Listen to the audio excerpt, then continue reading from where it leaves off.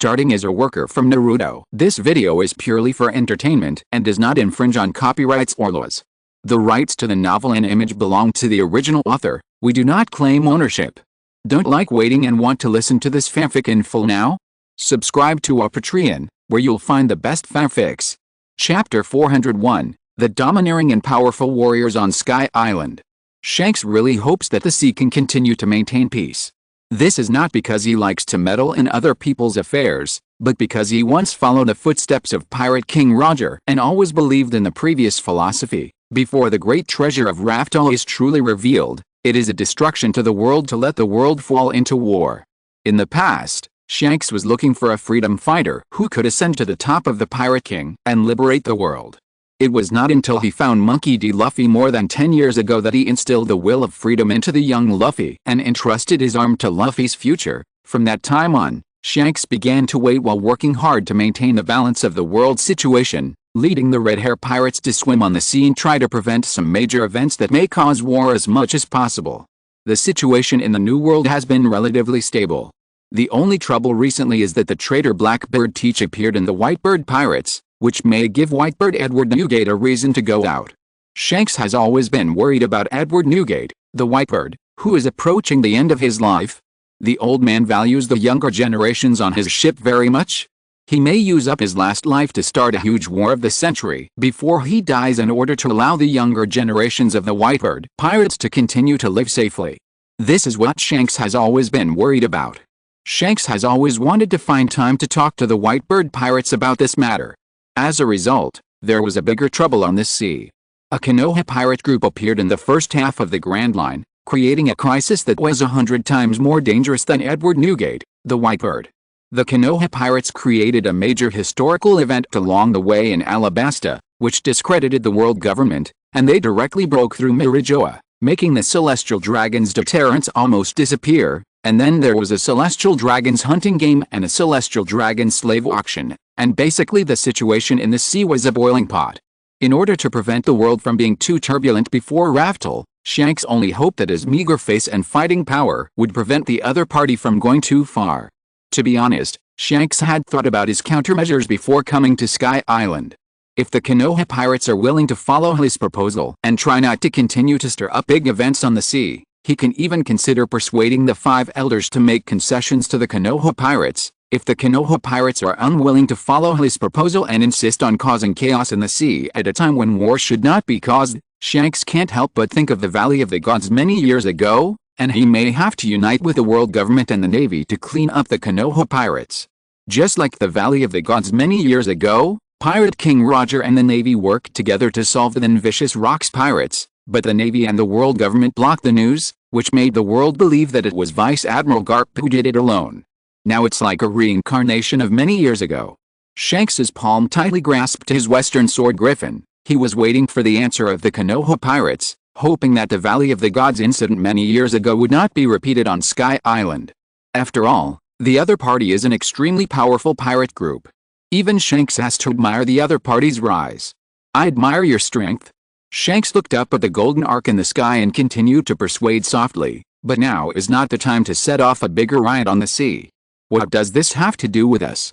A mechanical voice echoed on the Sky Island, as if it had no mercy on the lives of the Celestial Dragons. We are just killing a group of Celestial Dragons.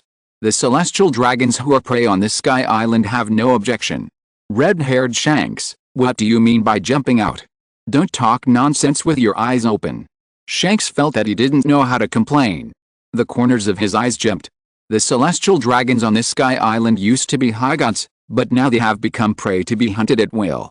How could they not have any objections? Ben Beckman, the vice captain of the Red Hair Pirates, had a headache. He felt vaguely that his captain seemed to have fallen into someone else's trap. He hurried forward to remind Shanks. Hey, Shanks. Stop talking useless nonsense. Even if they are unreasonable, no matter how much you reason with them, it will be useless. Many things are known to everyone. The most important thing is that the Konoha pirates stand on the side of the majority of the world. Even if the Konoha pirates acted as if they didn't care about the peace in this world, which was suffering from the brutal rule of the Celestial Dragons, would definitely stand on the side of the Konoha pirates.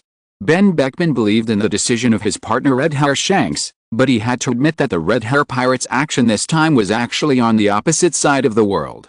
The more they said, the more wrong they would be. Now Ben Beckman looked up at the golden arc in the sky and reached out to light a cigarette. What you need is an answer, and the process of getting this answer must be omitted. I see. Shanks patted his head and quickly realized the problem. His eyes became particularly firm, and he said in a heavy voice, I want to stop more riots and prevent the situation from getting so bad that it is difficult to repair.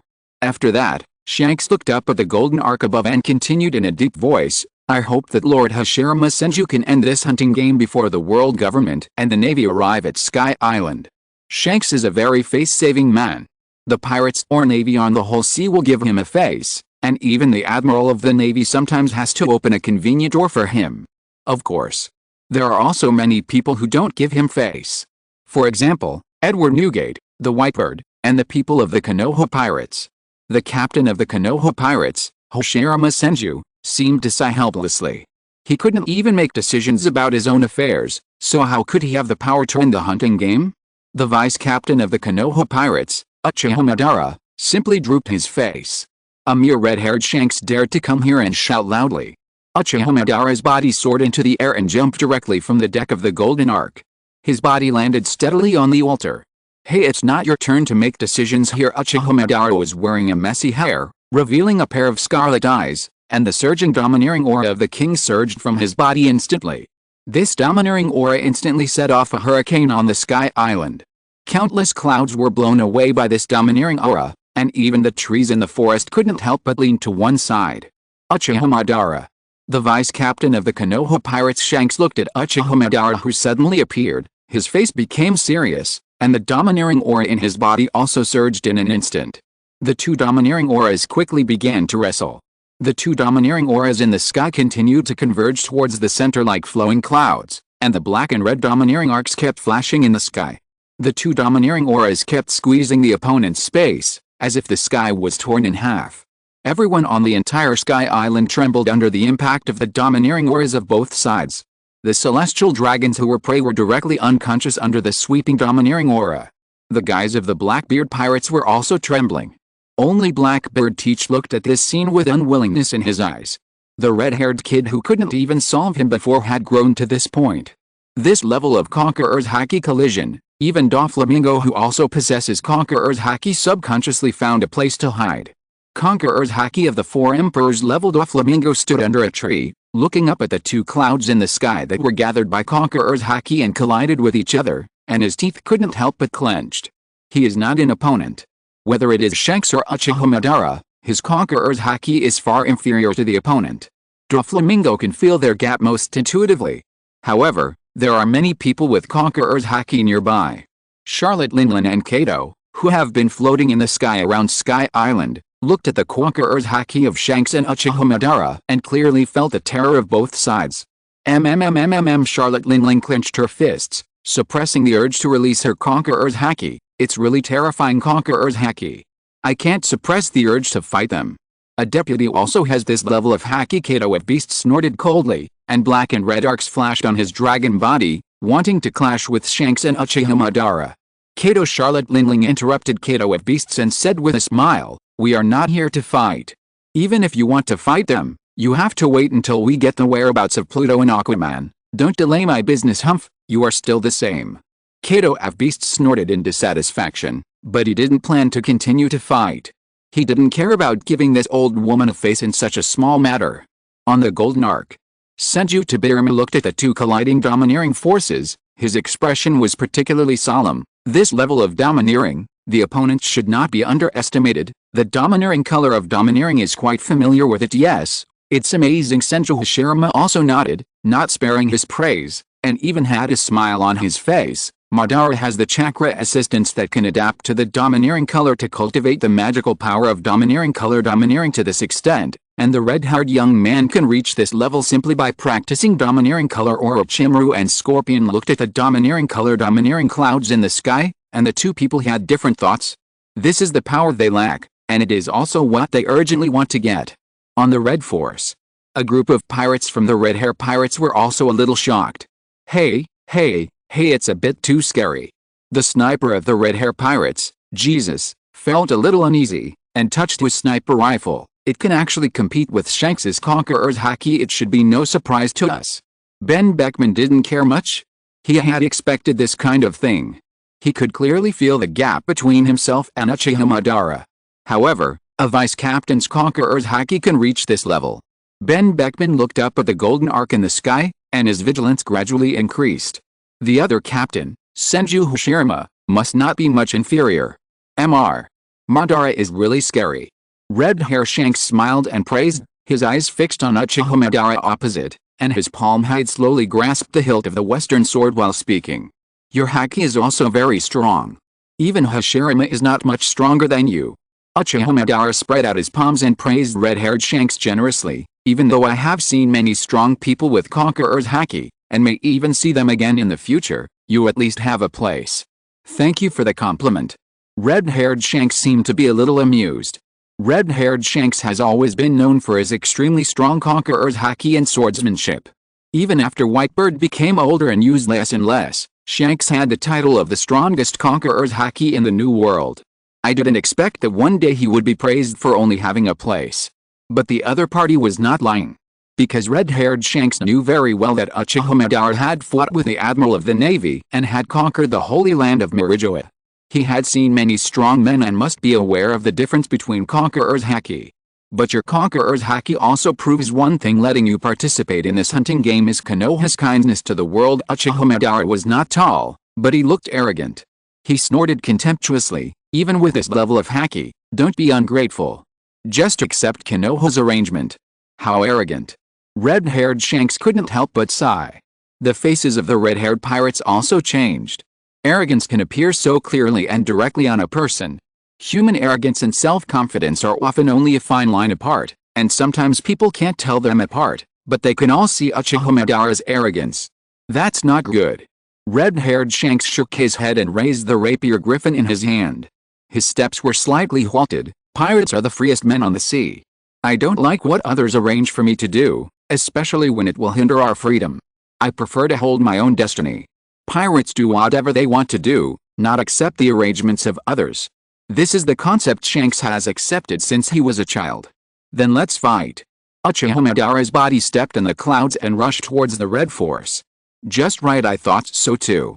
Red-haired Shanks' eyes flashed.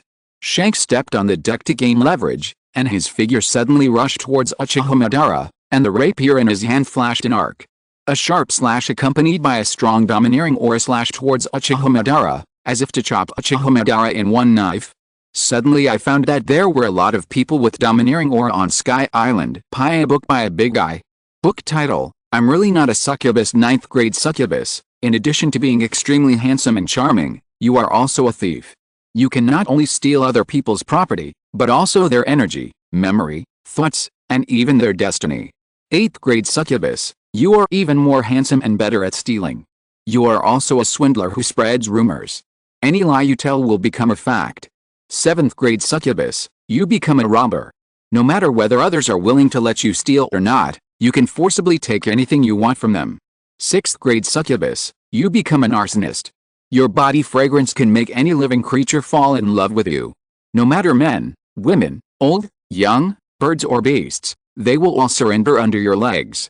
3rd grade succubus, you are a disaster. The whole world is in ruins because of you. Promotion ceremony, stealing the throne of a country. 1st class succubus, you finally grow into a real succubus. All the laws and authorities in the world are crazy about you.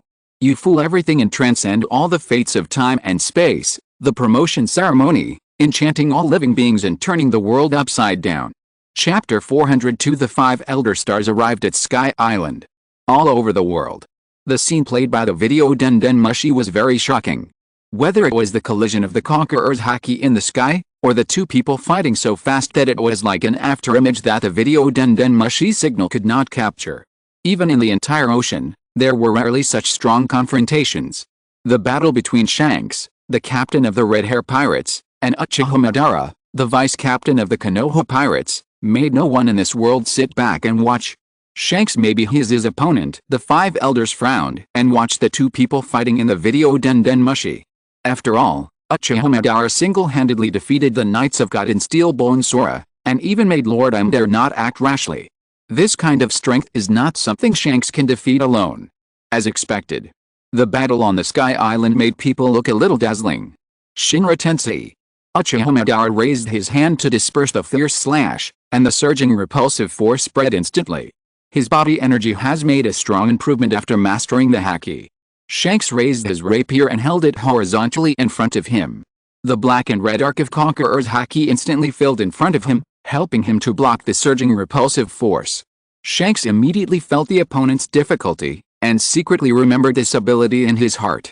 He waved the rapier in his hand and went up to Uchiha Madara again with the sword. As far as he knew, Uchiha Madara's ability was quite strange. The little information Shanks knew was undoubtedly the Susanoo that Uchiha Madara showed when destroying Mary G's. The black and red arc of Conqueror's haki gathered in front of Shanks. The use of this Conqueror's haki was simply a piece of cake for Shanks. He had always been very good at using Conqueror's haki to fight, because he had followed the Pirate King Gulda Roger, which benefited him a lot in that short period of youth. Shanks raised his arm, and under the waving of his blade, a black-red blade light instantly swept towards Uchiha Madara. The black-red electric arc kept swimming in the air, emitting a heart-pounding power. Many people on Sky Island were shocked by this move. If Uchiha Madara could not block it, this attack of the domineering color domineering would be enough to completely change the environment of Sky Island. Actually, control the domineering color domineering to this extent. Doflamingo looked at the powerful and sharp black-red blade light, and his heart couldn't help but want to retreat, even though he knew that Uchiha Madara could probably block it. Is this the power of the four emperors? A casual blow makes people lose the will to resist. Uchiha Madara's expression was still calm. He just knocked on his wrist, and a cloud of smoke appeared on a sealed spell. A large round fan and a sickle fell into his hands, making him look like a fully armed warrior. Even though many weapons on the sea are better than those in his world, Uchiha Madara still loves the round fan sickle that has been passed down from generation to generation in the Uchiha clan. The next moment, Uchiha Madara raised his sickle. The pitch-black armed color domineering instantly covered the sickle. Uchiha Madara waved the sickle in his hand, and the domineering color domineering in his body quickly gathered around him. A slash containing domineering color domineering also swung out. The two black and red slashes crossed together like a cross, and the two slashes were split into two at the same time in an instant. The two slashes intertwined in an instant to form a black and red sphere, and the arc of domineering color domineering flashed in it like a substance. Boom! The entire Sky Island trembled. The thick clouds above the Sky Island were overturned by the airwaves of the explosion, and a huge hole was revealed in the thick clouds that had been gathering in the sky. Just a casual attack by two people who condensed their Conqueror's haki at the same time could achieve this level. Once they fight with all their strength, this magical Sky Island might no longer exist. However, no one has the intention to retreat. Red-haired Shanks rushed forward. Uchiha Madara rushed forward with his sickle fan without showing any weakness. The blades of the two people were constantly colliding, and the sparks produced by the collision of metal and iron seemed particularly small in the black and red arcs. Uchiha Madara's Sharingan stared at the movements of red-haired Shanks, and predicted Shanks' attack with the help of his observation haki. The sickle in his hand was always able to block Shanks' attacking rapier just right.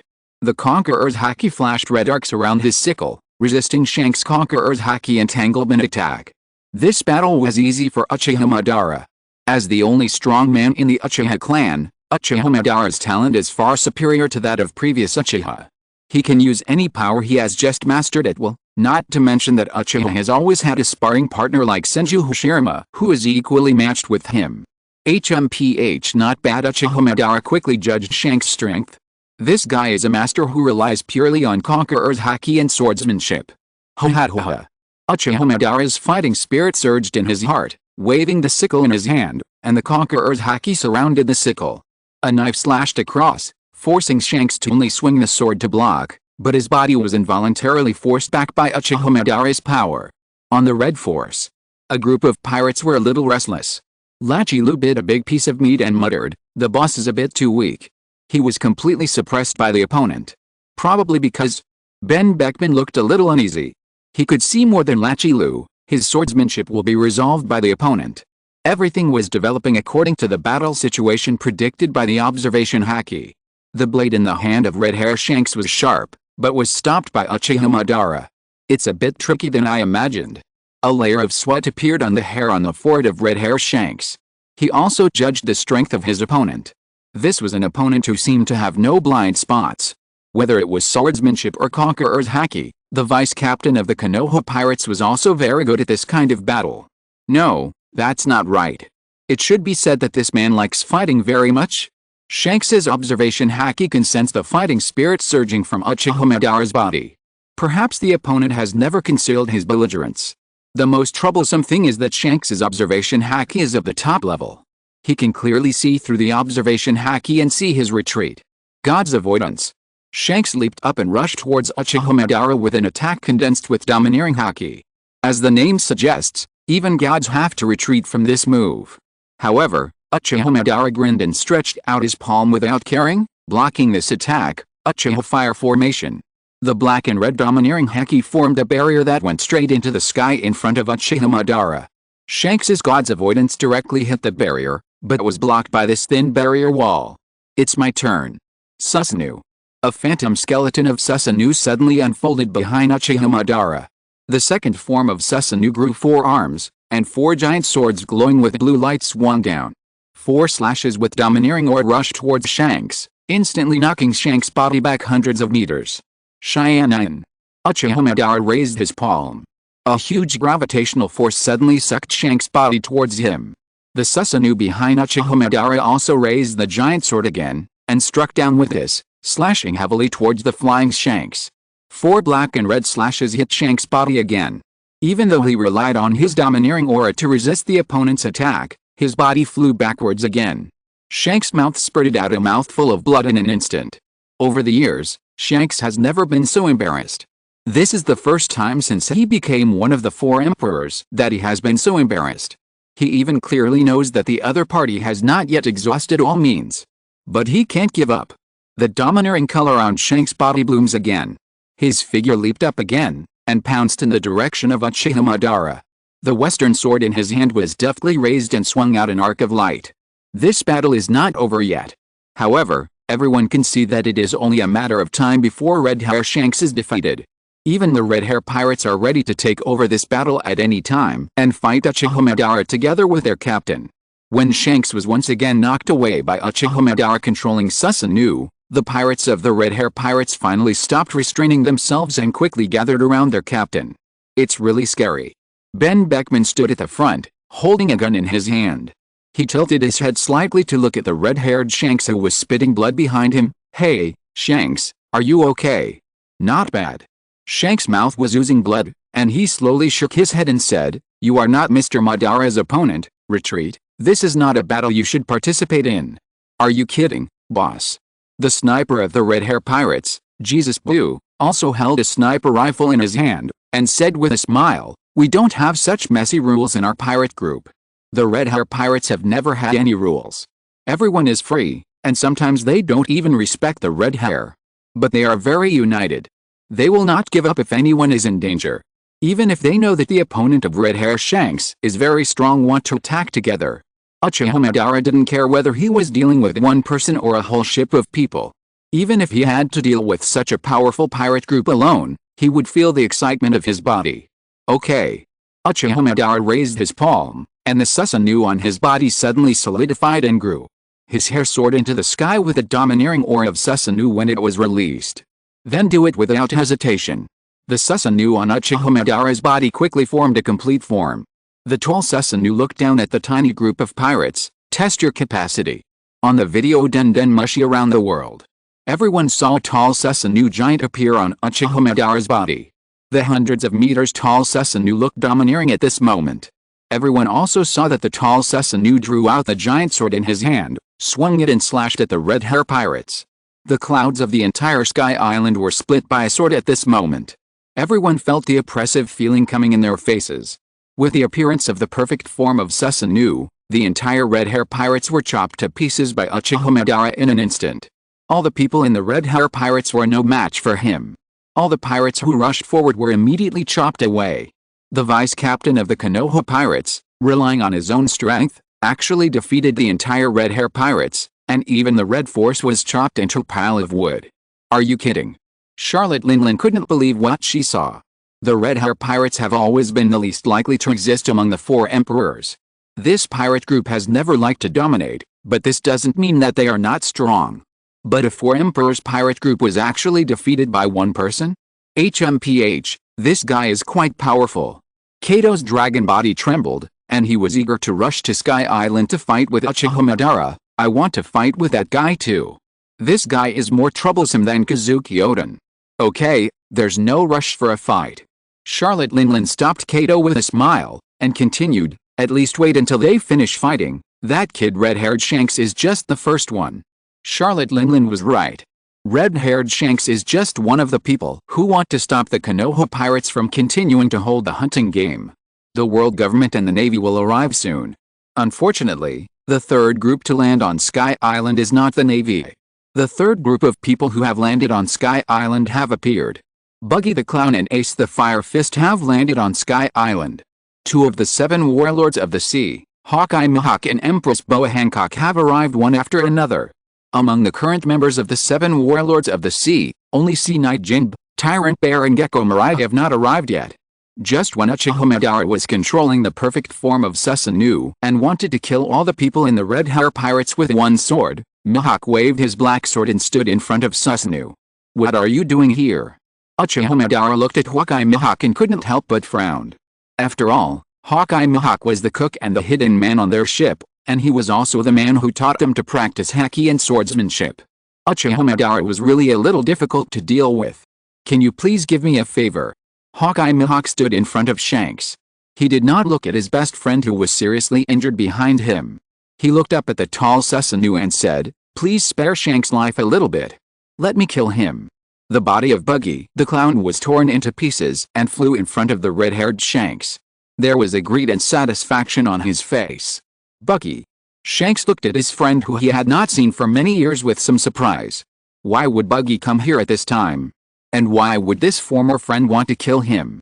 However, before Buggy could attack Shanks, the figure of Fire Fist Ace blocked Buggy's way, and said with a chuckle, Buggy, forget it, for my sake, spare him too. But if it wasn't for him, I wouldn't have eaten the devil fruit either. Buggy the Clown gnashed his teeth and looked at the embarrassed Shanks. If it wasn't for Ace's advice this time, Alice. Shanks shook his head helplessly. He didn't hear Buggy the Clown's words at all. Now his life and death is not on the hands of Buggy the Clown, but in the hands of Uchiha Madara. Shanks is not a man who is willing to bow his head and beg for mercy.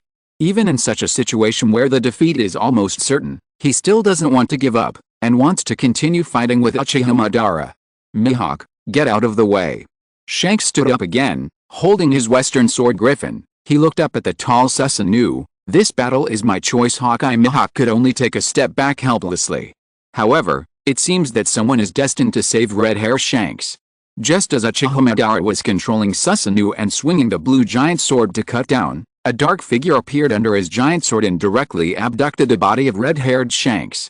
Along with the appearance of this figure, there was also a sound of warships breaking water. 2 warships floated out of the clouds.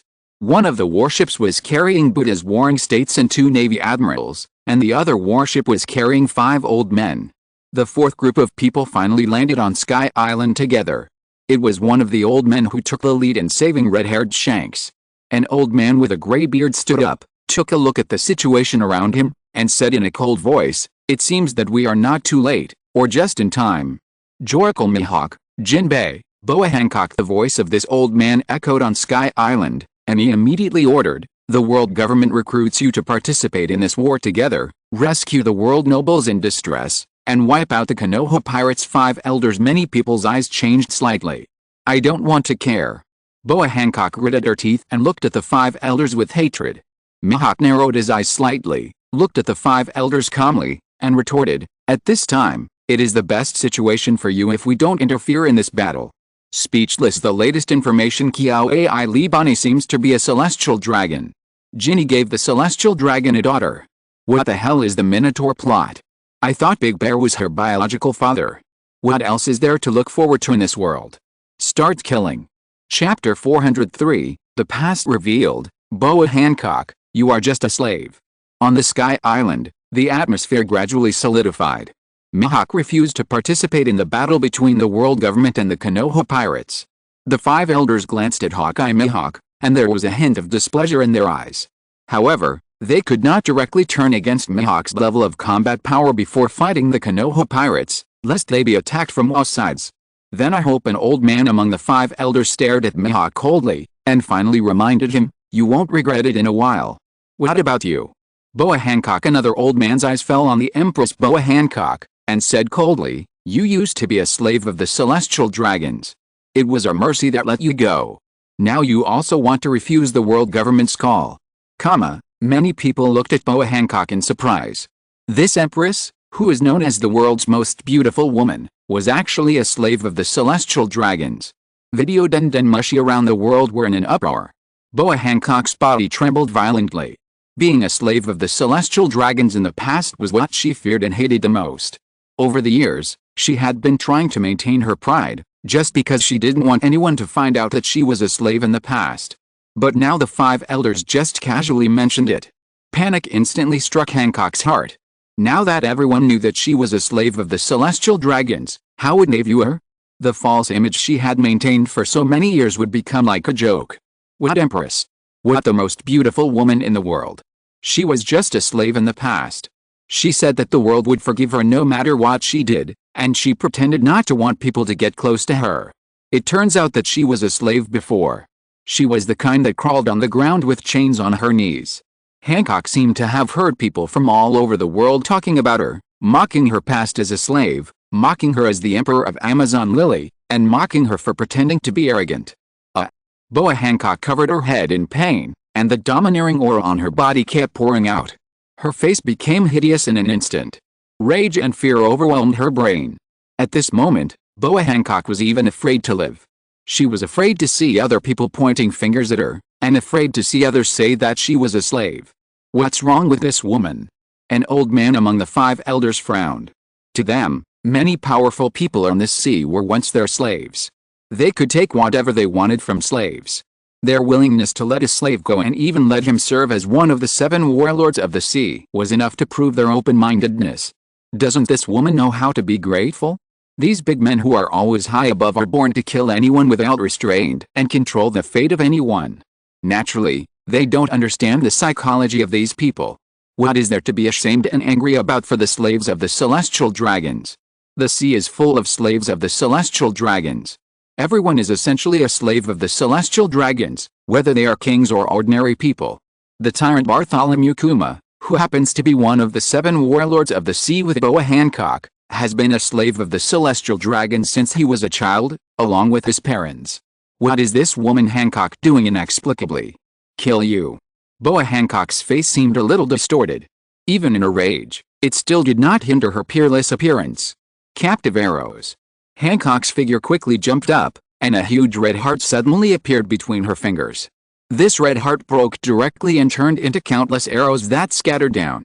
Porcelino, Cusin. The 5 elders looked at the 2 admirals next to them. The 2 admirals raised their palms, and the armed color domineering was released from their palms in an instant, scattering all of Boa Hancock's captive arrows. "Hey, you are fighting here, are you not taking me seriously enough?" Just as Admiral Kizaru took off into the air, Uchiha Madara's somewhat bored voice appeared in their ears. "If you want to kill people, go into the forest and act as a hunter. If you want to fight, come here as soon as possible. Don't waste my time." How arrogant! The faces of the 5 elders could not help but sink. If they can shout and kill pirates like Boa Hancock, they must not be so contemptuous of Uchiha Madara. Because if they speak too boldly, they may become a joke after the defeat. One of the 5 elders looked at the Admiral of the Navy and said, "Sengoku, we will stop the Konoha pirates here, and the others will go inside to rescue all the world nobles." After that, the old man looked in the direction of the Red Hair pirates. He and Red Hair Shanks did not say anything, but their eye contact explained everything. "Beckman, you take people to rescue people." Red Hair Shanks grabbed his rapier again and said in a deep voice, "I will stop the Konoha pirates with them here." Shanks Ben Beckman frowned, as if he was a little worried. However, as a vice captain and companion, he could only obey his companions will and act according to Shanks' ideas at this time. "Let's fight somewhere else." Red-haired Shanks looked up at Uchiha Madara and suggested loudly, "Mr. Madara, you don't want your hunting ground to be affected by our fight, do you?" Their level of fighting could destroy an entire island at any time. The five elders, red-haired Shanks, Buddhist Sengoku, Aokiji, Kizaru and Uchiha Madara, these people are too powerful and are likely to cause big trouble. I don't care. Uchiha Madara sneered. Okay. A voice came from the Golden Ark. The voice of the Red Sand Scorpion was cold and ruthless. A pair of mechanical wings spread out from his back, driving his body to float in the air. If you want to fight, go to Angel Island, and if you want to participate in the hunting game, go to Arpeado Angel Island. This is the area where the Sky People used to live. The five elders and Admiral Sengoku quickly discussed countermeasures. The five elders, Sengoku, Aokiji, and Kizaru would all participate in the battle. Even Akihara Kagura, the user of the Thunder Fruit who was in the forest, was pulled out, and red-haired Shanks was on their side. As for the seven warlords of the sea, Hawkeye Mihawk refused to participate in the battle. Boa Hancock rebelled on the spot. Doflamingo, the bastard, slaughtered the celestial dragons and obviously did not intend to stand on the side of the world government. He was even entangled with the Blackbeard pirates in the forest. However, there were enough participants on the side of the world government. If this battle could be won, then the world government would have solved a major crisis and turned the Konoha pirates from a big pirate into rat on the sea. If this battle failed, then the world government would have no choice but to let the Konoha pirates destroy and disintegrate the rule of the celestial dragon step by step. Before the world government came up with a new solution for the Konoha pirates, any behavior would be lingering from then on. Of course, there is another possibility. The five elders had already made a plan in their hearts. If they could find a chance to win, it would be good. If they couldn't find a chance to win, it would be best to hold out for a while, so that the Navy soldiers and the Red Hair pirates could rescue the group of celestial dragons who were regarded as prey. This could also be called a victory. However, the Konoha pirates only sent two people to fight. Captain Senju Hashirama and Vice Captain Uchiha Madara. These were the candidates for the Konoha pirates to participate in the battle. Although they had few people, they should not be underestimated. After all, Uchiha Madara had a lot of achievements on his hands. He even defeated the entire Red Hair pirates single-handedly just now. 10-2. Red Hair Shanks looked at the two figures standing opposite him, and couldn't help but admire the courage and strength of the other party in his heart. He had just been defeated by one of them. Don't underestimate your opponent. The eyes of the five elders seemed particularly calm, because they had received some news from Lord Im. Uchiha Madara was a man that Lord Im did not dare to say he would win easily. What's more, there is the existence of Hashirama Senju. No one knows more clearly about Hashirama Senju than the Navy Marshal Buddha Sengoku, but the Navy Marshal is in a strange mood. How to say it? Sengoku glanced at Kizaru, Aokiji and Akihara Kagura beside him. They are all undercover agents planted by the Konoha pirates in the Navy. However, the strength of Akihara Kagura, the young Navy, is not very good. He is far from the top level and can only rely on the ability of the Thunder Fruit to play a role. Lieutenant Kagura. Sengoku looked at Akihara Kagura and gently comforted the Navy lieutenant. I didn't expect that your first battle would be a battle of this level. When we fight later. Sengoku lowered his voice and continued in a deep voice, don't rush too far forward. This level of battle is not something you can participate in. Anyway, Sengoku himself is ready to slack off. The real direction of victory or defeat in this battle lies in the five elders. If the five elders can exert their powerful strength to defeat the Konoha pirates, the Konoha pirates will most likely have to flee, and I can only continue to be an undercover agent. If the five elders are defeated by the Konoha pirates, in the case that the world government has not completely collapsed, I can only choose to be an undercover agent. The only thing that should not happen is that the situation falls into a stalemate. Once the situation on the battlefield reaches a stalemate, the Konoha pirates may let their navy rebel on the spot.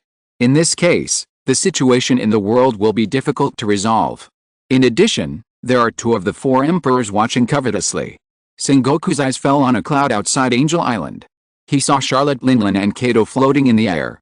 These two guys are also two big troubles. In Alabasta, no one knew that the Navy and the Konoha pirates had colluded. If they rebelled on the spot this time, the whole sea would probably know about it, and there would definitely be big problems within the Navy. We won't lose. Perhaps because of Sengoku's kindness, Akihara Kagura chuckled and comforted Sengoku, the Navy Admiral, Marshal Sengoku. The sea will not be in chaos. This battle will definitely continue to stalemate, But the world government will definitely make great sacrifices. The Golden Ark motto. The vehicle of the Konoha pirates. The Golden Ark is still patrolling the hunting grounds of Arpayard, and the video Den Den Mushi is still mainly playing the situation in the hunting grounds. On the other side, a big battle was about to begin. Uchiha Madara, who is there to maintain order, went to join the battle. The Navy and the Red Hair Pirates attempted to enter the hunting ground to rescue the celestial dragons. However, before the Konoha pirates showed up, they were stopped by two people. Charlotte Linlin and Kato the Beast finally couldn't hold back and stepped forward to stop these guys. They didn't want this hunting game to end inexplicably. Kato Big Mom Ben Beckman could only stay where he was with a group of pirates. The Navy soldiers didn't dare to take another step forward. The two four emperors were not people they could mess with. We also want to know the whereabouts of Pluto and Aquaman. Charlotte Linlin grinned, revealing her huge round teeth. You should be quiet at this time, Ben Beckman. Humph, why not just kill them here? Kato's body instantly changed from a dragon body to a human form. He held a huge mace in his hand, and mist was spewing from the corner of his mouth. The red-haired bastard is always meddling in other people's business. I haven't liked him for a long time. No hurry. Charlotte Linlin shook her head with a smile. She turned her head slightly and looked at Hawkeye Mihawk, who was standing aside. Wait until that guy Shanks dies, and then clean up these guys. Although red-haired Shanks is still on the other side to participate in the battle, he may not die in combat. In addition, the red-haired pirates themselves are not vegetarians. Ben Beckman is also strong. There is also Hawkeye Mihawk, who may not sit idly by and watch the destruction of the red-haired pirates. Why rush? If they fight to the death to get rid of the red-hair pirates, but red-hair Shanks didn't die in that battle, that would be a big trouble. So let's wait for the result of the battle first. Humph. Kato was still a little unhappy. But he didn't do much. Just when they were in a stalemate here, the Buggy Pirates and Fire Fist Ace sneaked in during the chaos. Buggy the Clown had a sad face and was carried by his subordinates to kill the celestial dragons. Fire Fist Ace wanted to take the opportunity to catch the defected Blackbeard Teach. Boa Hancock gritted her silver teeth. She just lowered her head, as if she was afraid of being seen, and quietly walked into the hunting ground. Boa Hancock's hair covered her face, so people couldn't see her expression, but she didn't hide her murderous intent at all. After the five elders completely revealed her past as a slave in front of the whole world, she had made her own decision to directly participate in this hunting game and kill all the celestial dragons inside. Sabeo de Archipelago. While a group of people were discussing the outcome of the Konoha pirates and the world government, Pluto Rayleigh was watching the figures sneaking into the hunting grounds, especially a young man who looked very much like his old friend. He really looks like Roger. To be honest, it seems that no one really cares about Ace's life or death. I originally thought that it was just that Roger and Ace didn't look alike, and Ace looked like his mother or something, but the illustration was a picture of a young man in Kamisama Valley. The one with curly hair was Fergoland Gringo. Chapter 404, Even lowly people can slaughter the high and mighty god. Fire Fist Ace's goal was quite clear. After entering the hunting grounds of Arpeado, the young pirate rushed straight towards the direction of the Blackbeard pirates, which was also his main purpose. As for the Buggy Pirates, a group of pirates, like locusts passing through, directly found a hiding celestial dragon and brought him to the front of the clown buggy. How dare you, lowly pirates! The celestial dragon was still shouting in the hope of scaring off the group of pirates. However, this group of pirates had the support of the clown buggy, and they didn't care about the attitude of the celestial dragon at all, and were not afraid of the threats of the celestial dragon at all. Captain Buggy. Just execute him. Captain Buggy is the first pirate who dared to kill a celestial dragon. How can he lose to others in this hunting game? We want to help Captain Buggy become the winner of the hunting game. A group of pirates cheered and begged the clown buggy to take action. Every pirate looked at the clown buggy with a fanaticism on his face, and even a hidden video recorder Den Den Mushi gave the clown buggy a shot like the protagonist. No, no. Buggy the Clown muttered to himself, his eyes full of stubbornness and fear. He held a pistol in his hand, and under the cheers of his subordinates, he could only pull the trigger in despair. Bang! A bloody hole suddenly appeared on the forehead of this celestial dragon, and his body fell directly to the ground. The entire Buggy Pirates cheered. Buggy the Clown was about to fall down powerlessly, but a group of pirates directly lifted his body and lifted him up high. Captain Buggy. You are worthy of being Captain Buggy. You are merciless when killing celestial dragons. Buggy the Clown was held in the air by his subordinates, and burst into tears. He might reach the end of his life soon. Go and capture more celestial dragons. Mr. 3 Gardino is an understanding man. He can understand Buggy the Clown's mood. While calling on the pirates to capture more celestial dragons, he whispered in Buggy's ear, being afraid now is useless. We must kill more celestial dragons. Only if we win the first place and get the ancient weapon Sea King, we may survive. Buggy immediately felt a glimmer of hope. What Mr. 3 Gardino said made sense. He had no way to retreat. Now, it is better to take this opportunity to fight to the death. As long as he can win the game of hunting celestial dragons, the Konoha pirates will definitely tell him the whereabouts of Sea King. Buggy the Clown will never doubt this pirate group.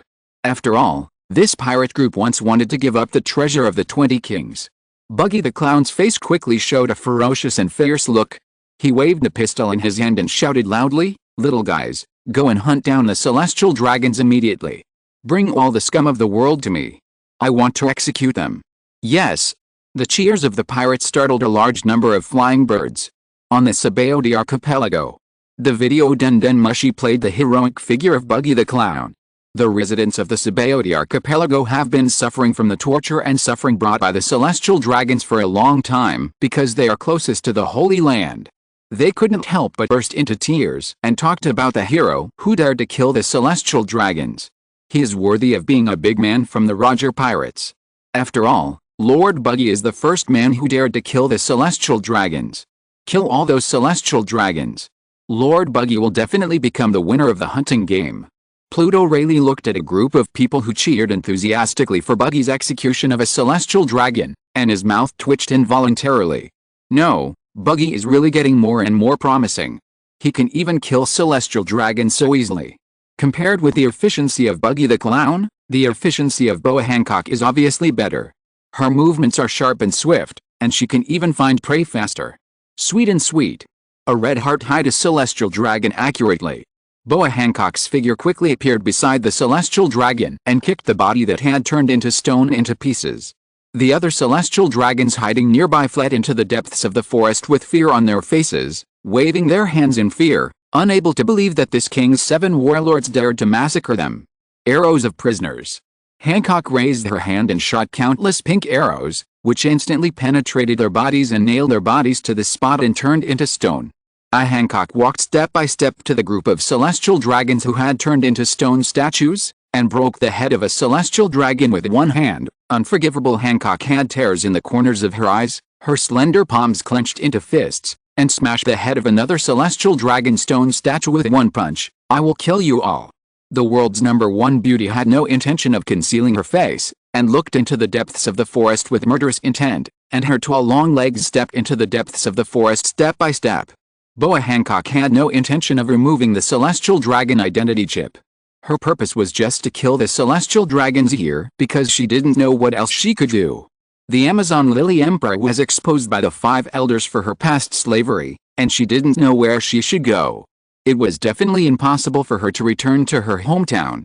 In the past, she had always been a proud emperor in the Amazon Lily Kingdom. How could she maintain her attitude now? Her life had even become a joke. Moreover, before Boa Hancock came here, she had already given up on becoming an emperor. She wanted to join a powerful pirate group like the previous emperor. While searching for the traces of the celestial dragons, Boa Hancock looked up at the golden arc in the sky from time to time. This action naturally did not escape the eyes of the Konoha pirates.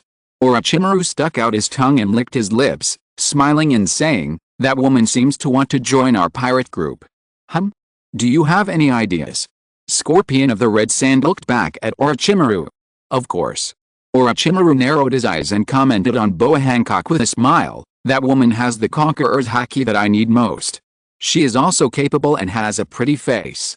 Moreover, Boa Hancock still has the aura of a snake." This made Orochimaru extremely fascinated by Boa Hancock. He looked at Boa Hancock hunting in the forest almost greedily. What a perfect container. This container is too suitable for him. Although it may be a little gender incompatible, Orochimaru doesn't mind being a woman at all, because he can get conqueror's haki from it. The Red Sand Scorpion glanced at Orochimaru, sighed lightly and said, Although Conqueror's haki is very important, the ability of the devil fruit in her body is not very good. It's already pretty good. Orochimaru smiled and didn't dislike the devil fruit at all. Before resolving the conflict of devil fruit abilities, don't even think about taking over the body of a devil fruit user. Scorpion rejected Orochimaru's proposal and continued, if you must get a devil fruit ability, I still suggest you choose the one that suits you best. There are many people who have Conqueror haki, but there is only one devil fruit that suits you best. I heard that there is an animal type, mythical beast type, Yamada no Orochi fruit in this world. Oh. Orochimaru's eyes suddenly lit up. Compared to those messy fruit abilities, the animal type, mythical beast type, Yamada no Orochi is undoubtedly the most attractive to Orochimaru. This fruit must be the most suitable for him. For a devil fruit, you have to endure a huge weakness. Senju Tobirama glanced at Orochimaru coldly, thinking that he was a little short-sighted. There's nothing we can do about it. Orochimaru didn't care about Senju Tobirama's contempt for him, and even explained with self-mockery, we are not descendants of the Six-Path Sage's bloodline. Senju Tobirama didn't bother to pay attention to Orochimaru. After finishing speaking, Orochimaru turned around and looked at Scorpion. Do you want to consider letting this woman join us? If I can't obtain the power of the Yamada no Orochi's fruit in the future, let this woman be my backup container. Okay. Scorpion met Orochimaru's request without any care, and continued, but I already know the whereabouts of the user of the Yamada no Orochi fruit. Then I can only give up on her with regret. Orochimaru ruthlessly abandoned Boa Hancock, the user of the domineering haki and the sweet fruit, and continued to talk about his thoughts. I hope that the devil fruit user of the Yamada no Orochi also has domineering haki, so that I can. I heard that guy is worse than you. Scorpion stopped Orochimaru from speaking. Orochimaru didn't care about the ridicule of the Red Sand Scorpion, shook his head and said, it seems that we still need to find a strong man with Conqueror haki, and this strong man cannot have the power of the devil fruit. Okay. Senju Tobirama interrupted Orochimaru's future imagination and asked the Red Sand Scorpion coldly, why hasn't the battle started yet on your main body? It will start soon. The Red Sand Scorpion's eyes were dull, and he continued calmly, this battle can only rely on Mr. Madara and the first generation. They will probably say hello first. Boom. While they were discussing here, a shocking momentum had been set off on the front battlefield. Uchiha Madara and Senju Hashirama closed their palms at the same time, and the two of them joined forces to release their best abilities. A Sasaki man who is hundreds of meters tall appeared on the battlefield. This Sasaki man was wearing a blue chakra armor, with a pair of huge blue wings growing on his back, and a Sasaki dragon also wearing armor was wrapped around his body. As the Sasaki man appeared, Uchiha Madara and Senju Hashirama's domineering aura was also released at the same time with the help of the Sasaki man. The shocking domineering aura swept the world in an instant, and the entire Angel Island was like a hurricane passing through at this moment. In the sky, black and red arcs kept flashing. The domineering aura was like lightning, constantly spreading outward. The entire sky was completely occupied by their domineering aura, and the air was squeezed away by this domineering aura. The flowing clouds outside kept trying to squeeze in under the surge of air pressure, but were blocked in the air by a group of clouds composed of domineering aura. The weather on the entire Sky Island was completely affected by this domineering aura. All the buildings and trees on Angel Island were swept away by the domineering aura, and this Angel Island has become an empty white land. Are you kidding? Shanks raised his western sword griffin to block in front of him. His red hair was hit by this trembling domineering aura, and he stubbornly stabilized his body. Can haki be superimposed on each other? The five elders stared at the Susanoo that appeared directly on the other side of the battlefield and the haki that was vented unscrupulously, and their faces looked a little frightened and uneasy. This information is unknown to anyone. The captain and vice captain of the Konoha pirates were able to work together to release such a powerful force.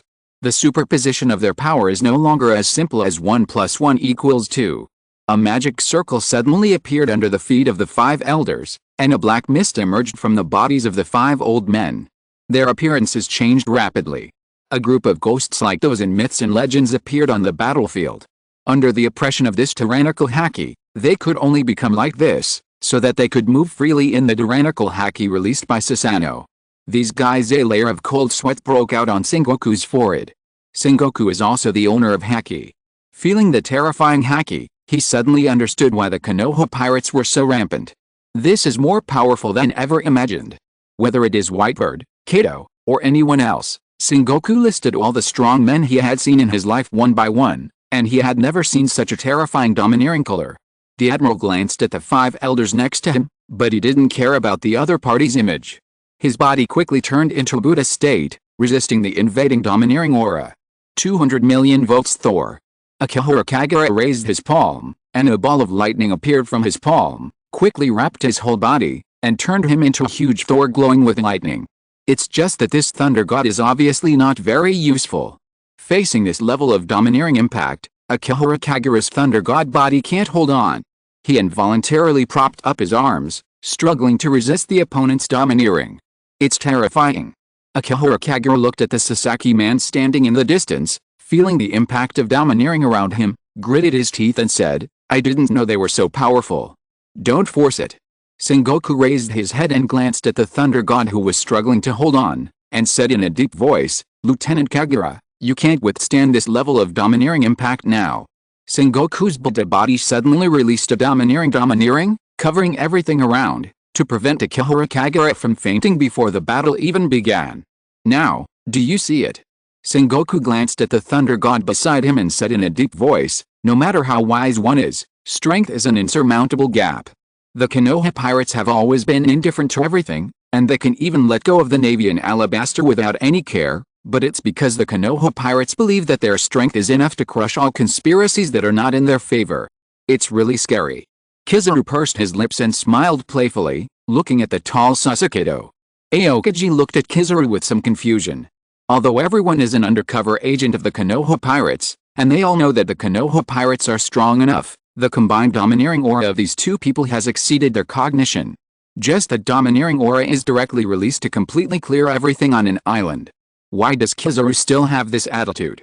When will this guy be a little more serious? It's really scary. Kizaru looked at the 5 elders who had transformed into 5 hideous and terrifying ghosts, and talked about some folk stories in this world. We should still be careful. According to legend, Susanoo can kill ghosts. Don't talk nonsense, Borsalino. An old man among the 5 elders who turned into a ghost turned around and was about to scold Kizaru. However, the Sasaki man in the distance suddenly drew out a giant sword with a blue glow. As the tall Sasaki man drew his sword and slashed, a blue slash that could split the sky came across, and the extremely aggressive domineering aura was wrapped on both sides of the slash, brazenly splitting the ghost body of the 5 elders in two. Valkyrie Saint. The 4 ghost-like 5 elders looked at their colleagues who had been with them day and night in disbelief and were killed with a single sword. The complete information is out. I don't know who Bonnie's father is, but it's not Big Bear. Bonnie's mother should be Ginny. If she is a clone, it's acceptable. If she is really Ginny's daughter, it's too outrageous.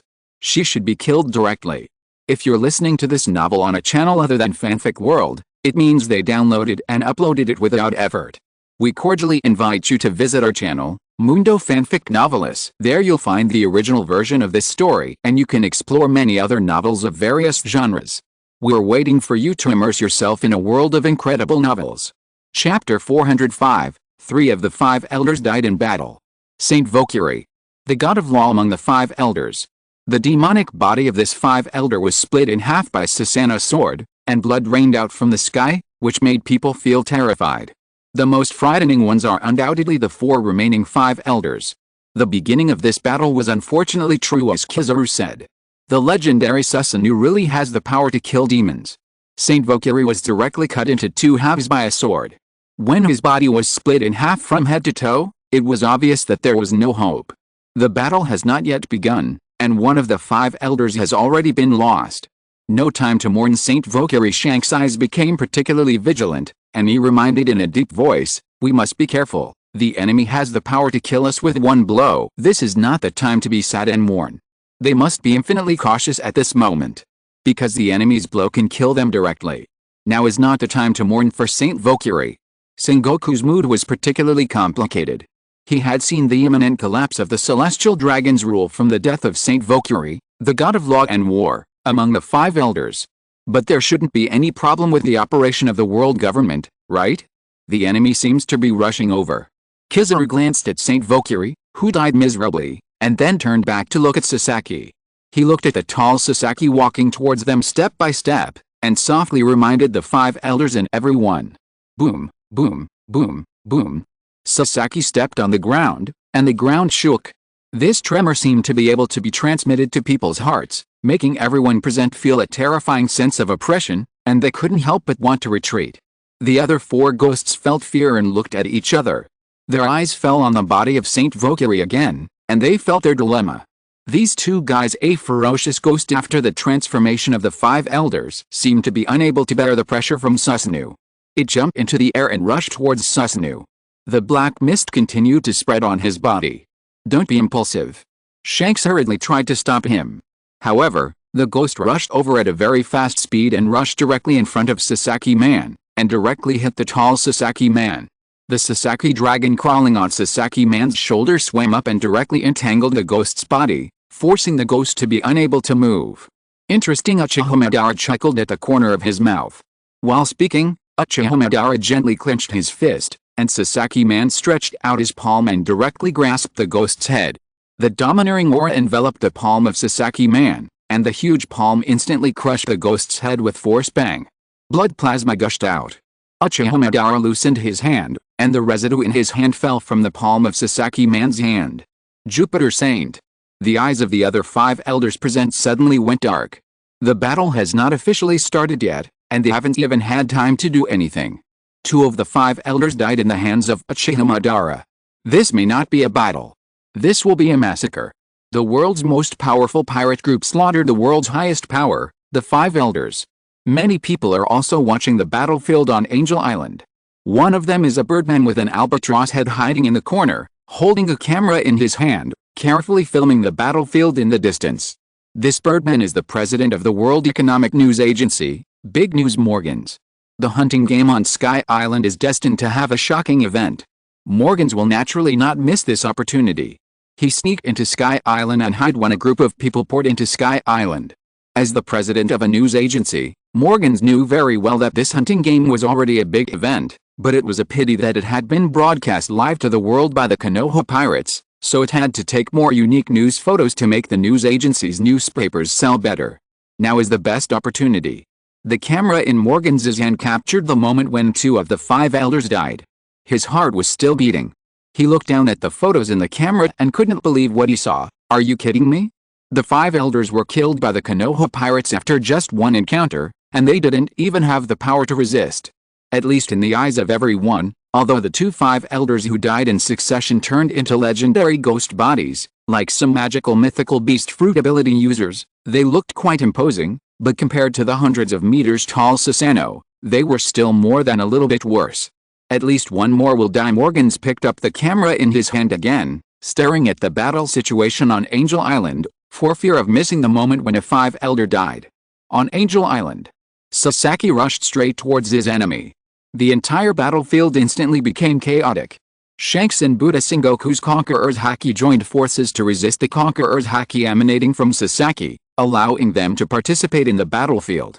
Navy Admiral Kizaru directly soared into the air, constantly shooting lasers at Sasaki, and occasionally swinging golden light bullets at Sasaki's body. However, these injuries were negligible to Sasaki. Thunder Dragon. Navy Lieutenant Akihara Kagura also flew directly into the air, and the thunder behind him instantly gathered into Thunder Dragon, but was pinched into a sky full of thunder and lightning by Sasaki. Others also rushed up, and a group of people attacked Sasaki, as if the tiny human beings were challenging the world's end war god. Thunder and lightning and flashes continued to explode on Sasaki's body. One after another, slashes also slashed at Sasaki. The body of the Buddha of the Warring States period leaped into the air, waved his palm, and slapped Sasaki's waist and abdomen, with a huge shock wave hitting the armor on Sasaki's body, and the impact rebounded in an instant. The armor on Sasaki's body was too hard. Destroy from the inside. Shanks immediately changed his fighting method, and the Western Sword Griffin in his hand quickly covered a layer of black armed color domineering and slashed on Sasaki's body. This is the use of advanced armed color domineering. Once this state is reached, this profound armed color domineering can directly destroy the enemy's internal body through the opponent's defense. Sure enough, Shanks' fighting method is quite useful. Because everyone saw a clearly visible huge crack on the wooden man inside the Sasaki armor. The strange thing is that the crack was quickly repaired. Sasaki waved his blue giant sword and slashed it down with a knife. This knife pressed across the sky and the ground, as if one knife could directly tear everyone present. Ice time. Admiral Aokiji raised his palm and quickly sprinkled a ball of cold air.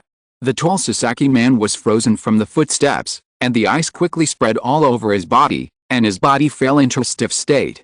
This is an opportunity. A ghost incarnated by the 5 elders finally found an opportunity, and his body jumped directly from the ground, jumped up and pounced on Sasaki man's head to attack directly. As long as the opponent is frozen by the power of the ice fruit, the body will be as fragile as ice, and one blow can directly kill the opponent. However, the freezing ability may not be without disadvantages. Some people with strong strength are enough to break free from the ice. As expected, the speed of this 5 elders is still a little slow. Sasaki man was only frozen for 1 second. Crack, crack, crack, Sasaki man's body directly shattered the ice all over his body. A juiced scabbard directly hit the 5 elders who were rushing towards him, and a huge force instantly hit the body of this 5 elders. Bang! The 5 elders were blown away by a single blow. The ghostly body of the 5 elders fell heavily to the ground like a falling meteorite, and a huge deep pit appeared on the ground in an instant. Maz Saint, are you okay? One of the 5 elders asked his fallen companion. Don't worry, it's okay. The voice of the environmental martial god Maz Saint came from the deep pit underground. To be honest, this little injury is nothing to him. The 5 elders named Maz Saint found that his body was stuck in the deep pit. In order to make it easier for him to jump out of the deep pit and return to the battlefield, he changed from a ghost body to a human body and jumped out of the deep pit underground. Just when Maz Saint wanted to return to the battlefield, 2 figures in the crystal above Sasaki man's head also noticed his flaw. For Uchiha Madara and Senju Hashirama, they controlled Sasaki man to completely kill the 5 elder who had transformed into ghost. Even the simplest attack would require a lot of domineering and chakra to blast the attack. But someone gave them a chance. Both Hashirama Senju and Madara Uchiha were very good at catching the chance to kill the enemy on the battlefield. Hashirama. Madara Uchiha just called out his companion's name. Wood style, all-packed bag technique. Hashirama Senju, who was standing in the crystal above Susanoo's head, suddenly raised his hand and formed a hand seal, and his voice suddenly appeared on the battlefield. Along with Hashirama Senju's low shout, a wooden hand several tens of meters high emerged from the ground around Saint Maz, and the wooden hand quickly condensed to pitch-black armed color domineering. This huge black palm directly grabbed the 5 elders who had just turned back into human form, and Saint Maz's body retreated rapidly in an instant.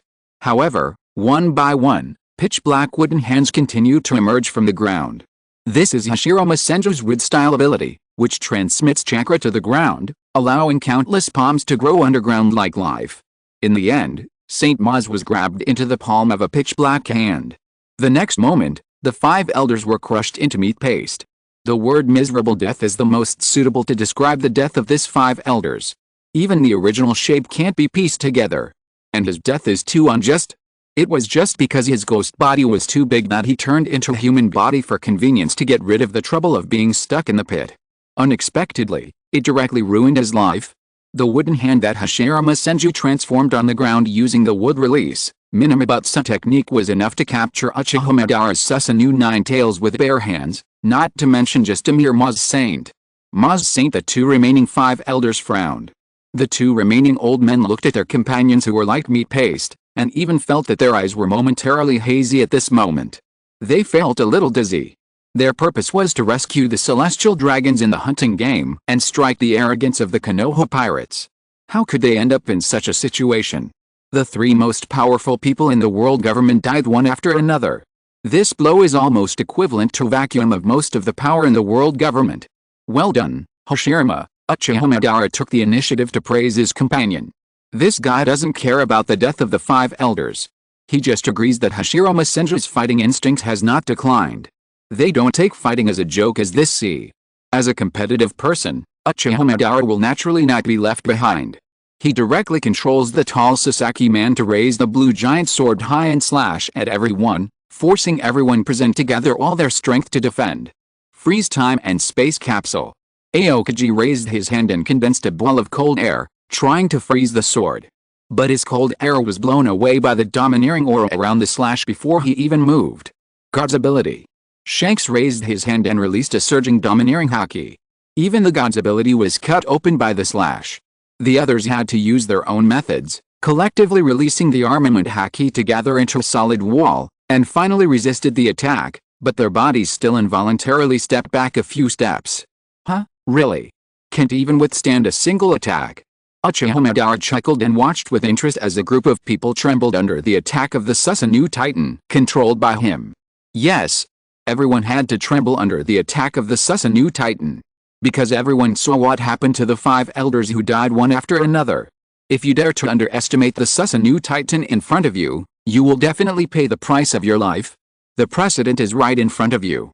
Not only that, they didn't even dare to have a chance to breathe. Because just now, a 5 elders who was a little careless on the battlefield had already set an example for them with his own life. Just as Madara was watching this scene with satisfaction and slowly scanning all the people in the scene, he saw that the Navy lieutenant named Akihara Kagura couldn't even defend himself, and even had to be blocked in front of the Buddha form of the Buddha warring states to protect him. Madara's smile disappeared without a trace. It's too late. Today is an elder's birthday. Chapter 406, Your Thoughts Never Matter. Huh? It's so ugly. Madara gnashed his teeth and looked down at Akihara Kagura. Senju Hashirama looked at the people on the battlefield. He was speechless about Akihara Kagura's behavior. He just shook his head gently. I hope they are strong enough. This sentence is a double entendre. I hope that everyone present will be strong enough in the future, and I also hope that this group of people can be strong enough to face their Sasaki man now. The situation on the battlefield has gradually become clear. With the death of 3 of the 5 elders, the highest combat power of the world government, the 4 emperors pirates on the sea, and even the highest authority in the world government, can only struggle to support under the attack of Sasaki man. Shanks waved the western sword in his hand and slashed at Sasaki man, but was knocked away by Sasaki man with a knife, and even the people around him were affected. The ghost bodies of the 2 remaining 5 elders were also struggling to resist. Their hearts were extremely heavy and their faces looked particularly solemn. Alice, we are no match for them.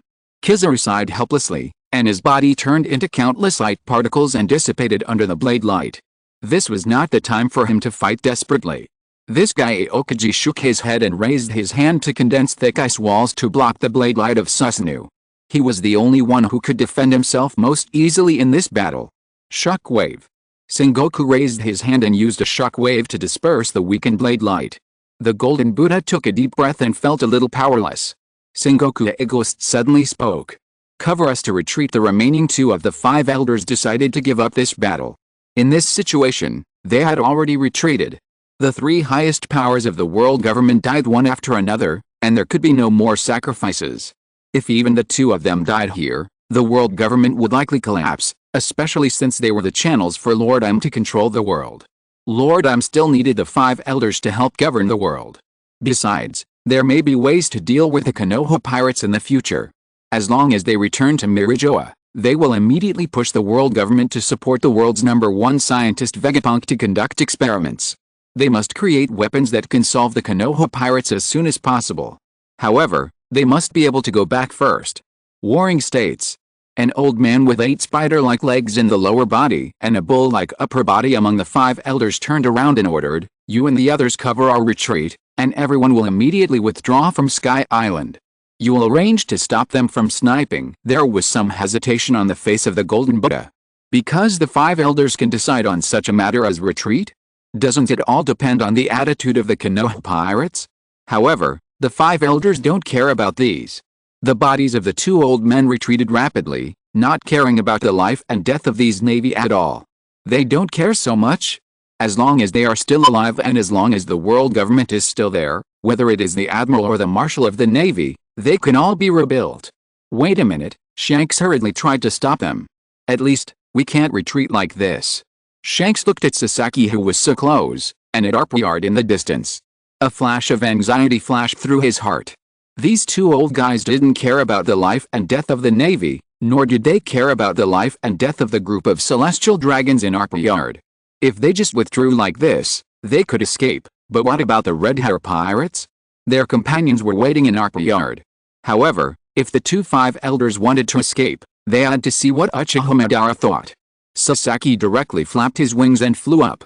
His huge body flew into the air like a bird, chasing after the two five elders. However, at this critical moment, countless thunder and lightning gathered together and turned into a huge thunder god, blocking Sasaki and stopping the pursuit of the five elders. It was a Kihara Kagura. The meaning of this blockage is very clear. Uchiha Madara and Senju Hashirama have killed enough people.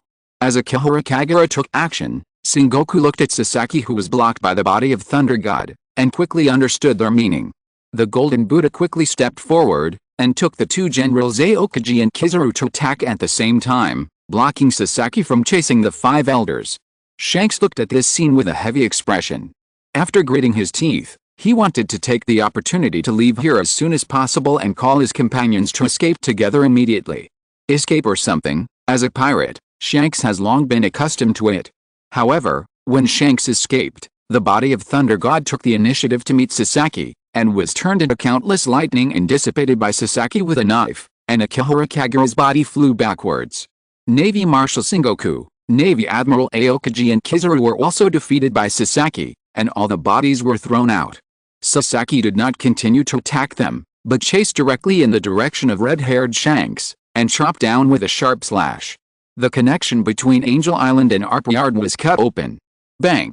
The tall Sasaki flew and landed in front of Shanks. As Sasaki landed, Shanks' body had to stop quickly, and cold sweat slowly appeared on his forehead. The other party seemed to not want to let him go. Shanks looked back in the direction of the Navy. Navy Marshal Sengoku, along with two Navy admirals and the Thunder Fruit ability user, was also planning to escape. Obviously, the Navy would not cover him. What else could he do at this time? Shanks smiled suddenly, and suddenly raised the Western Sword Griffin in his hand, and heavily inserted his weapon into the ground. I surrender. Shanks looked up at the two figures on the crystal above Sasakito's head, smiled and said, I can do whatever you want with me, but can you let my companions leave? The tall Sasakito paused. This situation seems to have never been encountered before. With the death of the three five elders, the surrender of red-haired Shanks, the escape of Navy Marshal Sengoku, Navy Admirals Kizaru and Aokiji, Navy Lieutenant Akihara Kagura, and the two five elders, the battle finally came to an end. This also means that the world government suffered a great defeat in this battle. Morgans, the president of the World Economic News Agency, was so happy that he filmed the entire process of the battle, especially the tragic death of the three five elders. Morgans could almost imagine how much of a sensation this news would cause after it was announced. The Konoha pirates are simply its lucky star. Since this pirate group emerged, the sales of newspapers have been increasing step by step, from the killing of the Celestial Dragons, the Alabasta incident, the Mirajoa incident, and now the Sky Island incident. In the future, there will be a Shampoo Land auction event. Every major event is enough to shock everyone's eyes. However, the Sky Island incident is not over yet. Because the hunting game against the Celestial Dragons is still going on. Arpedo. When Uchiha Madara and Senju Hashirama came here, the battle here has also been directly opened. The four emperors Kato and Charlotte Linland joined forces to take this opportunity to annex the Red Hair Pirates. However, Ben Beckman and a group of pirates are not weak in strength, and they are unwilling to agree to join them. The four emperors plan to directly destroy the Red Hair Pirates. Is a big event going to start here too? Big news. Morgan's mood became more and more cheerful. Although it has gained enough today, the news of the defeat of the world government is very eye-catching, but the end of a four-emperor pirate group can also be called a big news. Unfortunately, this battle came to an abrupt end after the return of red-haired Shanks. Because along with red-haired Shanks came two men, Uchiha Madara and Senju Hashirama, which forced Charlotte Linland and Kato to stop temporarily. After all, they saw the horror of the Konoha pirates with their own eyes. As the two most powerful sea emperors among the pirates, Charlotte Linland and Kato naturally would not be afraid of each other, but Charlotte Linland did not want to start a useless battle, especially when the opponent was stronger than them. However, after seeing the power of Uchiha Madara, Charlotte Linland at least realized one thing, that it might be difficult for them to get the whereabouts of Hades, because it didn't seem easy to defeat Uchiha Madara. But will the Konoha pirates keep their word? Forget it, kill the Celestial Dragons first and collect more Celestial Dragon ships. If the Konoha pirates are willing to keep their word, they will first get the whereabouts of Poseidon, the king of the sea, If the Konoha pirates do not keep their word, then they will go to war with the Konoha pirates directly.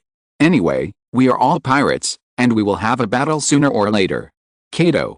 Charlotte Linlin grinned, and was about to withdraw without a care. Let's go to the hunting game first, at least we can't return empty-handed, right?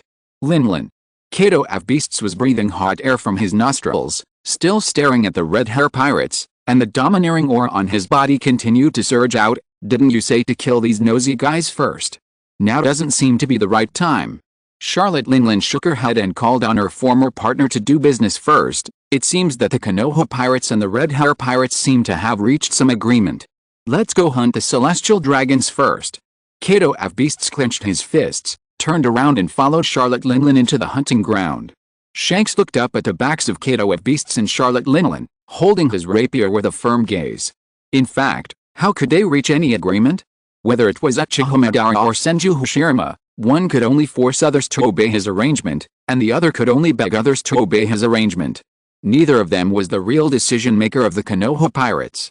When facing a big event, even Senju Tobirama's words might be more useful than the two of them. You go first. Red-haired Shanks forced Charlotte Linlin and Kato of the Beasts to retreat with a sharp look, turned back to look at his former companions, and suddenly smiled at this group of companions. Shanks Ben Beckman frowned. When did they abandon their companions? Okay, leave me alone. Red-haired Shanks smiled and waved his hand, and took the initiative to say, I still have something to discuss with the captain of the Konoha pirates. You leave Sky Island first. Ben Beckman did not speak. A group of pirates looked at red-haired Shanks quietly. Because everyone is not a weakling on the sea, and not many people are not clear-headed, they will not want to believe such a lie, not to mention that there are many people present who can sense their communication through the observation haki. Too lame, boss.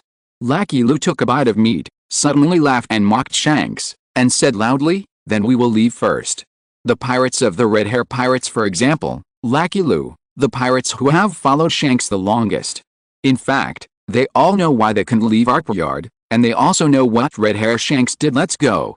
Ben Beckman glanced at red hair Shanks, and calmly told his companions on the ship, leave here first, find a place to wait for Shanks to meet us. This is a lie.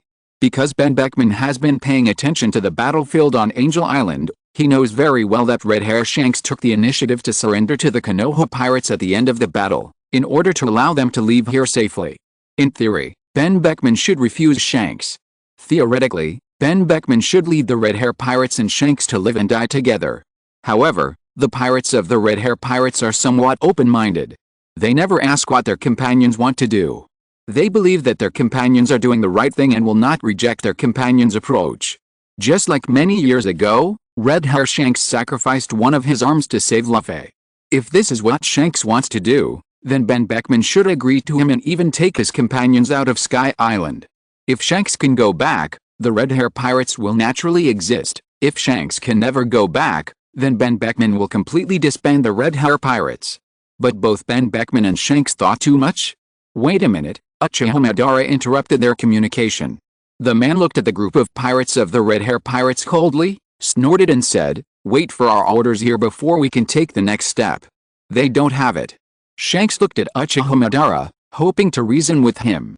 Your thoughts are never important. Uchiha Madara's eyes were bloodshot as he stared at red-haired Shanks in a group of pirates. The skeleton of Susanoo emerged from his body again, and he said in a cold voice, you just need to obey our orders. Is the Fergland Gringold red-haired Shanks' father or his brother? Chapter 407, The evil blood of the celestial dragons flows in his body. He is not a good person. The vice-captain of the Konoha pirates was a little too overbearing. However, this was Uchiha Madara's rule. To him, the pirates in front of him were all lambs to be slaughtered, and it was rare for him to be willing to give them a chance to wait. On the Golden Ark, a red-haired boy with mechanical propeller wings landed. The figure of Scorpion flew in front of everyone and reconciled the people who were about to start a conflict. Okay, let the red-hair pirates leave, throw red-hair Shanks to the Sabaody archipelago, and auction him off with a group of celestial dragon slaves. The pirates raised their heads and looked at Scorpion in the air. Of course. Scorpion looked at everyone with cold eyes, and continued in a cold voice, if you are willing to slaughter enough celestial dragons, get enough celestial dragon chips, and win this hunting game, you can also ask us to release red-haired Shanks. If you can't win, After Scorpion finished speaking, his body flew up again, then find a way to get an auction ticket and go to the #1 auction house in the Sabaody archipelago to bid for your captain. Hey, you guy. Jesus, the sniper of the red hair pirates, raised his gun. Huh? Uchiha Madara's eyes turned cold. Before Uchiha Madara took action, Shanks kicked Jesus away with one foot, stopping his companions from trying to attack Scorpion. Do you need to put a slave collar on me? Shanks stopped looking at his companions, took the initiative to stretch out his hands, and smiled. I heard that Captain Rayleigh also likes to auction himself as a slave. I didn't expect that one day I would be able to experience this kind of treatment. This is a very interesting rumor. It is said that once Roger Pirate's Vice Captain Pluto Rayleigh ran out of money, he would sell himself to a slave trader, and after being bought back by others, he would untie the slave collar and run away. Do you think? Is this kind of thing interesting? Scorpion's eyes fell again. He looked at red-haired Shanks and frowned slightly. You are indeed a celestial dragon with sinful blood in your body. Perhaps you also regard enslaving others as fun in your bones. You actually think that being a slave is an interesting experience. Then let you know what a real slave is like. Shanks' smile froze suddenly. Shanks already understood what Scorpion meant. Many ordinary people who became slaves on the sea lost their dignity and even the right to breathe under the brutality of the celestial dragons. It's not that Shanks has never seen the group of people kneeling and crawling on the ground in Mirijoa. It's over. This kind of thing doesn't seem to be a joke. Shanks, who has been living freely on the sea, only focuses on the 4 emperors, the world government, and the 7 warlords of the sea, which are related to the balance of the world situation. Sorry, Shanks hurriedly wanted to apologize. It's okay. Scorpion coldly accepted his apology, and the mechanical voice was still cold and ruthless. The slave Fergland Gringo should learn to crawl on the ground. Just let you see what a real slave looks like. Shanks' heart twitched with pain. He has been able to sail freely on the sea all the time, and has never been targeted by the world government. The name of the man Fergland Gringo has always protected him. Shanks finally remembered that the man had also become a slave. Let's go, slave. Uchiha Madara snorted contemptuously. Shanks looked back at his former companions and walked towards Uchiha Madara and Senju Hashirama step by step. Shanks. Boss. Captain. A group of pirates from the Red Hair Pirates rushed to Shanks. These pirates slowly grasped their weapons, obviously not wanting Shanks to become a slave, and everyone's face was determined to die. However, a figure stopped them. Ben Beckman flicked the cigarette butt in his hand and ordered in a deep voice, "Let's go to the hunting game." When everyone is irrational, there must be a rational person to make a decision. This is the meaning of the existence of the vice captain. Ben Beckman supports all the decisions of Shanks and is also the rock that ensures that the ship will not be destroyed. The third group of players participated in the hunting game. The 4 Emperors Kato, the 4 Emperors Charlotte Linolin, the 4 Emperors Pirate Group Red Hair Pirates, and everyone except Red Hair Shanks participated in the hunting game. However, a war finally broke out in the hunting ground. Doflamingo was besieged by the Blackbeard Pirates. The Blackbeard Pirates determined that Doflamingo had used the power of the string fruit to control them to attack and kill the celestial dragons. Doflamingo couldn't explain it even if he had 8 mouths. Thief, how Doflamingo Blackbeard teach grinned. His fat and strong body approached Doflamingo step by step. You bastard want to drag me to fight against the world government? I promise you, but you have to pay a price, right? Phew, I don't want to do that. Doflamingo reached out to support his sunglasses, not taking this pirate group seriously at all. The forest around him turned into a group of thick white lines under his control, surrounding this pirate group. This is the awakening ability of the string fruit. As long as it can be awakened, everything around can be turned into an object controlled by oneself. Wild wave white lines. Doflamingo controlled countless white lines to sweep towards the Blackbeard Pirates. Dark Point Road. Blackbeard Teach raised his hand and released a huge black hole, swallowing all the surrounding white lines into the black hole. As long as it is used properly, the ability of the dark fruit is enough to restrain all devil fruits. Kill him. Teach grinned and called his men to attack together. Doflamingo, one of the 7 warlords of the sea, is not easy to deal with.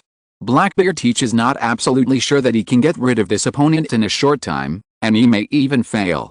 Just as the Blackbeard Pirates swarmed up to besiege Doflamingo, a ball of fire blocked their way.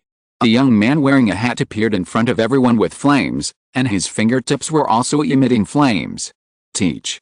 The young pirate slowly raised his head, revealing a freckled face under the brim of his hat, but his eyes were as angry as the flames around him. Finally found you, Captain Ace. Blackbeard Teach's eyes condensed, and he suddenly laughed. How Ace, are you going to give up that old guy Whitebird and join my pirate group? Don't brag. Fire Fist Ace stared at him coldly, and a ball of flame emerged from his palm. On the Moby Dick, killing a companion on the ship is an unforgivable mistake. I'm here to catch you and confess to your father. Teach.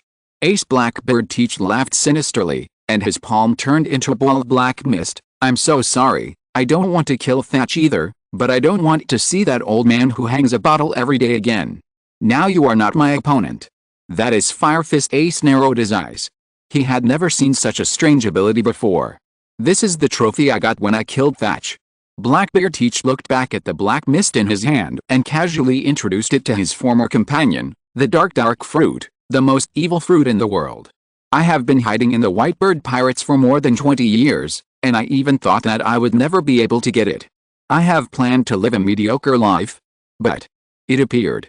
A hint of pride appeared on Blackbeard Teach's face, and he laughed. Ha. When I wanted to give up, it appeared.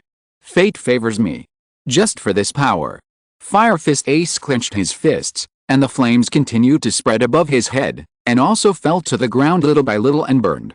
Just for this power. Blackbeard Teach seemed to have heard a joke, his eyes full of disdain and contempt. What do you mean just for this power? What nonsense are you talking about? You have been with the old man Whitebird for too long, and you have all forgotten that power is the pillar that supports the sky in the sea, and power is the way to realize all dreams. The pirates of the Whitebird Pirates were all addicted to the illusory pirate family, as if the Whitebird patriarch could always protect them like a father.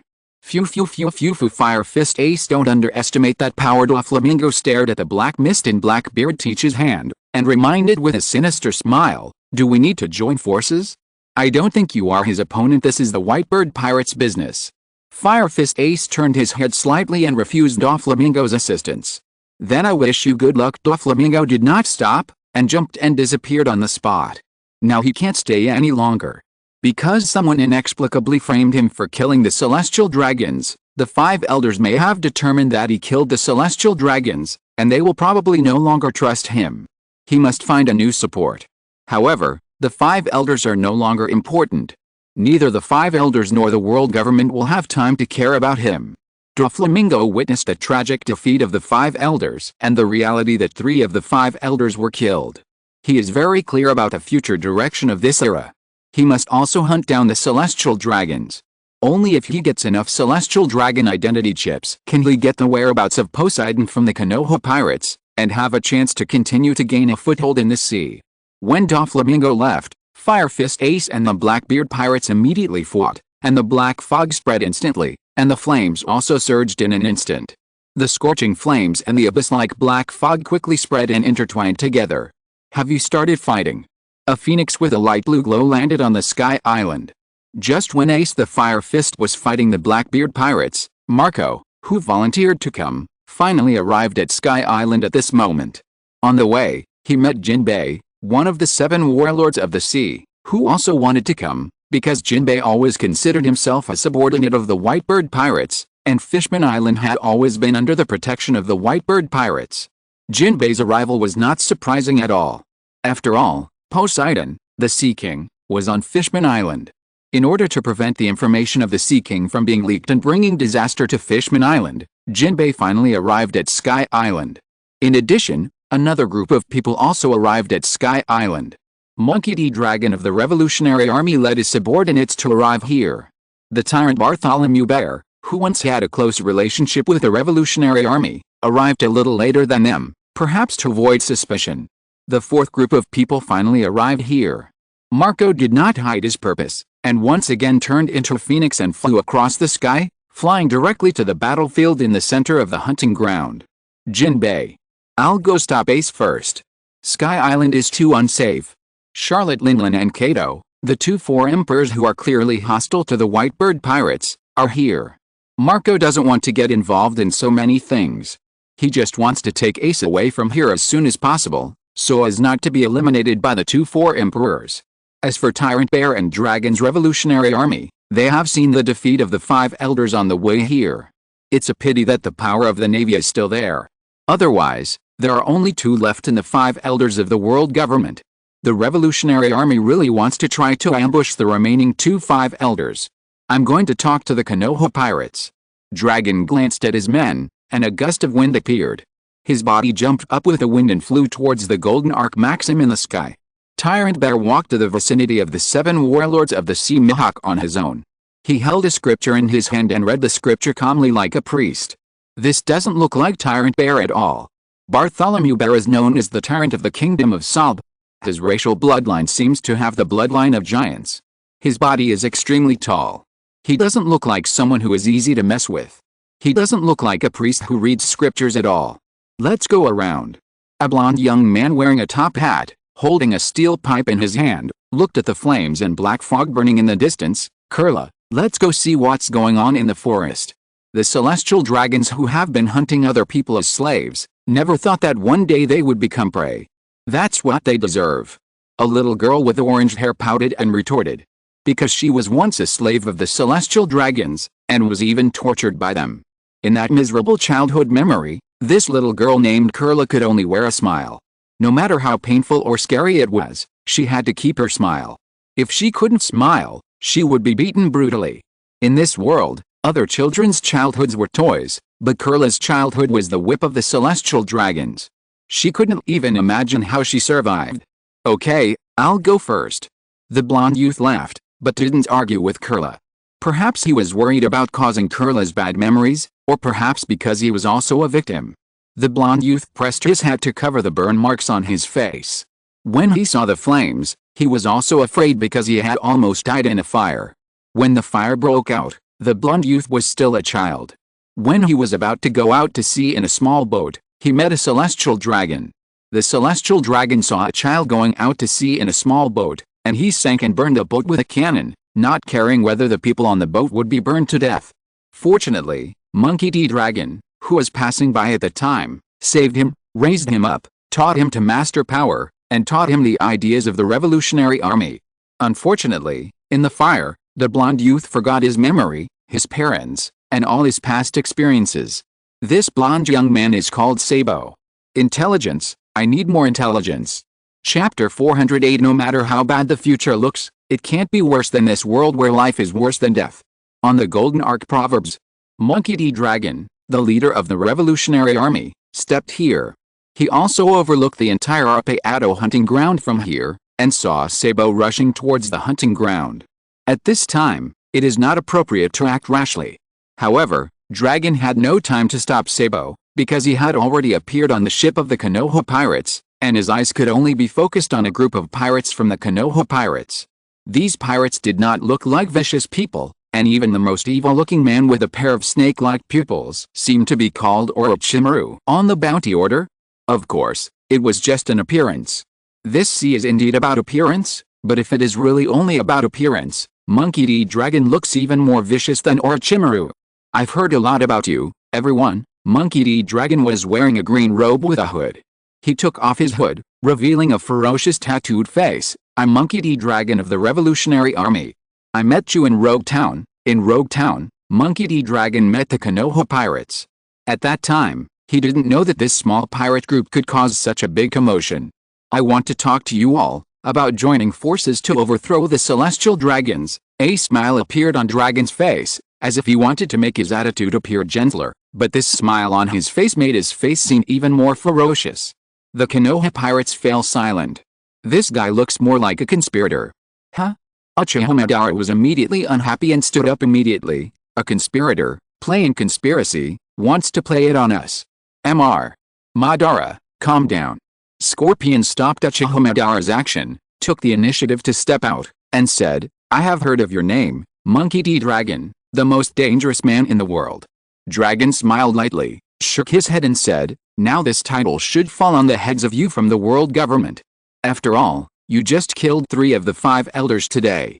Compared to the revolutionary army they founded, this group of pirates poses a greater threat to the world government.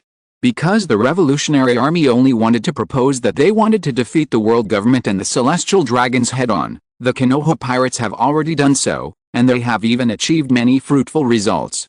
Just the record of killing 3 of the 5 elders today is something that the Revolutionary Army couldn't do in more than a decade. This pirate group really killed a lot of celestial dragons. But the celestial dragon's trump card is not as simple as the 5 elders.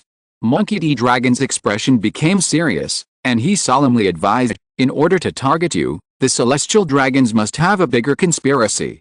They have ruled the entire world for 800 years. Madara still looked down on him. Conspiracy? What other conspiracy could there be? Is there anyone in this world who knows how to arrange conspiracies better than them? Today's Sky Island incident is a huge conspiracy. Mr. Madara. Scorpion stretched out his hand to signal Madara to calm down, and continued to look at Dragon, but you should understand that only when the strength is equal can you become allies, right? Dragon's fingers clenched his fist. This is something he cannot question.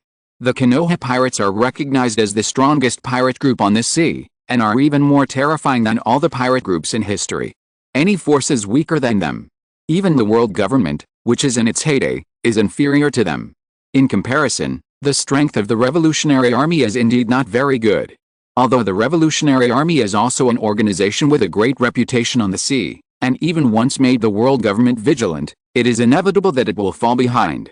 Revolutionary Army long narrowed his eyes, thinking about whether he should leak the information of the Revolutionary Army and show this pirate group that they are not so weak, that they are useless. Yes, the combat power of the Revolutionary Army is not as good as theirs. However, the Revolutionary Army can gather a large number of ordinary people from all over the world and completely overthrow the celestial dragons and the world government. In terms of the number of troops in the future, they are enough to compete with the military power of the world government. Okay, that's it. Scorpion ignored Dragon's intention and waved his hand nonchalantly. Konoha does not need any allies. We will not care what you want to do. If you want to overthrow the celestial dragons with us, then join us. Monkey D. Dragon turned around and wanted to leave. After all, the Revolutionary Army is not a pirate. Because the goal of the Revolutionary Army is to overthrow the world government and rebuild an equal world, rather than become a pawn under a group of pirates. A friendly reminder: the world government has revised a lot of history. Scorpion has no intention of joining forces with Dragon, but he doesn't mind leaving a bait. Only the history of Alabasta is a corner that can peek into the past. Monkey D. Dragon. What you want to do will not succeed. As long as there is extraordinary power in this world, a world where everyone is equal will never be realized. The strong will not be willing to obey their will and get along with mortals on an equal footing. The strong will only want to be like the legendary gods, freely surpassing the ordinary people around him. A hint of hesitation appeared on Dragon's face. Is that so? The man smiled again, and the smile seemed particularly confident. Then I will continue to struggle for the rest of my life until I overthrow all the gods in this world who want to be superior to mortals. But ordinary people will yearn to become gods. Scorpion of the Red Sand shook his head again, and there seemed to be a trace of regret in the eyes of the mechanical godless. Just like the celestial dragons and Kaguya back then, the celestial dragons were just a group of mortals in front of Kaguya. They joined forces with the Liberator to seal Kaguya and occupied the position of God. The celestial dragons who stole the throne of God are 10,000 times more cruel than Kaguya. Hero, one day you will become the new Demon King. Monkey D. Dragon hesitated for a while, and he didn't know how to answer. He knew very well what Scorpion of the Red Sands meant. This exchange made Dragon feel a little dizzy. Because he hasn't even overthrown the celestial dragons, but the Konoha pirates are reminding him of what will happen after they overthrow the celestial dragons. I know what you mean. Monkey D. Dragon put on his hood and hid the expression on his face under the hood. For me, those are too far away. At least what I have to do is to overthrow this world where life is worse than death first. The voice of Monkey D. Dragon came from the hood. Maybe in the future, I will be criticized for being a mistake, but we all know that no matter how bad the new world becomes in the future, it can't be uglier than the world we are now. Where will the future go? None of this matters to me. It doesn't matter even if I'm dead, my thoughts will remain. Monkey D. Dragon turned and walked to the edge of the golden arc. He stopped at the edge of the golden fence, and his voice echoed above the golden arc. As long as my thoughts still exist in this world, there will always be people who realize that they should do something when the world is rotting. They will keep up with my footsteps. Maybe I may never see it in the future, but to build a new world where everyone is equal, my successors will eventually do all this in this world one day. The Revolutionary Army should be short of a lot of money, right? Scorpion spread out his palms and continued softly. This island was once the remains of the golden city of Shandora. There is still a lot of gold on the island. Except for a group of newcomers called the Straw Hat Pirates who took away a batch, you can take the rest of the gold. Monkey D. Dragon's mouth twitched. Did his son take away the military expenses of the Revolutionary Army? This trip to Sky Island was not completely fruitless. The Revolutionary Army was really poor, and even basic supplies were not enough. The Revolutionary Army today is full of idealists who want to change the world and voluntarily join. Thank you. Monkey D. Dragon nodded deeply, understood the attitude of the Konoha pirates, and took the initiative to provide an information. The world government ordered Vegapunk, the best scientist in the world, to revive the technology of the ancient kingdom, which may pose a threat to you. As far as I know, Vegapunk once wanted to have a natural-type Thunder Fruit ability user to be his experimental subject, perhaps wanting to cultivate some powerful weapons. In the past, there has been no trace of the Thunder Fruit ability user. Unfortunately, this time, the Navy got a Thunder Fruit ability user. If nothing unexpected happens, this Thunder Fruit ability user will most likely be sent to Vegapunk, and research out terrifying weapons against you. The people in the Konoha pirates were silent. At this moment, they didn't know what expression to show. If the world government really regarded Akihara Kagura, the user of the Thunder Fruit, as an indispensable person for researching some kind of weapon, then we can only wish that their hearts would be a little better. Goodbye, everyone. Monkey D. Dragon waved his hand, smiled, and jumped down from the sky, riding the strong wind to the earth, leaving only his promise on the Golden Ark. If there is any intelligence threat against you in the future, I will send someone to inform you. In any case, the Konoha pirates also supported the work of the Revolutionary Army. Although the Konoha pirates only gave the gold on Sky Island to the Revolutionary Army, they still owed it to the Revolutionary Army. When Monkey D. Dragon left, the world's top scientist is called Vegapunk. Orochimaru remembered what Long had said, looked at Scorpion, and couldn't help but ask with a smile, "It seems that we have a chance to meet the world's top scientist. Scientific and technological exchanges will promote technological progress." Scorpion's voice was still mechanical, and he continued softly, "There should be a chance to communicate with the world's top scientists soon. Then I'm looking forward to it very much." Orochimaru laughed. He has always been very curious about Vegapunk, the world's most famous scientist, and he also wants to know how far the science they mastered can be developed if he communicates with Vegapunk. Interesting. Senju Tobirama also became interested. Orochimaru masters basic science, Senju Tobirama masters forbidden science, and Scorpion masters machinery, representing the top technological level of the ninja world. It's just that they don't know the real technological level of this world. It just so happens that Vegapunk represents the top technological level of this ocean. The collision and communication between scientists from the two worlds will surely create brilliant sparks, which may even subvert human imagination. You won't be disappointed. The voice of Scorpion of the Red Sand echoed with the will of Akihara Kagura. Perhaps we have always wanted to create a white Zetsu army that can accommodate the abilities of multiple devil fruits. This task will probably fall on Vegapunk. Huh? As usual, Uchiha Madara had no interest in these scientific studies. He activated his wrist. "It's about time for me to participate in the hunting game, right? Half a day left." Senju Tobirama glanced at Uchiha Madara, and said coldly, "The people in the hunting grounds are strong enough to allow you to enjoy the battle a little bit. Okay, then in half a day, you should be ready to finish." Scorpion of the Red Sand glanced at the domineering aura surging in the forest, and said coldly, "Don't mention my secret during this time, lest the slaves in the cabin know. That guy is still a little useful." Speaking of which, Hashirama Senju activated his observation haki to sense it, and said softly, "In a month, most of the celestial dragons in there have been killed, right? The woman named Boa Hancock killed the most." Orochimaru licked his lips with his tongue, but that woman turned the celestial dragon she killed into stones and kicked them to pieces. She didn't collect the celestial dragon's identity chips, which violated our rules. She should not get the winning reward. Now the first place. Senju Tobirama frowned. He has been monitoring everything in the hunting ground. It seems to be called Buggy the Clown. That guy has persisted until now. He will not be able to hold on any longer. Orochimaru raised his head and looked at the dragon body rising into the air in the forest. He couldn't suppress his desire again, because the guy named Kato is about to take action. What an enviable body.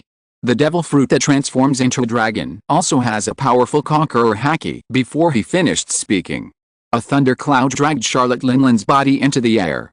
Orochimaru looked at Charlotte Linland's plump body and licked his lips subconsciously. That woman's ability is not bad. The power of the conqueror's haki soul fruit can just replenish the soul that will be fragile after reincarnation. You really don't mind anything. The scorpion of the red sand looked at Orochimaru with disdain. After all, their strength is really good.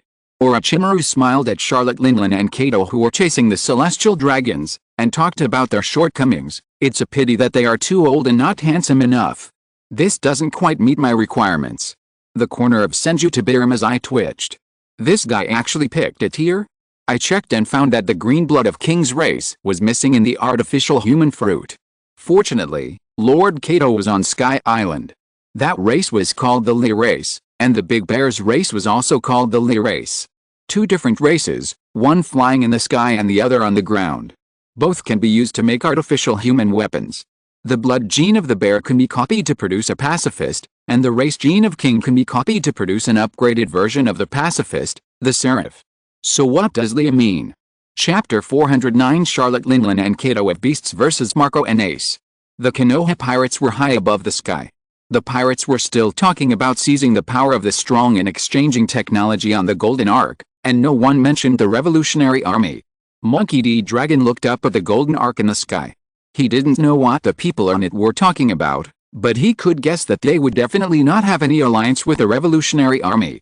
Perhaps only the red-haired boy named Scorpion of the Red Sand had some understanding of the ideas of their Revolutionary Army, so his attitude seemed a little softer. The existence of the Konoha pirates was too mysterious.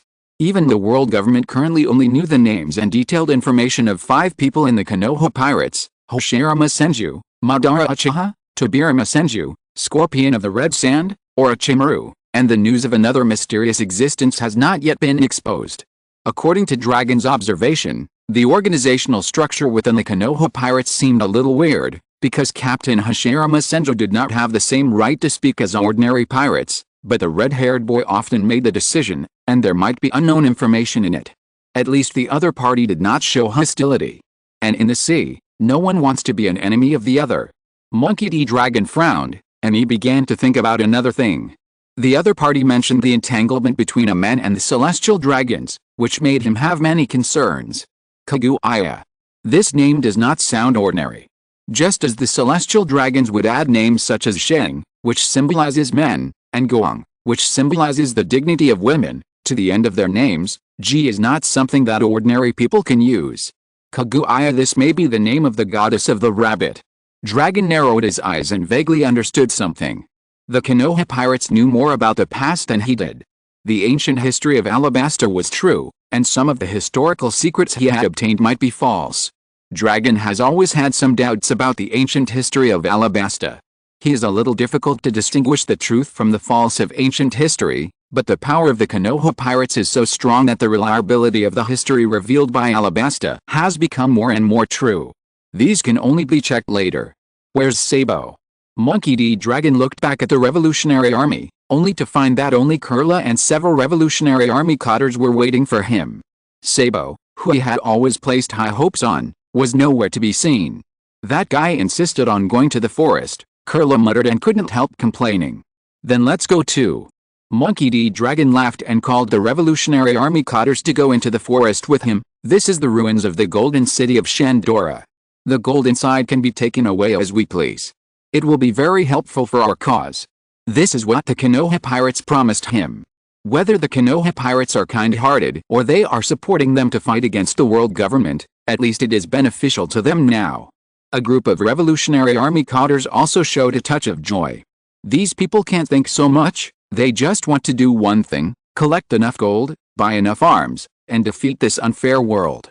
Still have to be careful. Before long led his companions into the forest, he reminded them in a deep voice, there are still dangers in the forest, don't go too far away. In the hunting ground, there are still 2 sea emperors. If possible, try to avoid conflicts as much as possible. Unfortunately, Some conflicts are not something they can avoid. In the forest, Fire Fist Ace and Blackbeard Teach are still fighting. Ace's body is full of fire circles, which gather into a huge fireball in an instant and hit Teach's body directly.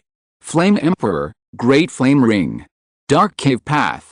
Blackbeard Teach's arm turned into a ball of black mist. With the power of the dark fruit swallowing up all of Ace's flames like a black hole, Teach gained the upper hand in this battle, raised his hand and released everything swallowed in the dark cave path, and swept Ace's body away in an instant. Ho ha ho ho! Blackbeard Teach laughed happily, clenching his fist with a proud face. Ace, this is the power I got from killing Thatch. Cough cough. Ace opened his mouth and coughed up a mouthful of blood. However, even at this time, he still didn't want to give up.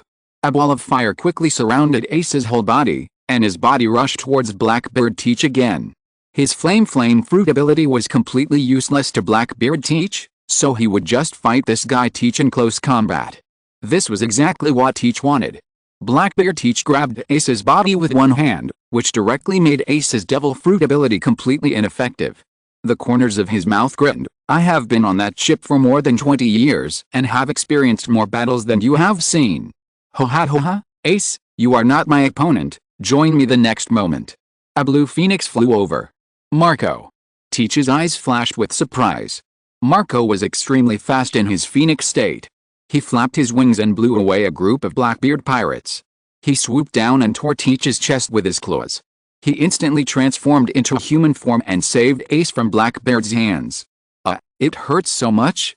Teach pressed the blood on his chest and rolled on the ground wailing in pain. Marco, you guys are trying to kill me. I really want to kill you.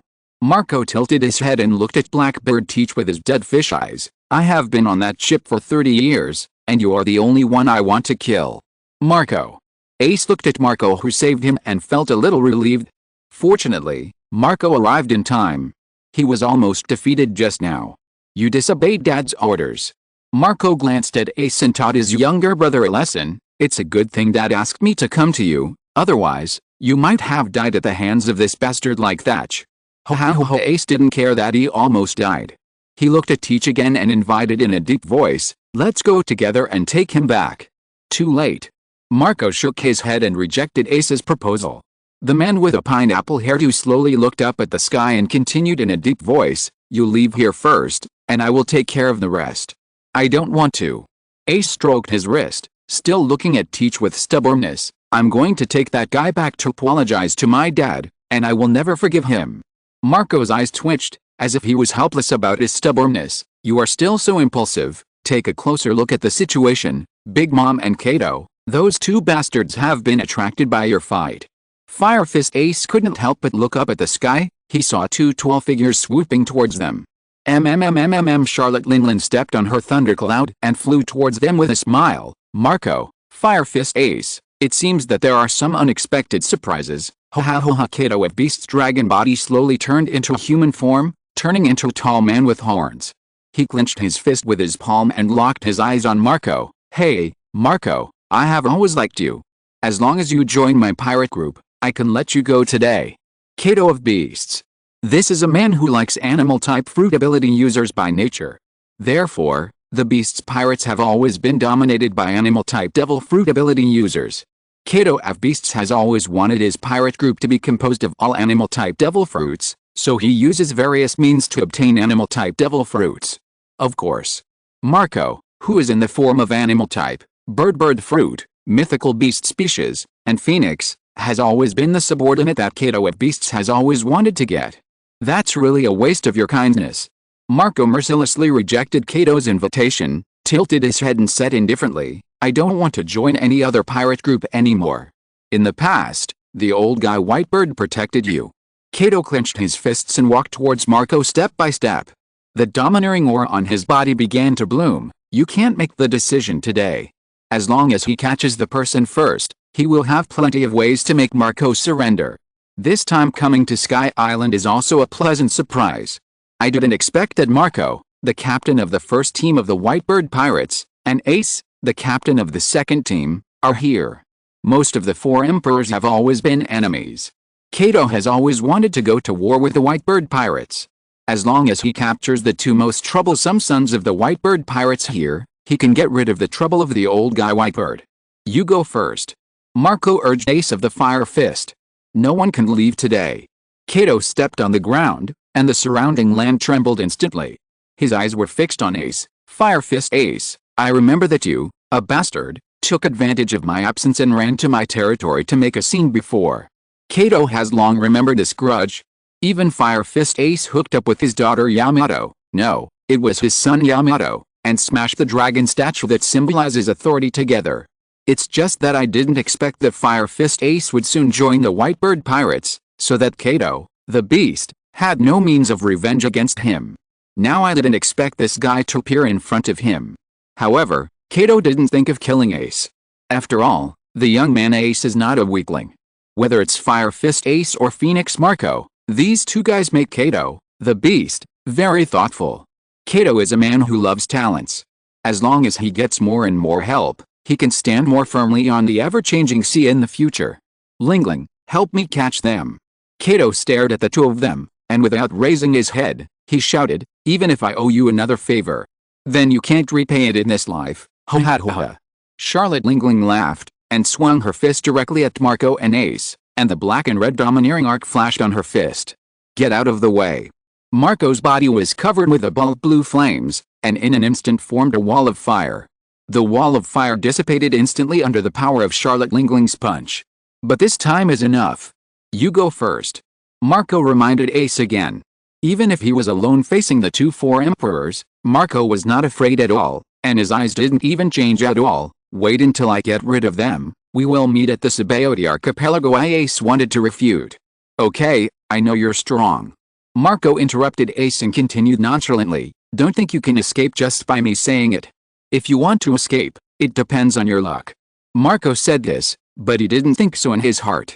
He knew that there was a high probability that he and Ace could escape. As long as they fought, Jinbei would definitely come to support them. It should be no problem for the three of them to escape.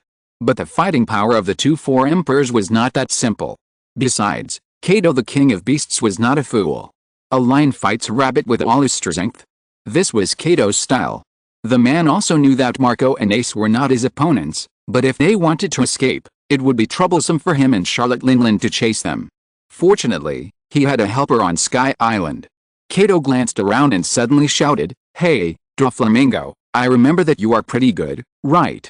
Phew phew phew phew. Doflamingo quickly flashed out from behind a big tree, with a smile on his lips but cold sweat on his forehead. Do you need my help? Don't let them escape.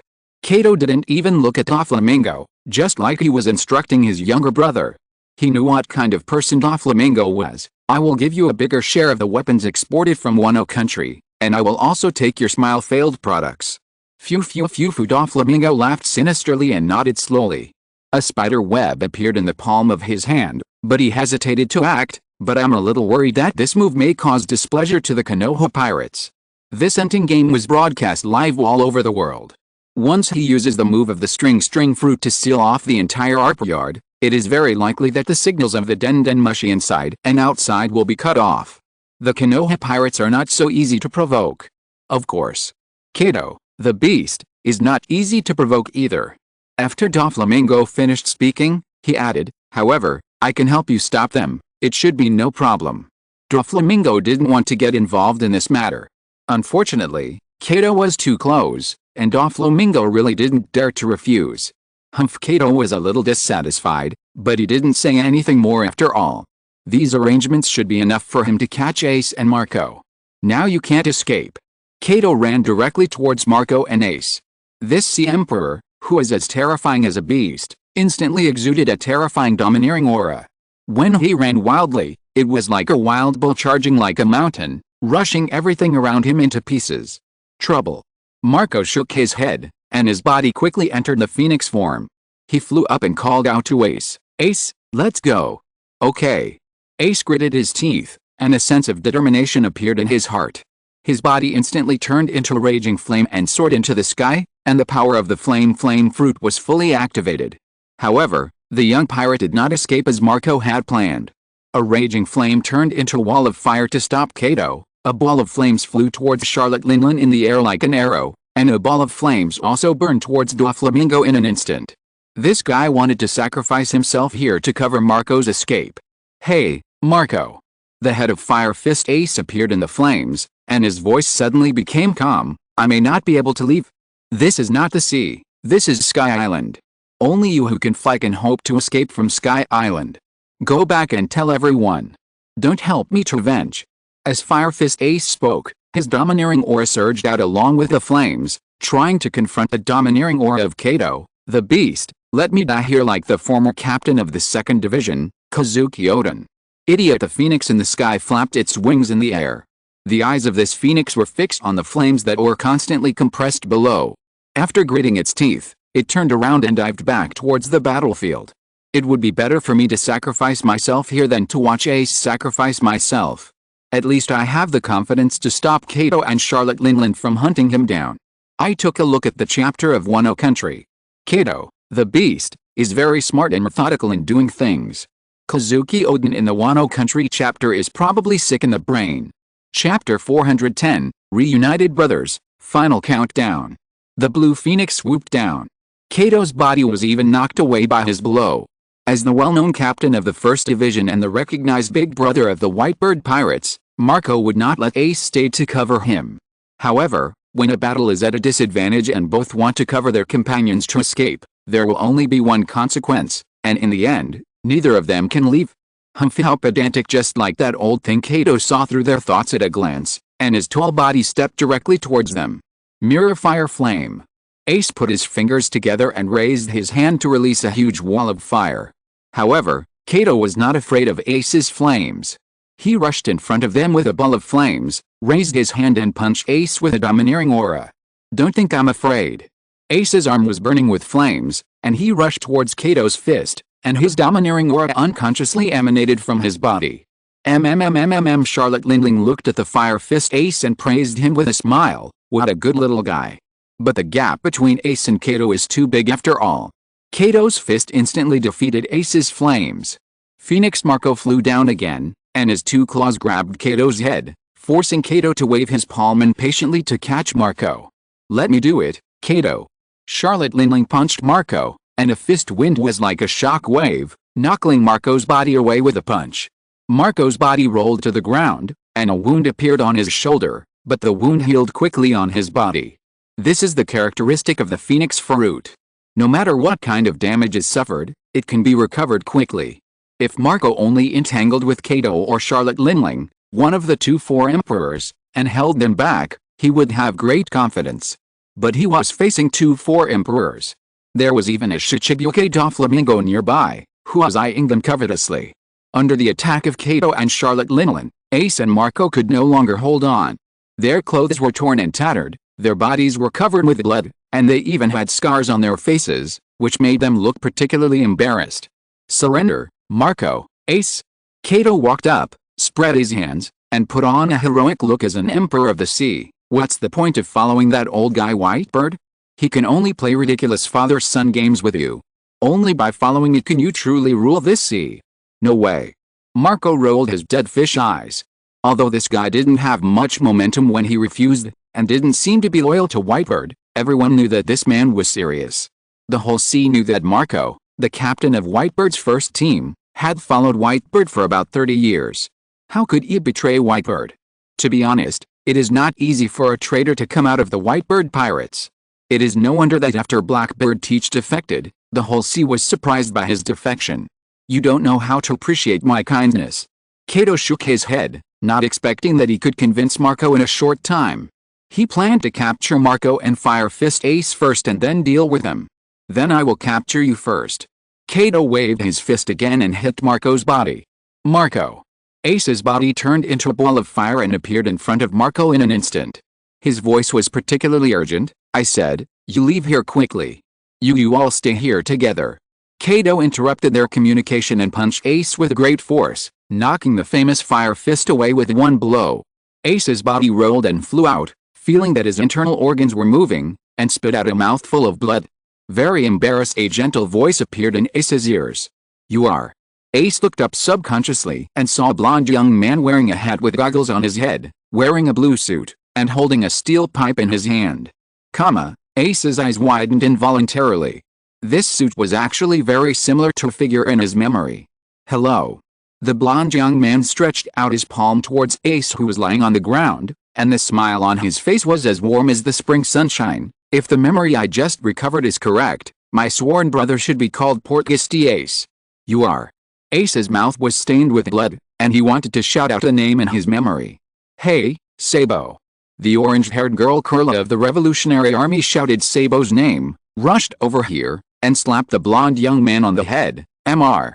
Long has been looking for you. Let's go find the gold in the forest quickly, and don't get involved in the battle of pirates, they are very dangerous. Sorry, Kurla. The blonde young man apologized with an embarrassed smile. Is that Sabo? Ace struggled to stand up, interrupting their conversation.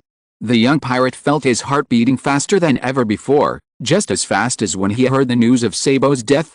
Although the Sabo in front of him was still very similar to the past, his speech and behavior were somewhat different from the Sabo in Ace's memory. The blonde boy who followed him in the past was like those adults. This was also normal because Sabo had always been the most rational among their sworn brothers. It's me. Sorry, I just recovered my memory. Sabo nodded sincerely, and his eyes fell on Marco, who was still entangled with the 2-4 emperors not far away. I have a lot to say, but now doesn't seem to be the right time for a good chat. Do the 2-4 emperors Kato and Big Mom want to capture you? You go first. Ace nodded and waved Sabo to leave. I want to continue fighting with Marco. Don't get involved in this matter. Sabo hesitated. He thought for a while, turned around and looked at Kurla. Kurla, you guys go and do your work first. I want to fight here with Ace. Hey, wake up. Kurla couldn't help but want to pull his ears, but seeing Sabo's serious face, his hand stopped subconsciously. Those are 2-4 emperors. Even Mr. Dragon may not be able to.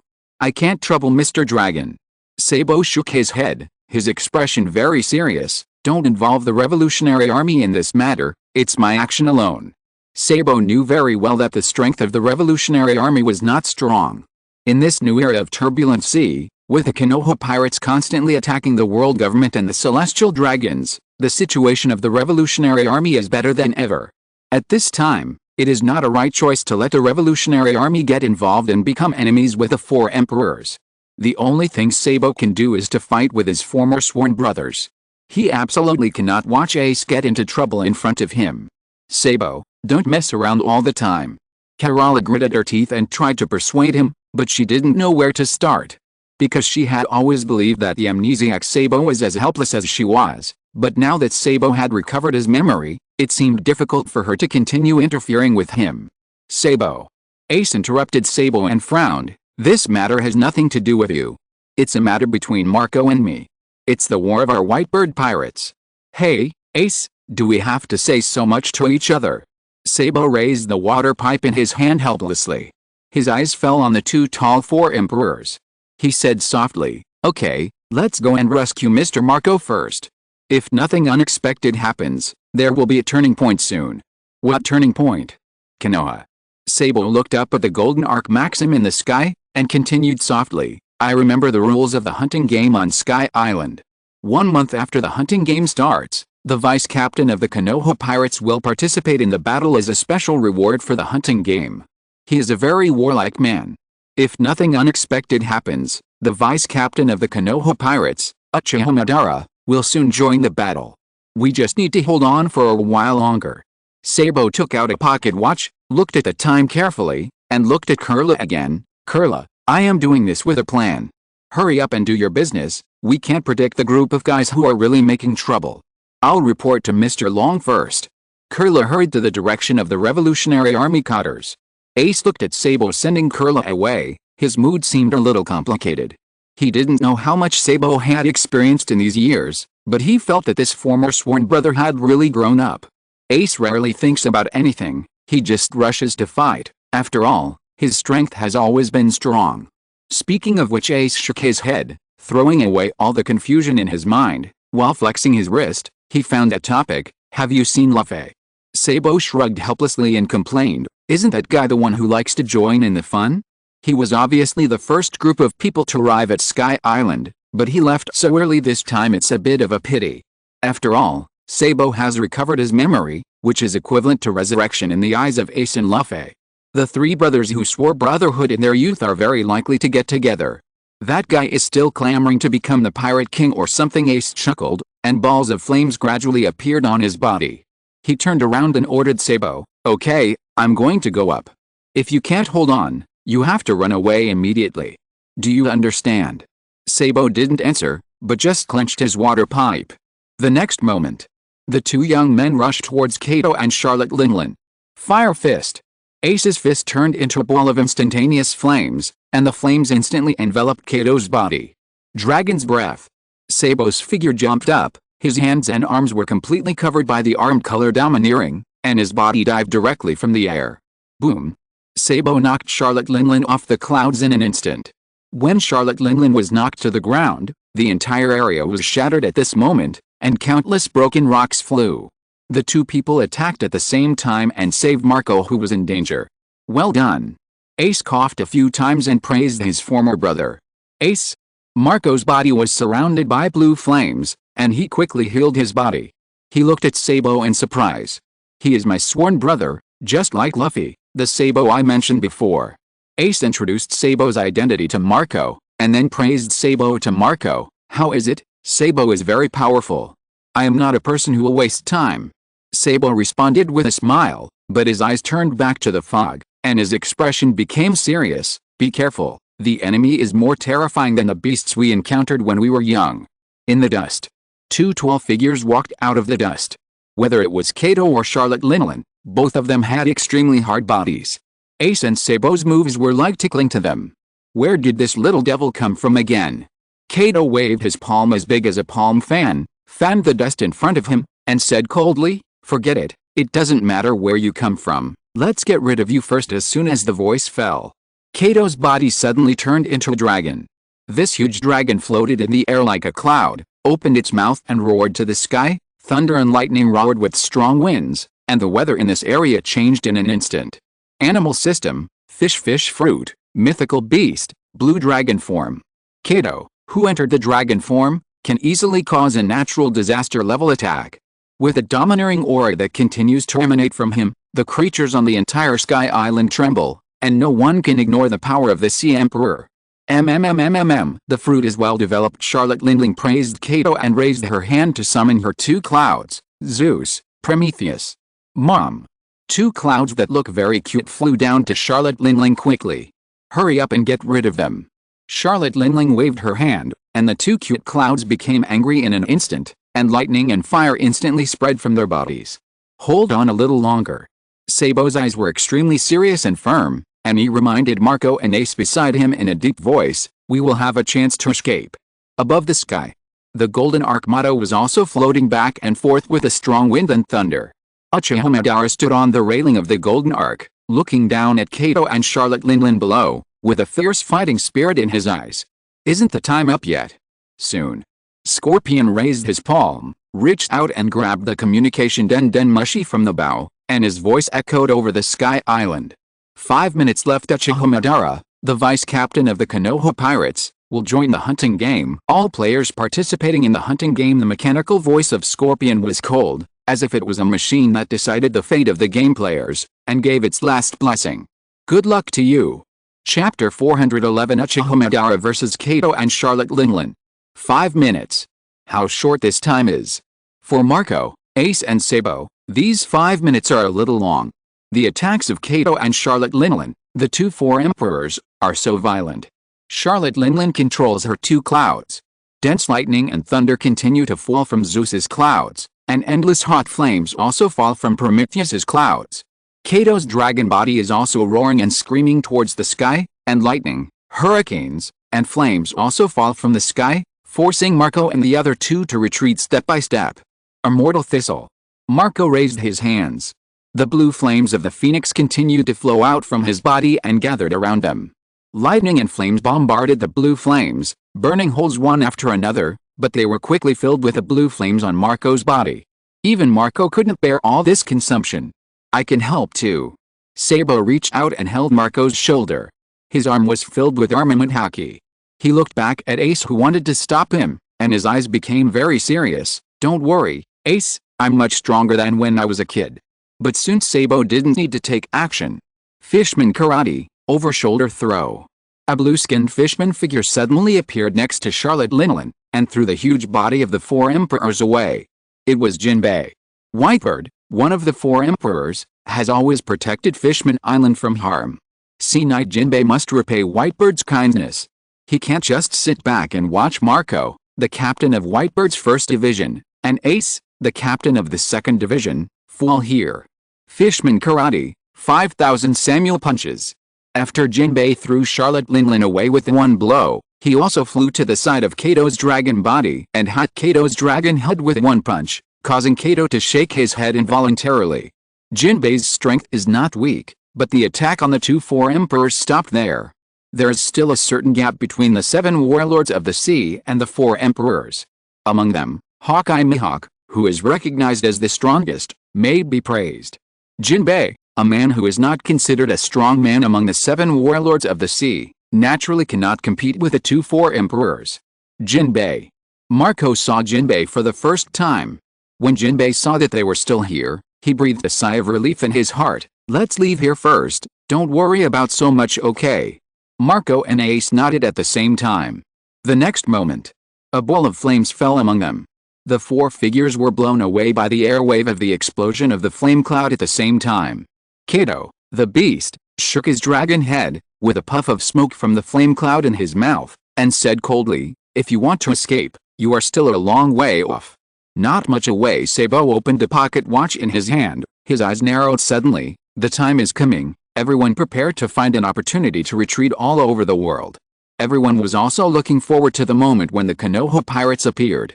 Because they didn't see the battle between Uchiha Madara, Senju Hashirama and the 5 elders, they finally had the opportunity to get a glimpse of the strength of the Konoha pirates in the sky. On the Golden Arc Proverbs. After 5 minutes of fierce fighting, the entire Sky Island finally went through. The mechanical sound of the red sand scorpion echoed under the sky. 3, 2, 1, 0. The next moment, Uchiha Madara burst out with a strong chakra and domineering aura, and his body fell rapidly like a cannonball and landed directly on the ground. Boom. The ground of the entire Arpado shook. Everyone standing on the land had a little unstable center of gravity. The hurricane spread by the domineering color swept across the entire Sky Island. Everyone raised their arms involuntarily to resist the impact. The buggy pirates, who were hunting the celestial dragons, were instantly blown away by the impact. Fortunately, MR3 Gardino grabbed the tree with one hand and grabbed the clown buggy with the other hand. A group of pirates were strung together like candied haws. This level of domineering Boa Hancock smashed the head of a celestial dragon with one palm, and raised her hands to resist the terrifying impact that was coming towards her. The Blackbeard pirates were also scared and fled in all directions. They simply jumped directly into the clouds and found a big octopus like an airball in the clouds. They were dragged by the big octopus and slowed down to escape to the ground. Mom!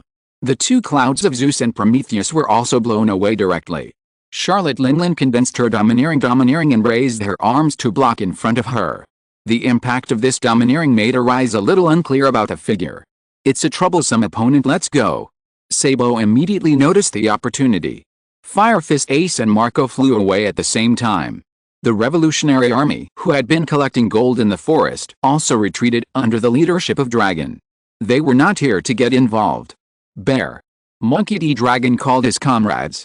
Bartholomew Bear, withstanding the strong impact of the Conqueror's haki, walked to the side of the Revolutionary Army with difficulty, raised his palm, and a ball of glowing flesh appeared from his palm, slapping the Revolutionary Army away one by one.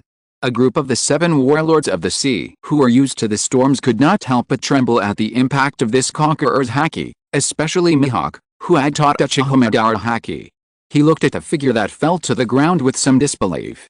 In such a short time, Mihawk raised his hand and grasped the handle of his sword, suppressing his desire to fight. Can you practice the Conqueror's haki to this extent? Kato couldn't open his eyes. His dragon body turned back to look at the direction where the Conqueror's haki came from, and spit out a ball of hot breath in the direction of Uchiha Madara. You disturbed my good thing, then let me try your weight myself. Kato thought he had the strength to fight no matter how strong the enemy was. After all, Kato has always been known as the strongest creature in the sea, land, and air, and even has the title of the strongest in single combat. Even the strongest man Whitebird doesn't want to fight him. Boom. The hot breath spewed out by the dragon head was as hot as magma, and flew towards Uchiha Madara, as if he was going to kill this man directly with one move.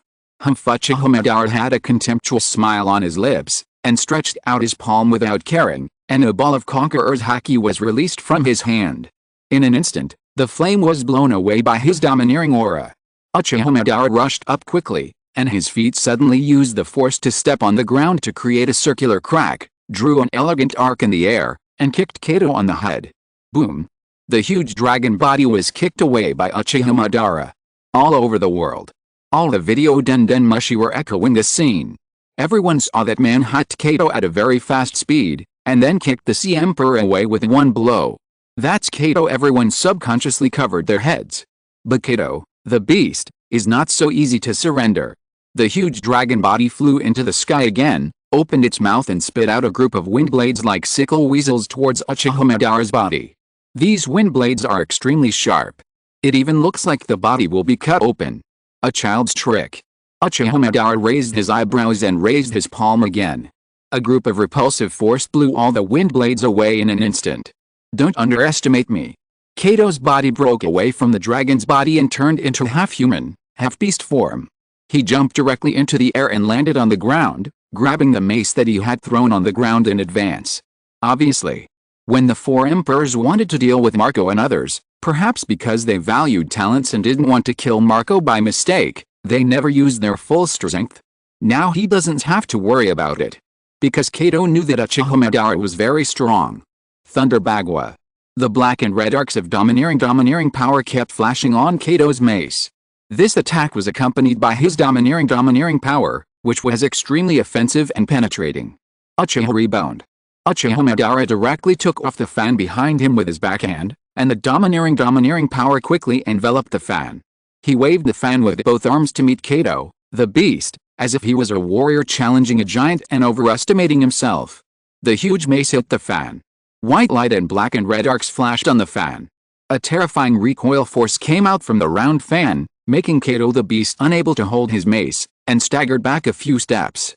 It's great. Kato the beast roared, swinging his mace again and smashing it. Roaring Thunder Bagua. The domineering aura wrapped around the mace and chopped at Uchiha Madara. Uchiha Madara put away the round fan, clenched his fist, and skeletons emerged from his body. His body directly entered the second form of Susanoo.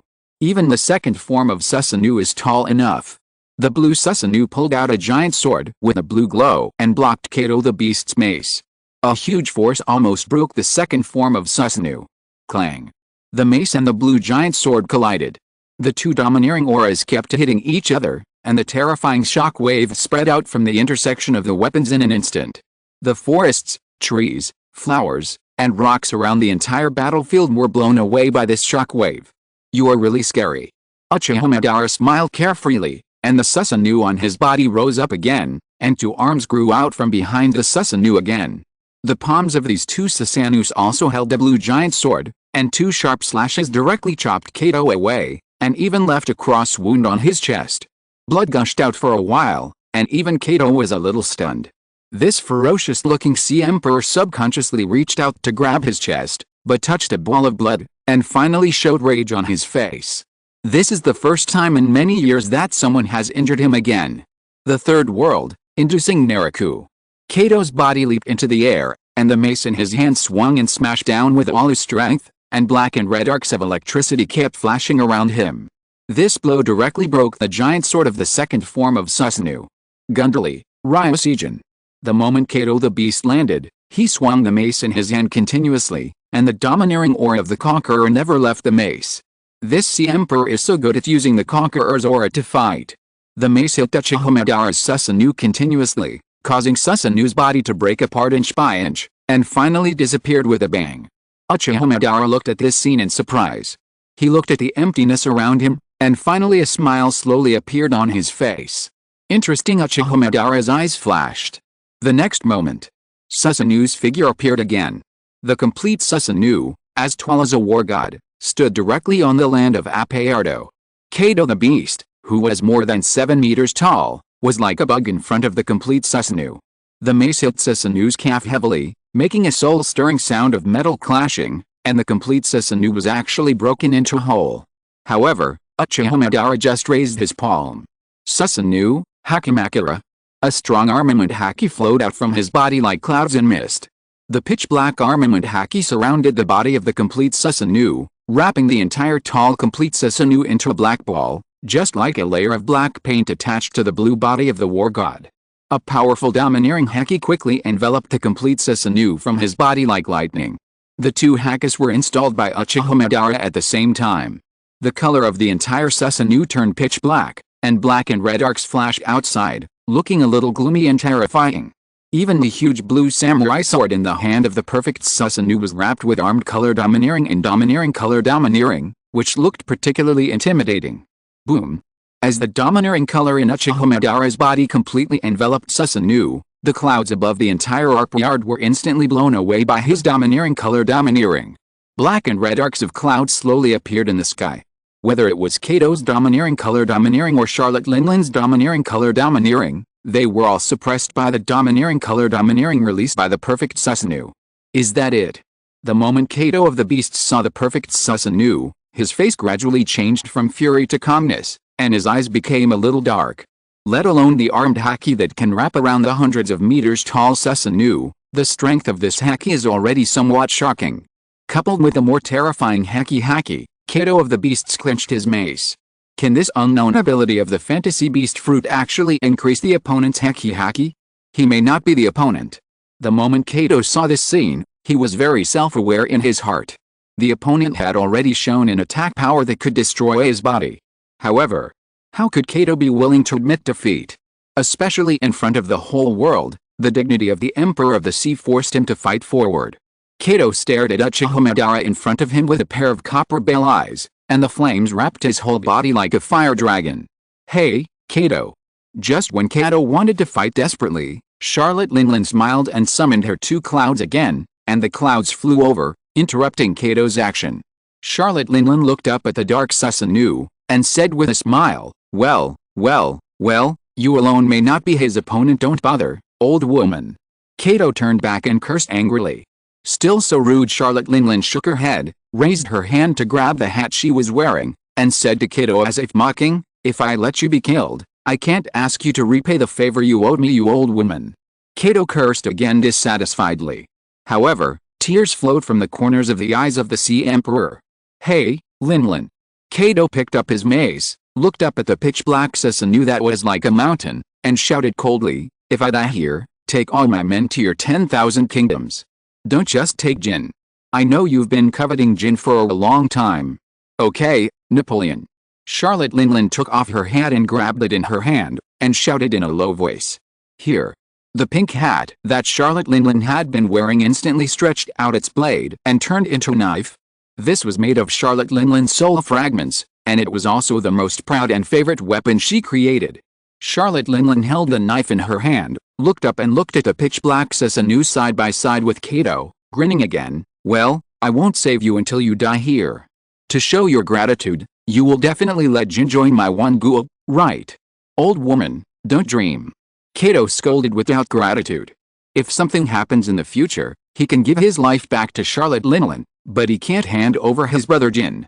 Well, it's really troublesome. Charlotte Linland shook her head helplessly, and the domineering aura on her body surged again. Then don't die here.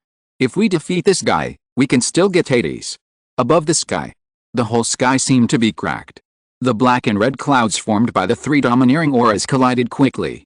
Uchiha Madara's domineering auras kept squeezing each other, and the pitch-black complete Susanoo drew out the samurai sword in his hand, and with one knife, the opponent's two domineering clouds were cut into mist. At this moment, everyone in the world seemed to have seen a god. However, Kato and Charlotte Linland, the two four emperors, are the brave men who challenged the gods.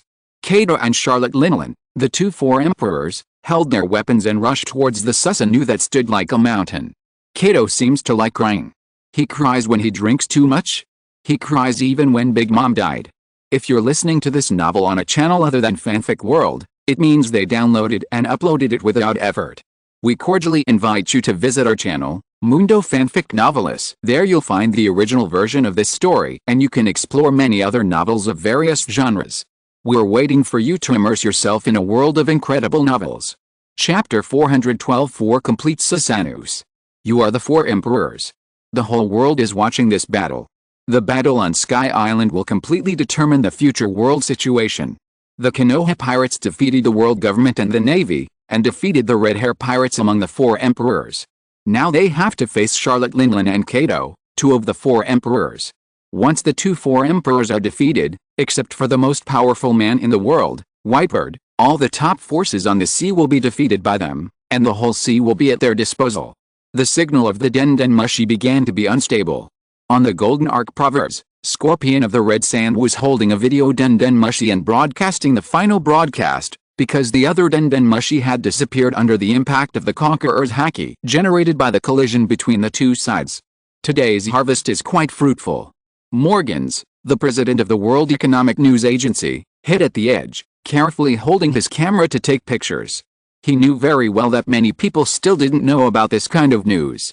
There are still many islands in the sea without video Den Mushi. These are all materials that it can use in newspapers in the future. On Sky Island, Uchiha Madara controlled the pitch-black Susanoo and raised his katana. Charlotte Linling and Kato each waved their weapons and jumped upwards. They also knew that Uchiha Madara was hiding in the crystal above Susanoo's head. Prometheus. Zeus. Charlotte Linling shouted loudly at the cloud she created. Here, Mom. Prometheus turned into a ball of fire and attached to Charlotte Linling's Napoleon machete, and turned into a ball of blazing flames on the blade. Here, Mom. Zeus turned into a ball of lightning and also attached to the Napoleon machete. Countless lightning and flames merged with the Napoleon machete. Sword of lightning. Charlotte Linling waved the Napoleon in her hand and slashed at the pitch-black Susanoo. The lightning, flames and slash merged into one and flew towards Susanoo's head. Great mighty thunder Bagua. The domineering aura in Kato's hand was attached to the mace, and he also flew and smashed Susanoo's head. The 2 seemed to swear to defeat the Susanoo in front of them. With a joint attack of the 4 emperors, when their attacks hit, a huge mushroom cloud rose from the surroundings of the pitch-black Susanoo, and countless lightning and flames were shrouded in it, and the domineering arc of the domineering color was constantly flashing. The temperature of the entire Sky Island rose at this moment. No one could see the situation clearly. However, everyone knew that the attack of the 4 emperors was enough to destroy their homes. Is this the power of the 4 emperors? Many people who had never seen the 4 emperors take action were trembling with fear.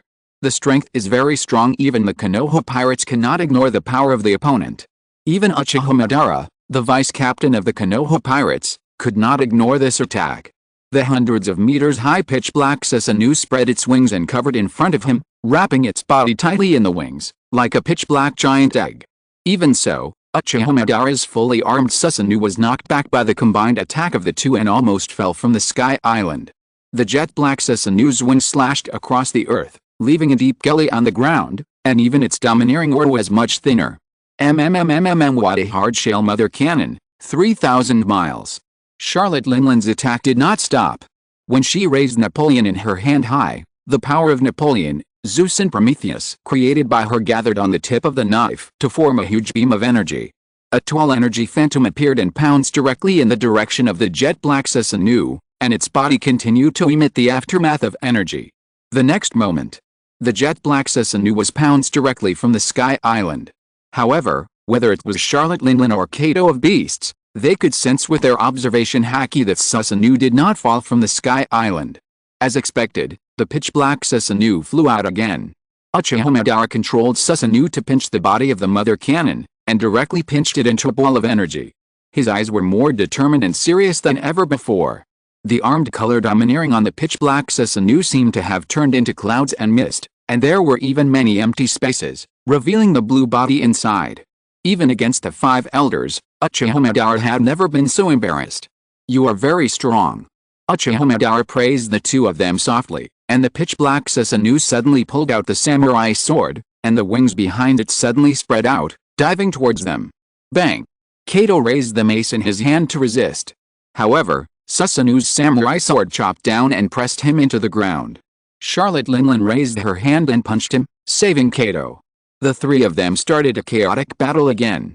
The light of fire and lightning complemented each other. The pitch-black armed color domineering and the black and red domineering color domineering constantly collided with each other, and the 3 people seemed to risk their lives. The entire Sky Island trembled violently again. Every time their weapons collided, the people on the Sky Island were a little trembling, fearing that they would be affected by the aftermath of their attacks. The power of the four emperors is far beyond what everyone can imagine.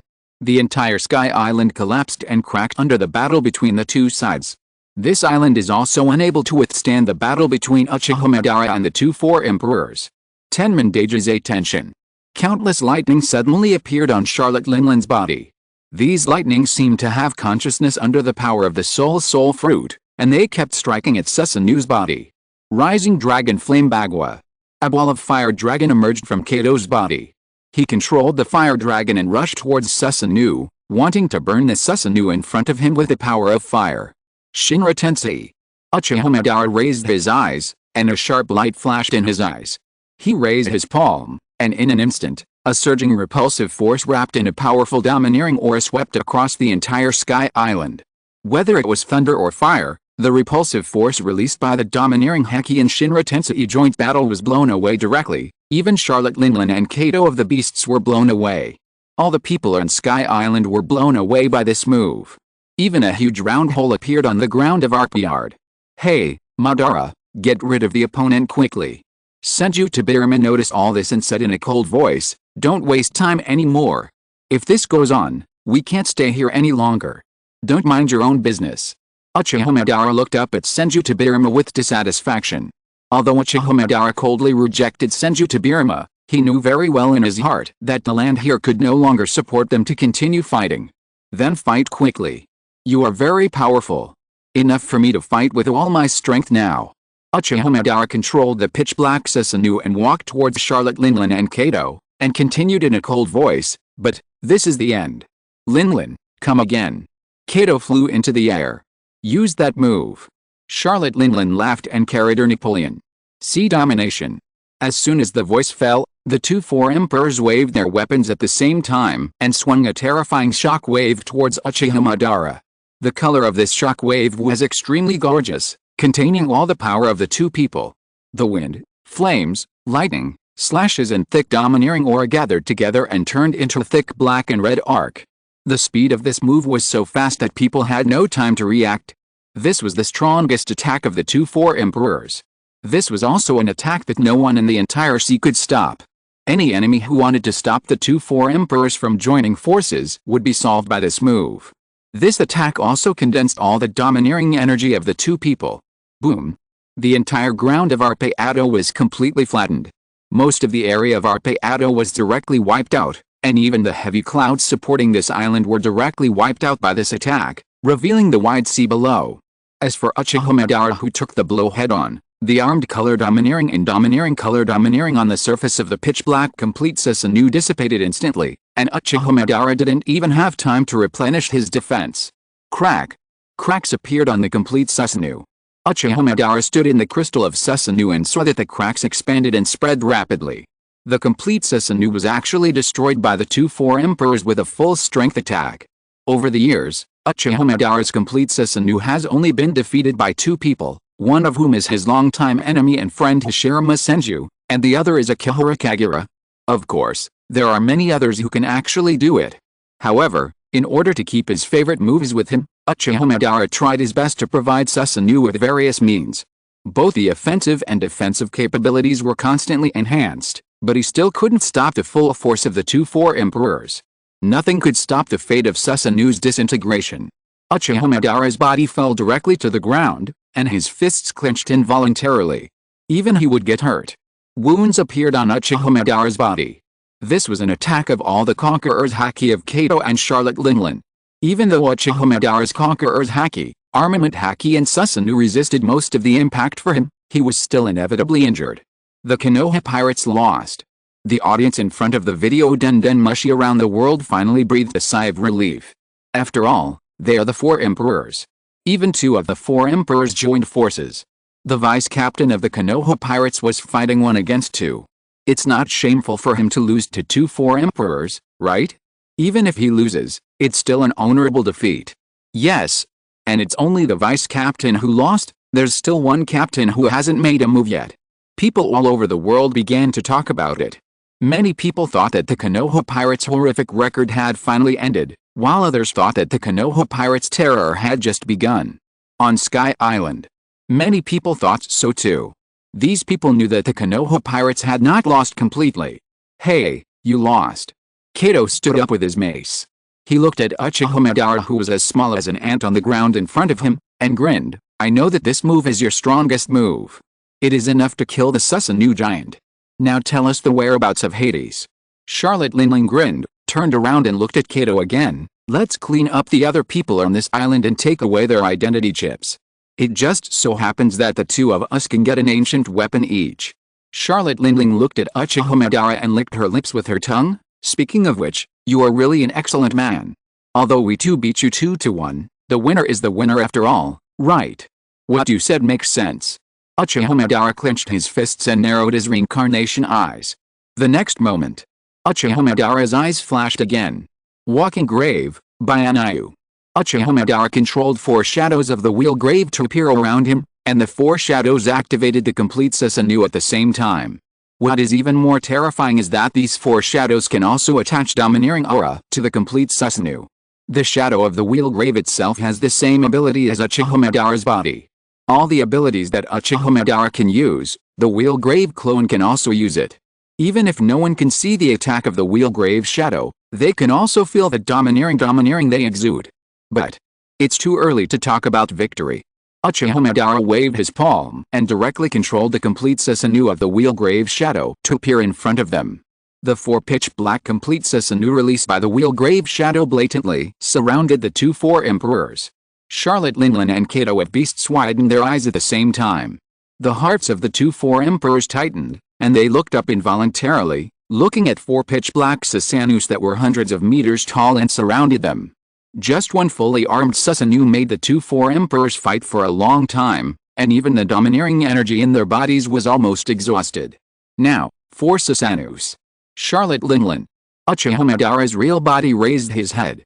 He was obviously looking up at the 2 tall 4 emperors, but at this moment he seemed to be looking down at them. Just like you said, even if 2 people defeat 1 person, the winner is the winner. Then let you feel it too. The feeling of fighting 1 against 2. Uchiha Madara had a gloomy shadow on his face, and continued in a cold voice, this kind of thing is not difficult for you, after all, you are the 4 emperors. Chapter 413. The 4 emperors are completely defeated. There is someone stronger than Uchiha Madara in the Konoha pirates. 4 black Susanoos like demon gods stood there. People all over the world saw the performance of a complete Susanoo. It took the combined full force of the 2 4 emperors to finally defeat a Susanoo. Now, there are 4 such terrifying fighting forces. Charlotte Linling and Kato, the beast, felt a huge pressure in their hearts. It's fake, right? Drops of sweat slid down Charlotte Lingling's face. She couldn't help but look at Kato beside her, panting slightly. It's fake, right? Kato, it's real. Kato shook his head and had to pierce the fantasy of his former companion. Whether it was Kato, the beast, or Charlotte Linling, the domineering aura in the 2 people's bodies was exhausted in the joint attack just now. Even though both of them had extraordinary human recovery ability, they knew that this battle had reached the most difficult moment. Now it's your turn. Uchiha Madara raised his palm. The next moment, 4 tall Susanoos raised their samurai swords and slashed down. Charlotte Linling and Kato at Beasts hurriedly dodged, but 4 sharp slashes directly cut the ground under their feet, and pieces of land fell from the sky. Linling. Kato opened his mouth and spit out a cloud of flames, allowing his feet to float in the air, but he could only watch Charlotte Lingling's figure fall. Don't worry. Charlotte Linling stepped in the cloud and flew up again. The next moment, 4 Susanoos flew up at the same time. These Susanoos formed teams of 2 and fought with the 2 4 emperors. 2 Susanoos directly surrounded Kato of Beasts, and 2 Susanoos surrounded Charlotte Linling. The flying slashes in the sky and the black and red arcs of the domineering color of the king seemed to make the entire sky of Arkyard a forbidden area that ordinary people could not set foot in. The few celestial dragons in the hunting grounds didn't seem to be useless. They jumped into the air and tried to escape from the Sky Island, but their bodies were crushed by a flying slash. Even those who were affected were like this, let alone the 2 4 emperors at the center of the battle. The wills of the 4 Susanoos were completely concentrated in Uchiha Madara's body, as if they were one body without any flaws. forcing Charlotte Linlin and Kato to dead end in an instant. A Susanoo spread its wings and soared into the sky. The samurai sword in its hand, which was full of armed color domineering, suddenly slashed across, directly cutting Charlotte Linlin's chest, leaving a long scar on her body, and blood rain was instantly thrown into the air. Another Susanoo also slashed a knife in an instant, and the domineering attack hit Charlotte Linlin's back. The Four Emperor opened his mouth and spit out a mouthful of blood, and his body was directly hit and flew away, falling on the ground of the Sky Island. This guy Charlotte Linlin was lying on the ground in a mess. When she was about to get up and fight back, two huge samurai swords slashed down diagonally. Clang! Two tall Susanoo swung their samurai swords and slashed down. The blades intersected and made a trembling sound of collision, and fell in front of her. One of the Four Emperors, the captain of the Big Mom Pirates, the queen of the 10,000 Kingdoms Totland, Charlotte Linlin, was defeated and captured. On the other side, Kato of Beasts was even more embarrassed. In order to be able to move flexibly in the air, Kato of Beasts had to transform into dragon form, constantly trying to launch natural disasters to destroy the Susanoo in front of him. However, two Susanoo soared directly into the sky. One Susanoo flew over Kato like thunder, waving the samurai sword in his hand and cut a long wound on his dragon body. This wound almost cut from the dragon head to the dragon tail. Roar! Kato in the form of a dragon was furious. However, the other Susanoo swung the katana in his hand directly, and the dozens of meters long katana directly pierced Kato's body, nailing the Four Emperors in the form of a dragon to the ground. One of the Four Emperors, the admiral of the Beast Pirates, the protector of Wano country, Kato, was defeated and captured. This world has completely changed. Big News Morgan stared at this scene with wide eyes, his heart thumping, and he was trembling with excitement at the arrival of a new era. A new era that cannot be stopped. Big News Morgan's camera in his hand kept taking pictures quickly, trembling and muttering to himself, a new era that even Whitebird cannot stop. If the Konoha pirates raised their arms and shouted, the most terrifying force on the sea would immediately appear, a force belonging to the new king of the world. The world government and the navy are powerless to stop it. Among the Four Emperors among the pirates, 3 of them were captured by the Konoha pirates, and only one Whitebird was left, who was lingering on. How could he resist the magnificent trend? New World. Whitebird Sea. Whitebird Edward Newgate is very sober. The old man still has an IV bottle on his arm. He witnessed the defeat of Charlotte Linlin and Kato, and saw these two former partners end up like this. To be honest, there is some grief over the death of the rabbit. As a powerful emperor of the sea and a former member of the Rocks Pirates, seeing his former companions defeated and captured, Whitebird Edward Newgate also sighed in his heart. That guy is so strong. Diamond Jaws, the captain of the 3rd team of the Whitebird Pirates, clenched his fists. He looked at his father, who was obviously getting old, sitting in the chair. That pirate group defeated the world government, the navy, the Red Hair Pirates, Kato, and Charlotte Linlin. Now their father seems to have become very conspicuous. The Konoha pirates will never let the Whitebird Pirates go, because the Whitebird Pirates are still the world's strongest pirates. Although everyone thinks that this title of the strongest has long been replaced by the Konoha Pirates, they are still afraid to speak out because of the Whitebird's title. Pirates have always been competitive. The vice captain of the Konoha Pirates looks like a warlike person, and naturally he will not give up the battle with Whitebird. They will inevitably face the challenge from the Konoha Pirates. Diamond Jaws, although his will is strong enough, he is still willing to defeat all enemies with confidence, but he is still a little scared. The other party is not a simple commodity. Gulala Jaws Whitebird looked down at his adopted child, and his crescent-shaped beard trembled because of his laughter. His face seemed to be always calm and confident. Are you worried that they will challenge me and have no confidence in me? No, Dad is the strongest. Jaws laughed immediately, loudly declaring his consistent persistence. Their daddy is the strongest man on this sea. However, when Jaws and a group of pirates cheered loudly and continued to watch the video Den Mushy, Whitebird's smile slowly withered. The tall man looked down at the infusion tube on his arm, and then looked at the supreme sword Kusugalkairi standing beside him, and his expression became complicated. In fact, the power shown by Uchiha Madara is very strong. Whether it is the terrifying power displayed by Uchiha Madara or the arrogant and confident look in the video, Whitebird feels a huge pressure. Especially Whitebird is old. Since he got older, illness and aging have been tormenting his body, and even he has made fewer and fewer moves in recent years.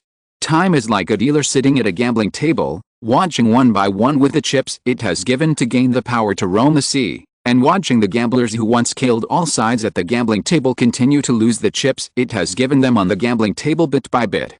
Now Whitebird is the one who lost to time. This kind of thought can only comfort myself.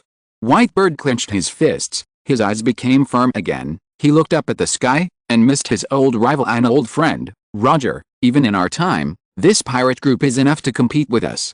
Sabeo de Archipelago. The square of the video Den Mushi. All the spectators watching all this seemed unusually quiet.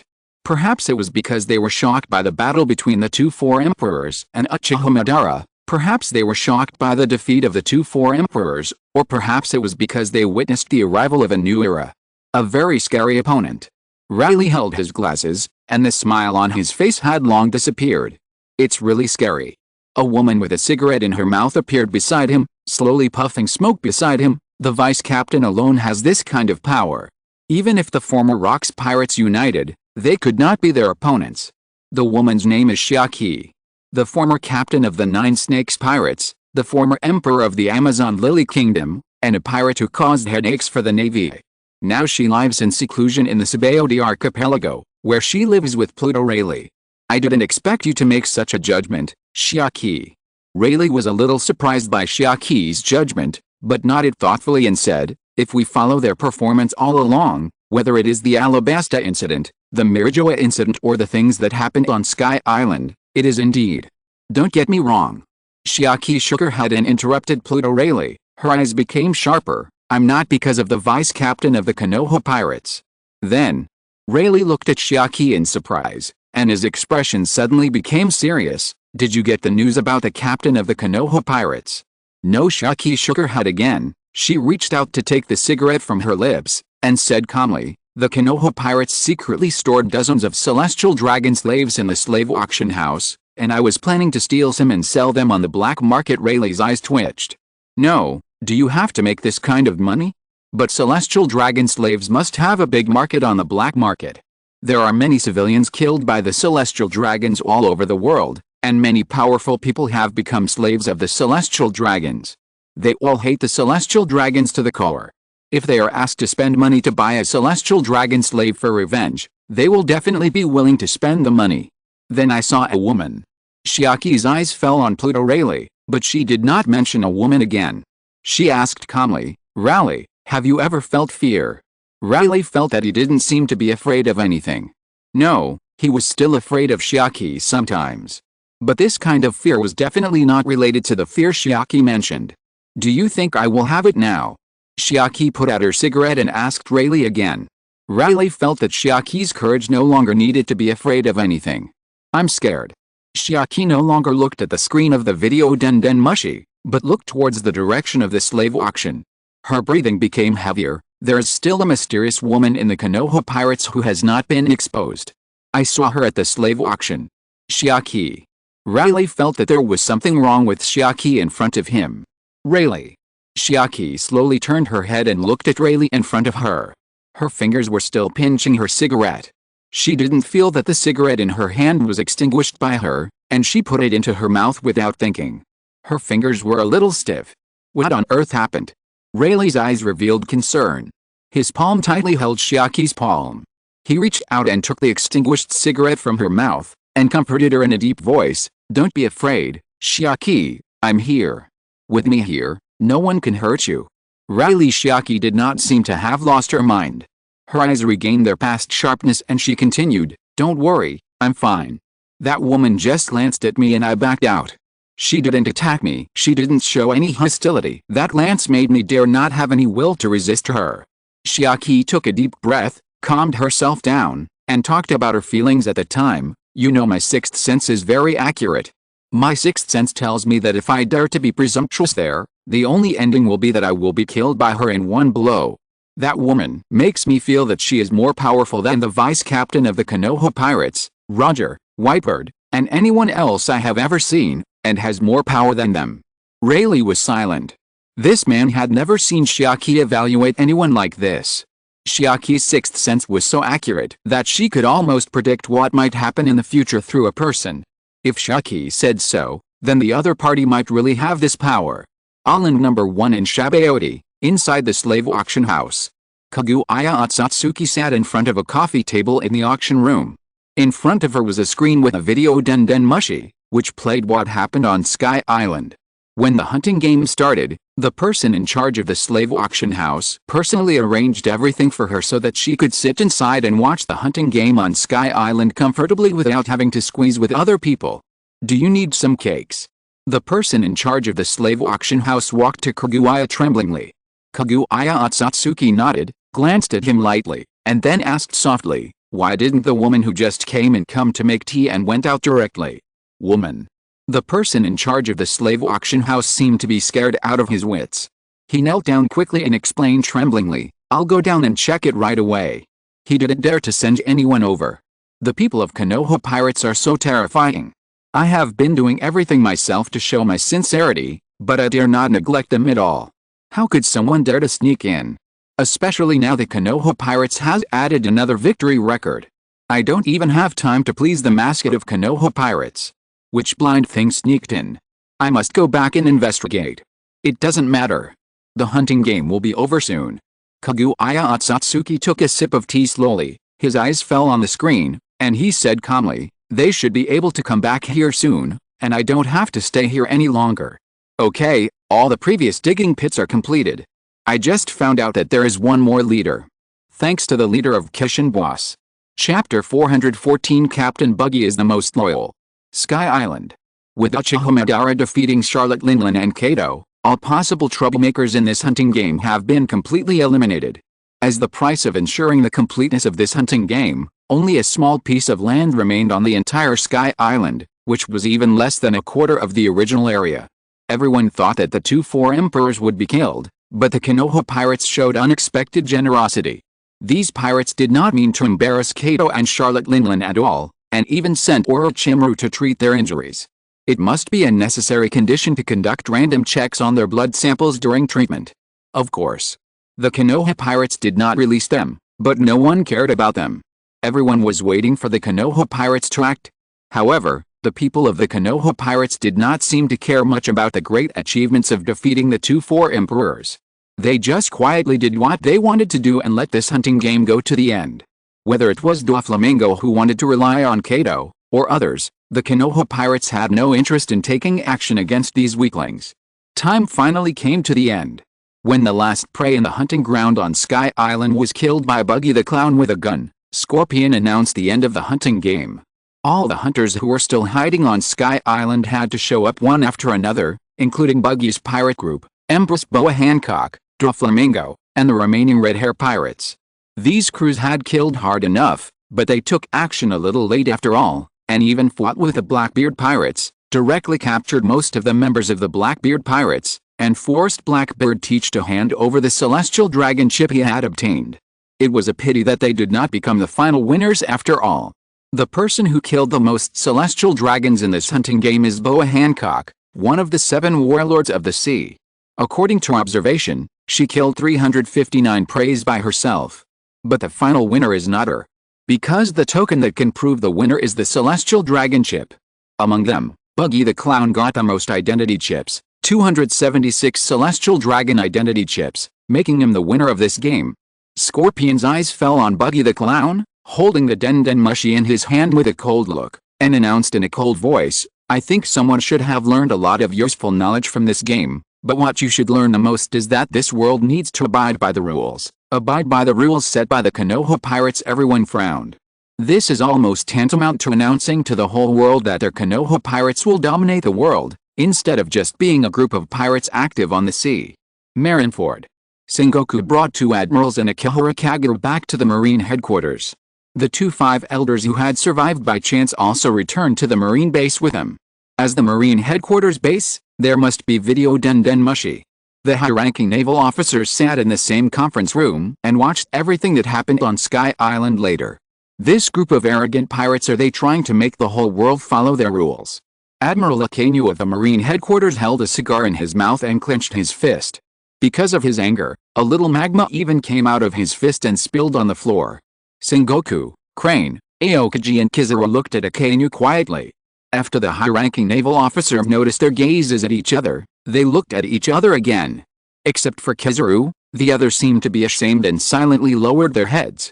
Akainu didn't feel anything was wrong, still holding a cigar and loudly suggesting, "We must not sit back and watch them continue to sail on the sea. Don't get excited, Sasuke." Sengoku clenched his fist and covered his mouth with a cough, then took the initiative to say, "At least for now, the opponent is in full swing. What the Navy needs is to recruit soldiers from all over the world and select those who are strong enough to help us fight against the Konoha pirates. In addition to this, we must continue to work hard to cultivate the new generation of the Navy, the most important candidate among them. Naturally, it is the Navy Lieutenant Akihara Kagura who Sengoku has always been optimistic about.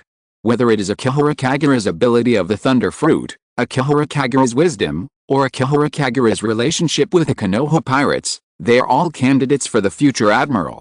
If the Navy needs to continue to exist in the future and continue to fight pirates on the sea, the Konoha pirates will certainly not be able to bypass this matter. It is better to leave this matter to the Konoha pirates and the Navy's double undercover agent Akihara Kagura. All that will be needed later. Akainu blew out smoke rings, looked at the Navy admiral sitting at the top, and put forward his own ideas. Thanks to your defeat, at this critical juncture, the will of the world government and the Navy has even been crushed by the Konoha pirates. Now we must find a way to restore morale. There is no doubt that there is nothing easier to win back people's hearts than a vast victory.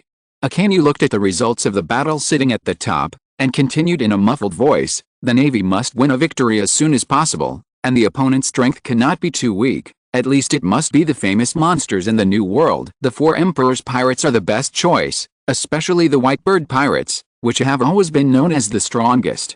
The threat of Whitebird is too great. The worst choice is the Big Mom pirates or the Beasts pirates. But attacking these two pirate groups will make the world think that the reason we dare to launch a victory is because the Konoha pirates defeated Kato and Big Mom." This idea. Sengoku hesitated and frowned.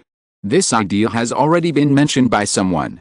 When they left Sky Island and returned to Marineford, Sengoku and the two Five Elders had to mention the defeat of the world government by the Konoha pirates, how to avoid the riots that were about to come in the first half of the Grand Line, and the changes in the situation in the second half of the Grand Line. If possible, they should take a fierce measure to announce to the world that the world government and the Navy still have the power to crush all forces except the Konoha pirates. Even the two Five Elders proposed a candidate. Whitebird Edward Newgate.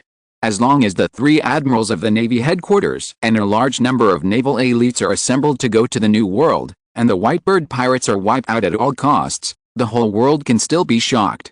Sengoku persuaded the Five Elders to give up this idea. At least at this time, it is unwise to go to war with the Whitebird pirates. Whitebird is the user of the parahuman tremor fruit, and he also has the power to set off a tsunami and destroy the world. Just to show the power that can shock the world, letting the Navy go to the New World to attack the Whitebird Sea will cause the Navy to make unprecedented sacrifices, and will lose the only bargaining chips left by the world government and the Navy. Instead of doing this, it is better to stand aside for the time being. The whereabouts of the Konoha pirates will be strictly monitored by the world government special agent department, and the Navy will begin to recruit soldiers to accumulate strength and avoid the trouble of the Konoha pirates as much as possible. In this way, according to the lawlessness of the Konoha pirates, they will definitely enter the New World and run rampant, and sooner or later they will confront the Whitebird pirates. At that time, the Navy will reap the benefits. The remaining two Five Elders of the world government approved of Sengoku's proposal. They will also propose to increase funds to support the work of the Navy's scientific department and try to find the power to defeat the Konoha pirates from the perspective of technology. This idea is undoubtedly the safest. At least it can ensure that the basic base of the world government and the Navy is still there. Compared to the terrifying power of the Konoha pirates, the terrifying thing about the world government and the Navy is that they have more than 170 member countries and countless naval bases. They can completely rely on their resources to fight a protracted war. Obviously, once this idea was spoken out, it was obviously not satisfactory to a certain extreme admiral in this meeting room of the Navy's top brass. Give up your idea, Sasuke. Let's talk about something realistic. For us now, stability is more important than anything else. Sengoku sat in his seat and talked about the explanation of the two Five Elders. With the sacrifice of the three Five Elders and the defeat of the Navy, the world government will surely face the questioning and withdrawal of the member states. What we have to do now is to continue to accumulate strength while stabilizing the world situation as much as possible, rather than continuing to invest in large-scale wars to prevent the Navy from suffering greater losses. Huh? Akainu looked at Sengoku, frowning, and said in a muffled voice, "This is not something you would say, Marshal. To uphold justice, bloodshed and sacrifice are always required. Justice that reigns over the world cannot be achieved by living in disgrace. This admiral of the Navy headquarters is not without a brain. It's just that in his opinion, starting a war with Whitebird at all costs shows that the world government and the Navy can still shock the sea. Only in this way can the member states continue to be willing to submit to the world government. Only when the member states are still willing to surrender, can the world government still mobilize resources close to the entire ocean to develop the Navy, continue to recruit more outstanding talents to join the Navy, and have hope to fight against the terrifying Konoha pirates. The method of the Navy Marshal Sengoku is indeed extremely safe, but it may cause more and more member states of the world government to betray and withdraw, making the resources that the world government can mobilize less and less. At that time, the world government and the Navy will only die slowly. From then on, the entire ocean will completely become a paradise for pirates. In Akainu's view, instead of waiting for slow death, it is better to mobilize the elite of the Navy to enter the New World and fight to the death, making great sacrifices to maintain the face of the strong Navy. Okay, Vice Admiral Churu interrupted Akainu's words, calming down the possible conflict between the two. Sakazuki, Sengoku does not mean to be weak. He also hopes that after the Navy's large-scale recruitment, we will go to war against those strong pirate groups. Sacrifice is indispensable, but reducing sacrifices is always a good thing. Akainu did not continue to speak. Vice Admiral Churu looked at Akainu without any rebuttal, slowly folded his hands, and continued, "Besides this, the Navy actually has a lot of potential that has not yet been brought into play. There will be many outstanding people in our new generation of Navy, such as Lieutenant Akihara Kagura who fought with us on Sky Island this time. He is the user of the natural thunder fruit ability." "That lieutenant?" Akainu nodded slightly. "If that lieutenant can be trained, he can at least exert the combat power above that of a vice admiral. Even if his talent is strong enough, he may also be a Navy admiral in the future." Sakazuki. Vice Admiral Churu raised his eyebrows and his eyes fell on Akainu. "When Lieutenant Akihara Kagura graduates from Zephyr's training camp, he will be directly assigned to your side as your deputy general, and you will train him. How about it?" "Okay." Akainu nodded and agreed. This kind of trivial matter is nothing wrong for him. Akihara Kagura is a promising user of the nature-type fruit ability. Akainu also hopes that Akihara Kagura will stand by his side when she grows up, and work with him to execute absolute justice and clean up all the pirates on the sea. Speaking of which, where will Poseidon be? Admiral Kizaru did not participate in these discussions. He just looked at the screen of the video Den Mushi curiously, and looked at Buggy the Clown, who was awarded the winner of the hunting game. This pirate named Buggy is also very scary. He was the first to kill the world nobles and killed more than 200 world nobles on Sky Island. Now he is about to get the whereabouts of Poseidon, the king of the sea. Everyone in the Navy meeting room looked serious. To be honest, judging from Buggy's resume, Buggy's harm and trouble level is second only to the Konoha pirates. After all, it was from the assassination of the first celestial dragon by Buggy the Clown that the inviolable status of the celestial dragons began to slowly collapse. Even if the Konoha pirates did not appear, more guys who dared to assassinate celestial dragons would soon appear on the sea. On Sky Island, the rewards for the winners of the hunting game were about to be announced. However, Buggy the Clown refused to accept the reward. He just asked a question with his trophy, with a very arrogant and proud smile on his face. "I heard that you caught Shanks and wanted to sell him as a slave, but you can let someone exchange him for the winner's reward. I don't want the whereabouts of any ancient weapons. Can you take these things and hand Shanks over to me so that I can kill that guy?" Hey, Captain Buggy. MR3 Gardino was startled and hurriedly tried to stop Buggy the Clown, hoping that the captain would not go the wrong way. Don't forget that only Poseidon, the king of the sea, can save their lives. But Buggy the Clown no longer cared about any ancient weapons. Now the clown Buggy only wants to take revenge on red-haired Shanks. His face is full of eerie smiles. It seems that he has some cruel means in his heart that he wants to use on red-haired Shanks. Captain Buggy is really loyal. A pirate praised the clown Buggy's behavior with tears in his eyes. In order to save the young companions of the former pirate group, He gave up the legendary ancient weapon, although I don't know what the ancient weapon is. It's worthy of being Captain Buggy. Another pirate also wiped his tears. This is the Captain Buggy we follow. There was even a pirate waving his arms, with tears in his eyes, stubbornly roaring to the sky about his loyalty to Buggy. Other pirates responded one after another, and there were praises for the clown Buggy everywhere. No, wait a minute. The shock on the clown Buggy's face didn't even have time to react, and he was surrounded by his subordinates. A group of pirates surrounded him with tears and swore to be loyal to him. What are these stupid subordinates doing? How come I was put on the shelf by these idiots again? Hey, Captain Buggy. We owe you a big favor. Ben Beckman, the vice captain of the Red Hair Pirates, came over and promised solemnly, as long as you need help in the future, no matter what happens to you in the future, no matter how far away you are, we will rush over. Even if you attack Marineford, you can call us. Lucky Lou stood beside Ben Beckman and made the promise. Captain Buggy. Jesus Boo, the sniper of the Red Hair Pirates, held his sniper rifle with a smile on his lips. Even if you are captured by the Admiral of the Navy and imprisoned and impaled down, we will do our best to rescue you. No, there is no need for that. The smile on the face of the clown Buggy seemed particularly unnatural. Our captain is the most loyal. MR3 Gardino grabbed Buggy's arm, stood beside Buggy with a smile, and whispered to him, the Red Hair Pirates are one of the 4 Emperor's pirates. It's worth it to get their promise by using the whereabouts of ancient weapons. Treasure must come first, loyalty is occasionally first, revenge on Shanks is second, and the rest. Buggy really doesn't seem to care.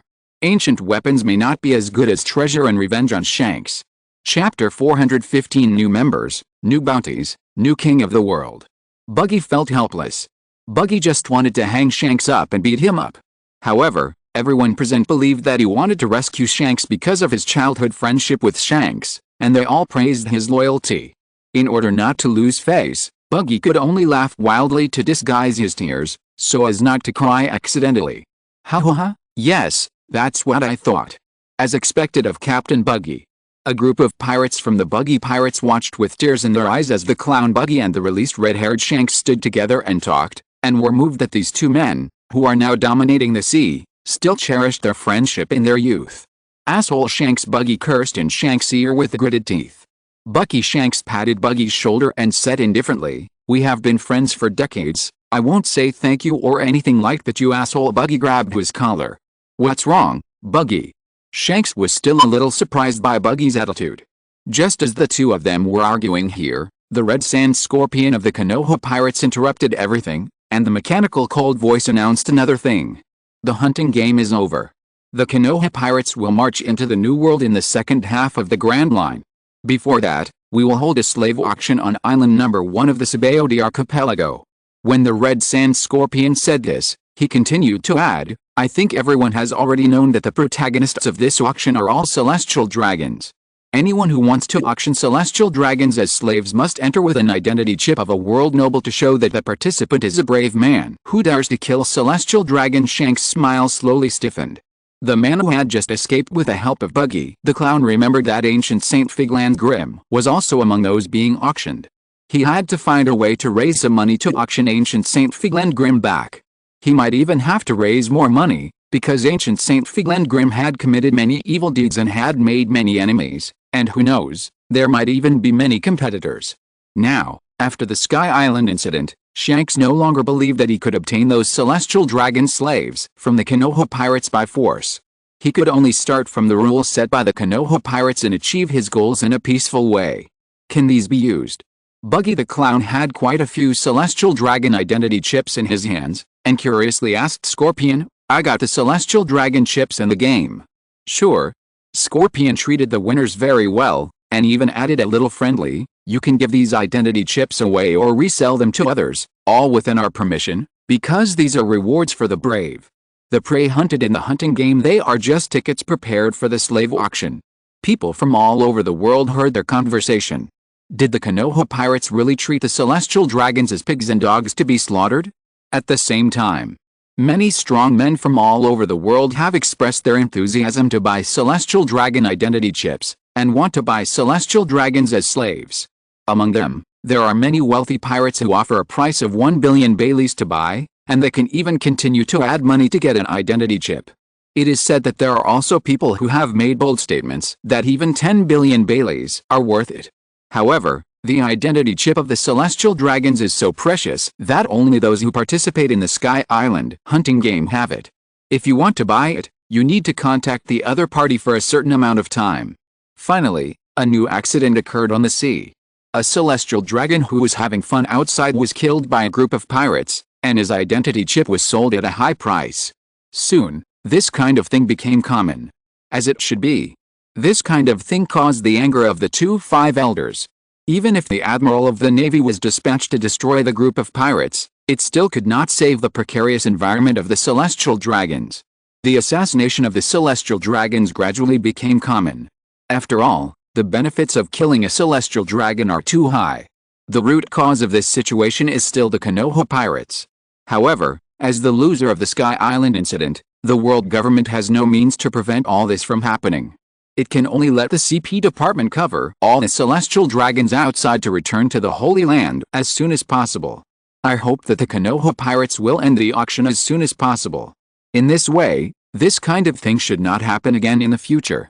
The remaining two of the five elders could not let the Konoha pirates hold an auction, and they had no way to send people to deal with the Konoha pirates. They could only secretly order the CP department to send people to participate in the auction and auction off as many participating celestial dragons as possible. Even if those celestial dragons were secretly executed, they must not be allowed to become slaves of the sea. Once the high and mighty gods are treated as slaves, what dignity do other gods have to rule? The celestial dragons will completely become a joke on the sea. At the same time, the Konoha pirates joined a new member.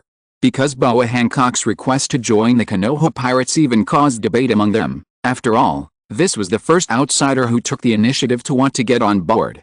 I agree with her joining. Orochimaru licked his lips and looked at Boa Hancock with great enthusiasm and greed. People who didn't know the truth thought that this guy had some strange thoughts. This woman will be very troublesome. She used to be a running dog of the world government, one of the 7 warlords of the sea. Senju Tobirama frowned. Always very wary of anyone, whether it was a beautiful woman like Boa Hancock, or any other powerful man. Senju Tobirama has always been extremely repulsive to any factors that cause instability, such as the former Uchiha Madara, the current Uchiha Madara, and the future Uchiha Madara. I agree. Because this is the first person to take the initiative to join us. Senju Hashirama agreed very much. The purpose of his founding Konoha was to hope that everyone would join in, and the Konoha pirates was no exception. After the discussion within the Konoha pirates ended, the Queen Boa Hancock joined the Konoha pirates as a navigator and became an official pirate of this pirate group. This is also the first crew member who took the initiative to surrender to the Konoha pirates. Although the world government has long known about Boa Hancock's betrayal, it can't do anything about it. The world government and the navy really have no way to deal with Boa Hancock, who has joined the Konoha pirates. They can't even send the navy to attack the Amazon Lily Kingdom because the Amazon Kingdom has already planted the flag of the Konoha pirates. There is a fixed rule on the sea. Once you attack an island with the flag of one party, it means going to war with the other party. If you burn the other party's flag, it means that the two sides will fight to the death. Not only that, Boa Hancock, who just joined the Konoha pirates, even ordered the citizens of the Amazon Lily Kingdom to dig on the back mountain of the Amazon Lily Kingdom in the name of the Amazon Emperor, and carved the faces of all the people in the Konoha pirates on the mountain, from the captain Senju Hashirama to her new navigator. Everyone's face can't be left behind. Everyone can see that the Amazon Emperor is really joining the Konoha pirates. It just happened to be at this stall. The world government directly announced that Boa Hancock would be removed from the list of the 7 warlords of the sea. This woman killed too many celestial dragons in the Sky Island incident.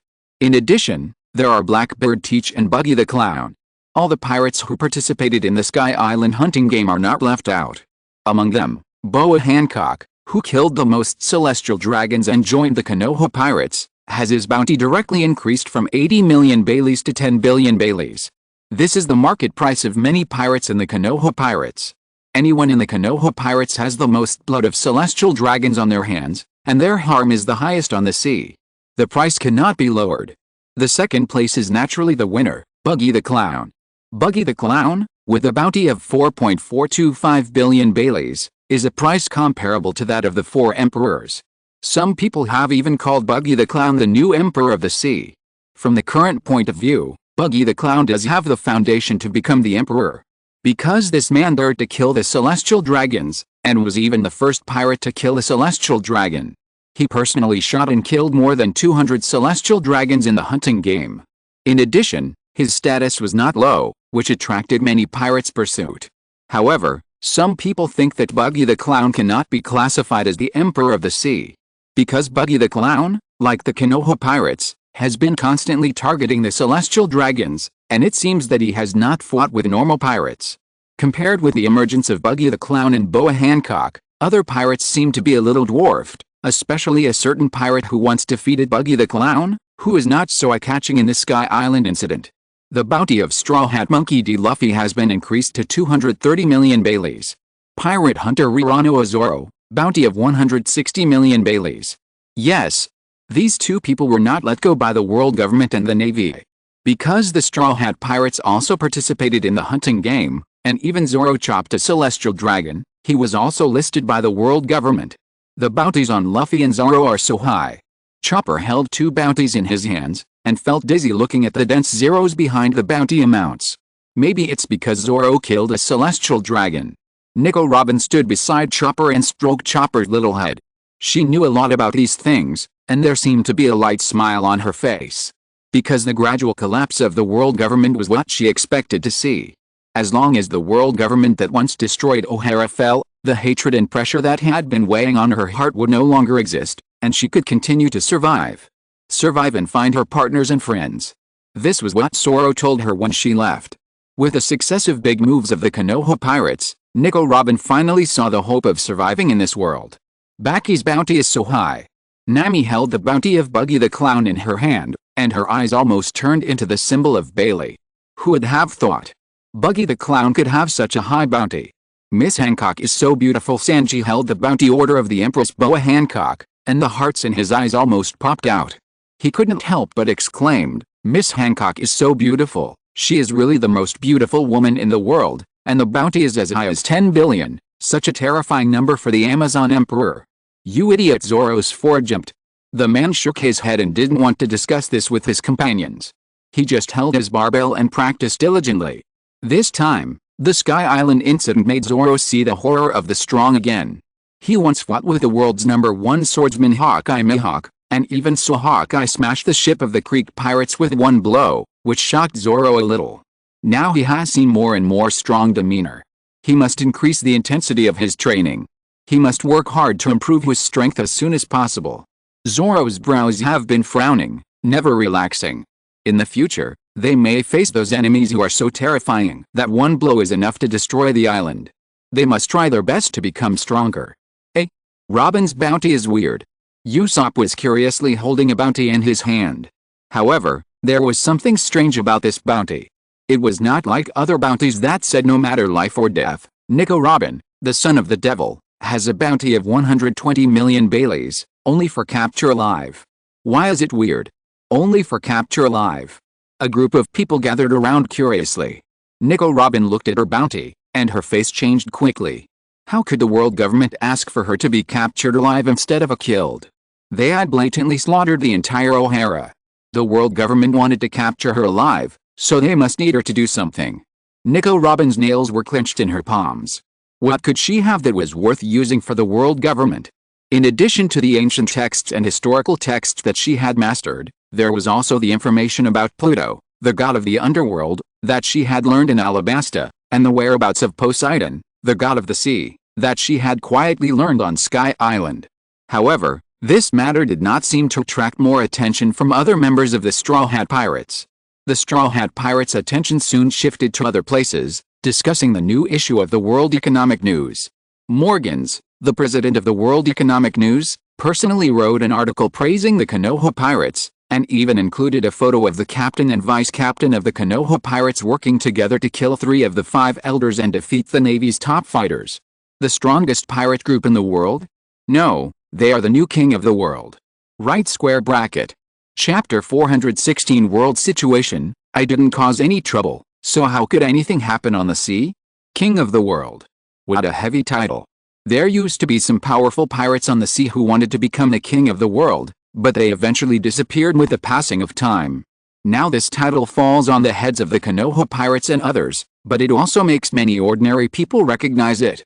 Killing the 5 elders, defeating the 3 admirals and admirals of the 4 emperors, and fleeing in a panic, all of these have become footnotes to the powerful strength of the Konoha pirates. On the Moby Dick, Whitebird was flipping through the latest issue of the newspaper in his hand. Looking at the 5 elders who were killed in the newspaper, his eyes became particularly complicated. King of the world. The Konoha pirates appeared on the sea, as hot as the summer sun, making people dare not look directly at it. Now he is the only one left on the entire sea who has not been defeated, but Whitebird knows the ending very well. Once he goes to war with the Konoha pirates, none of the sons on this ship will survive. His own fate will no longer matter at that time. Dad? What's wrong? Diamond Jaws stood beside Whitebird. Perhaps he felt Whitebird's mood and quickly comforted his father. We don't admit that they are the strongest. When they enter the new world, we will drive them out. Gulila, you are really my stupid son.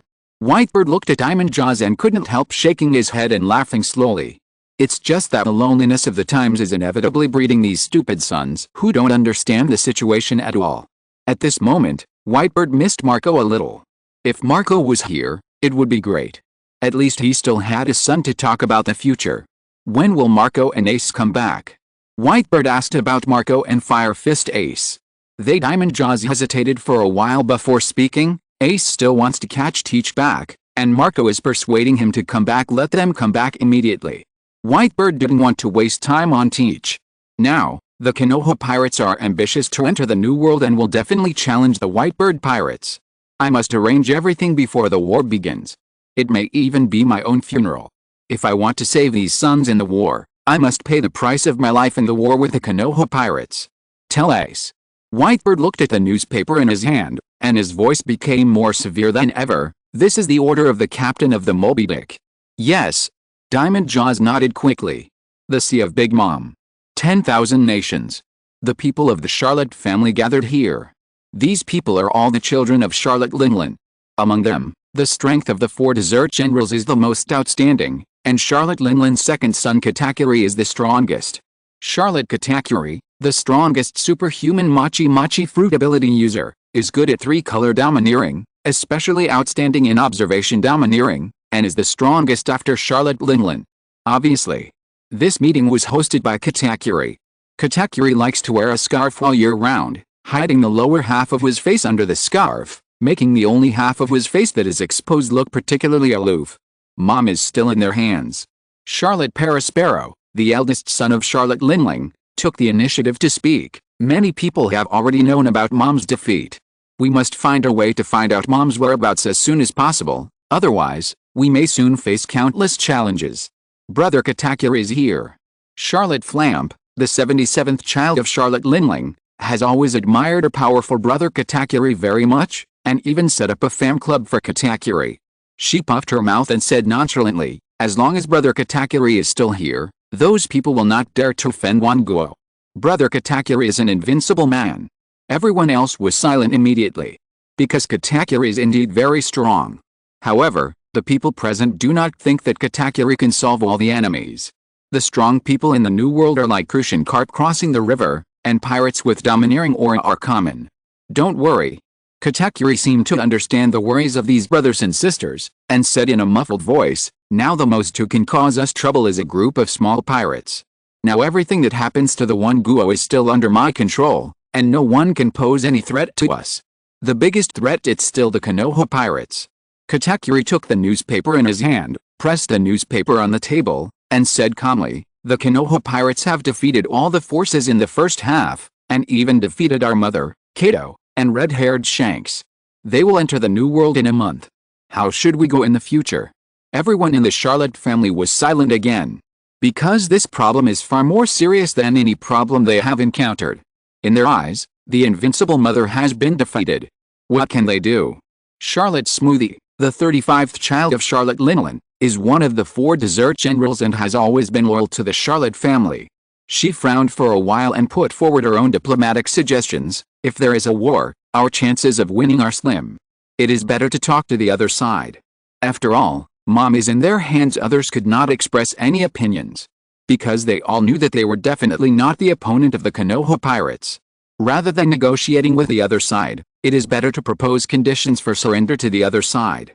But asking a group of people who have always been arrogant to surrender is a bit unacceptable to them. We must never surrender. Charlotte Flamp was very dissatisfied and scolded loudly. We still have Brother Katakuri. Brother Katakuri will definitely defeat them.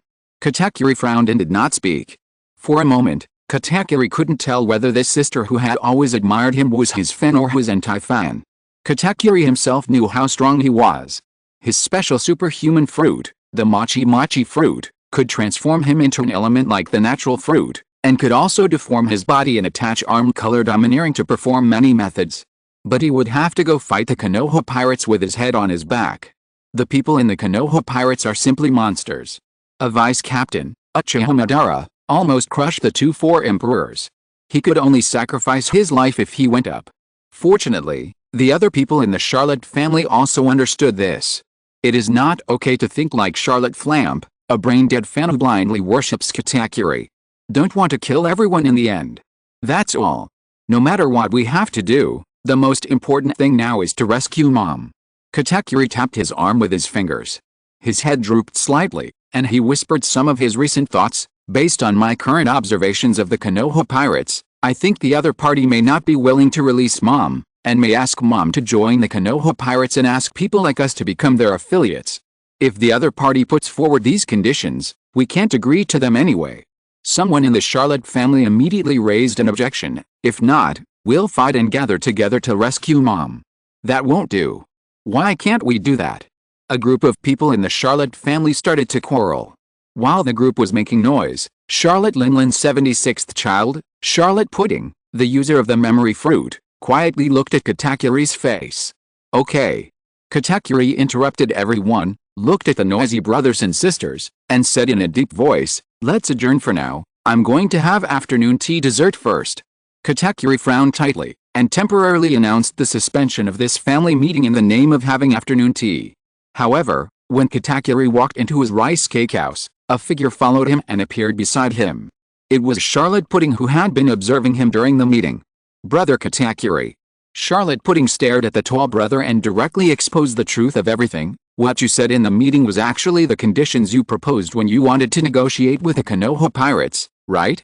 You want to surrender to the Konoha pirates and let Mom become a member of the Konoha pirates. You don't want her to continue to stay with us." Katakuri's figure appeared beside Pudding in an instant. He lowered his head and looked down, staring coldly at the girl who saw through his thoughts. "What are you talking about? I'm not talking nonsense." Charlotte Pudding shook her head and continued, "Mom is a child at heart. As long as she gets angry, she will deprive other brothers and sisters of their lives. Pudding, you are only 14 years old, what do you know?" Katakuri interrupted her with a gloomy face and waved his hand. "Don't delay my afternoon tea time, leave here immediately." Charlotte Pudding could only turn around and leave. However, Katakuri watched her leaving, slowly shook his head and planned to enter the rice cake house he created to enjoy afternoon tea and relax. Only at this time can he relax a little. But Charlotte Pudding guessed right. Katakuri felt a little uneasy and nervous, because he didn't know whether what he did was right or wrong.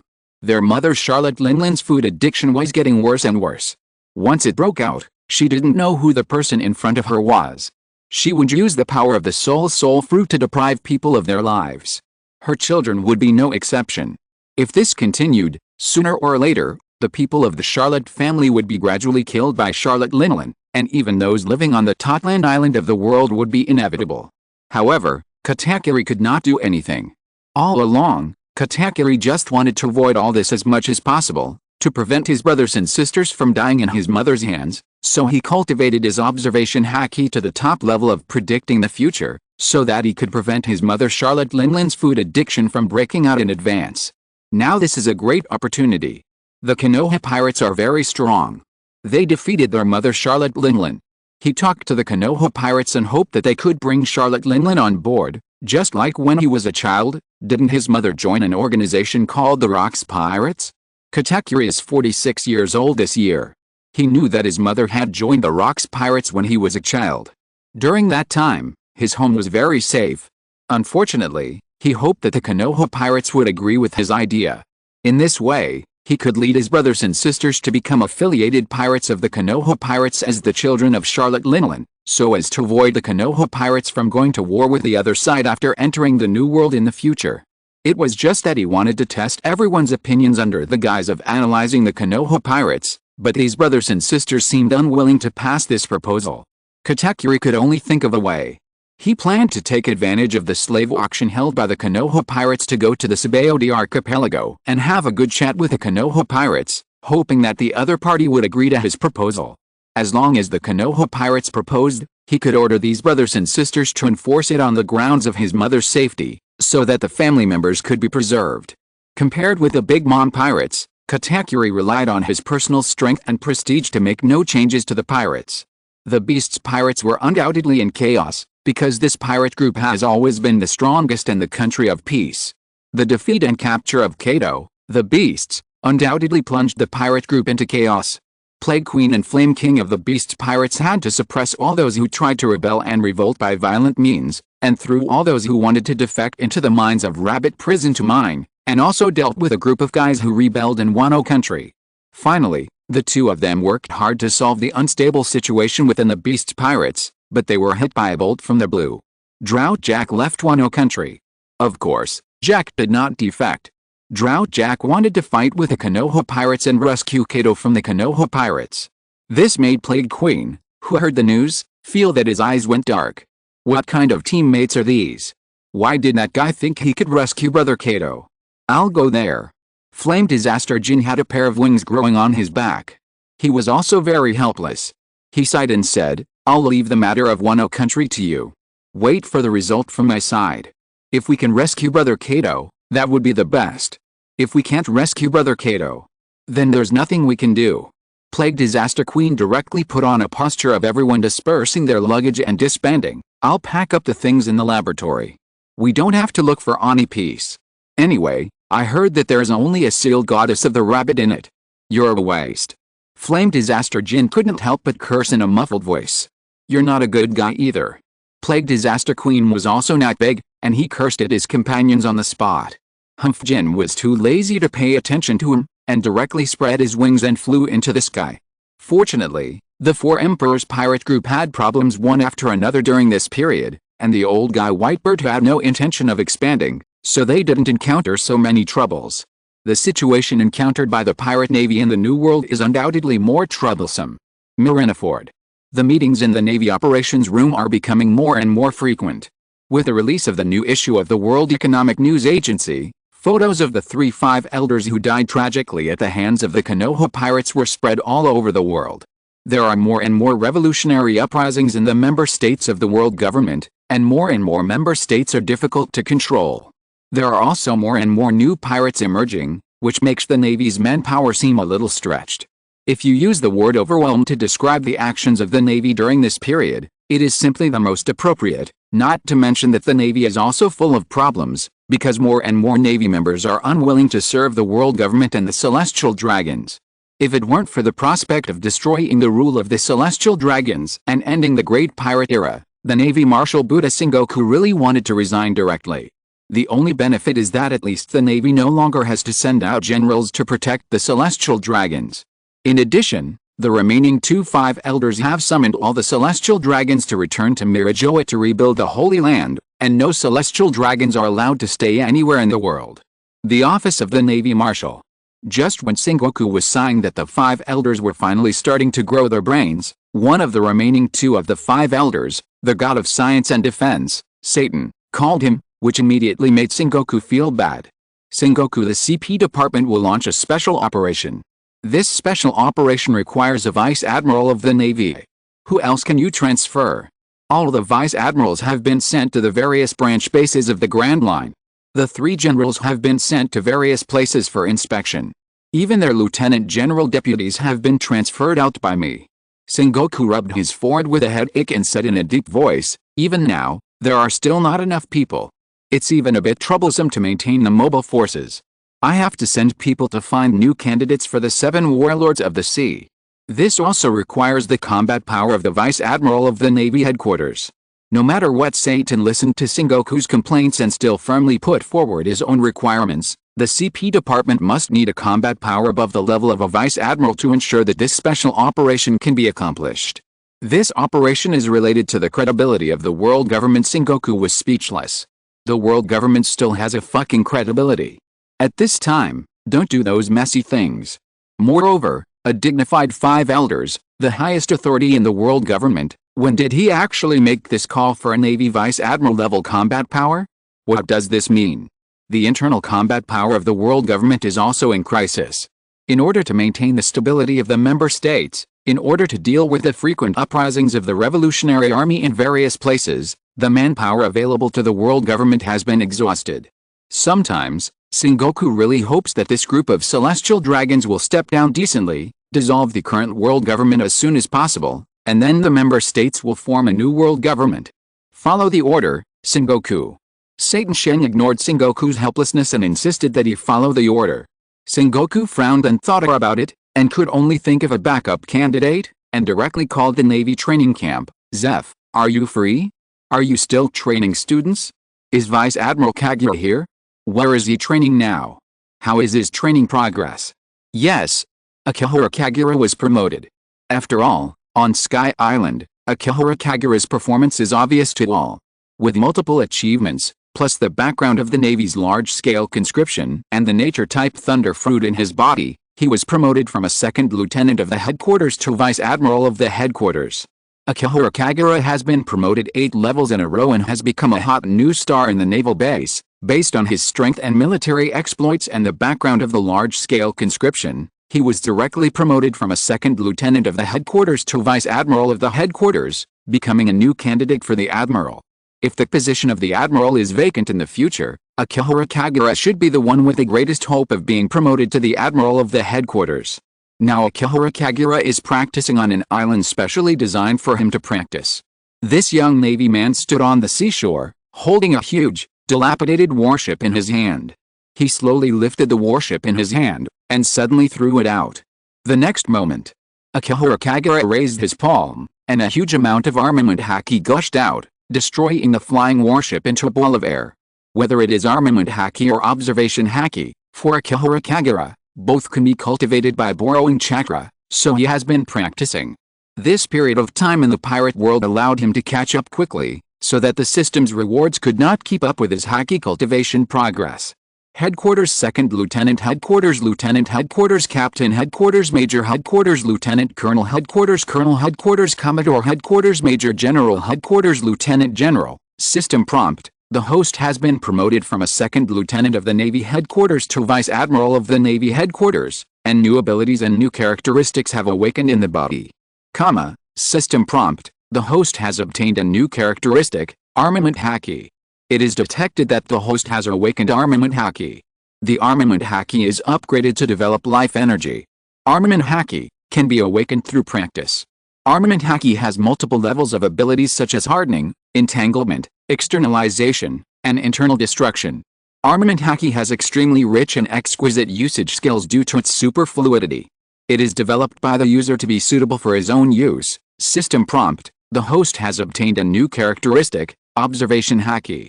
It is detected that the host has awakened observation haki. The observation haki is upgraded to predict the future. Observation haki can be awakened through practice. Observation haki is an ability that humans are born with.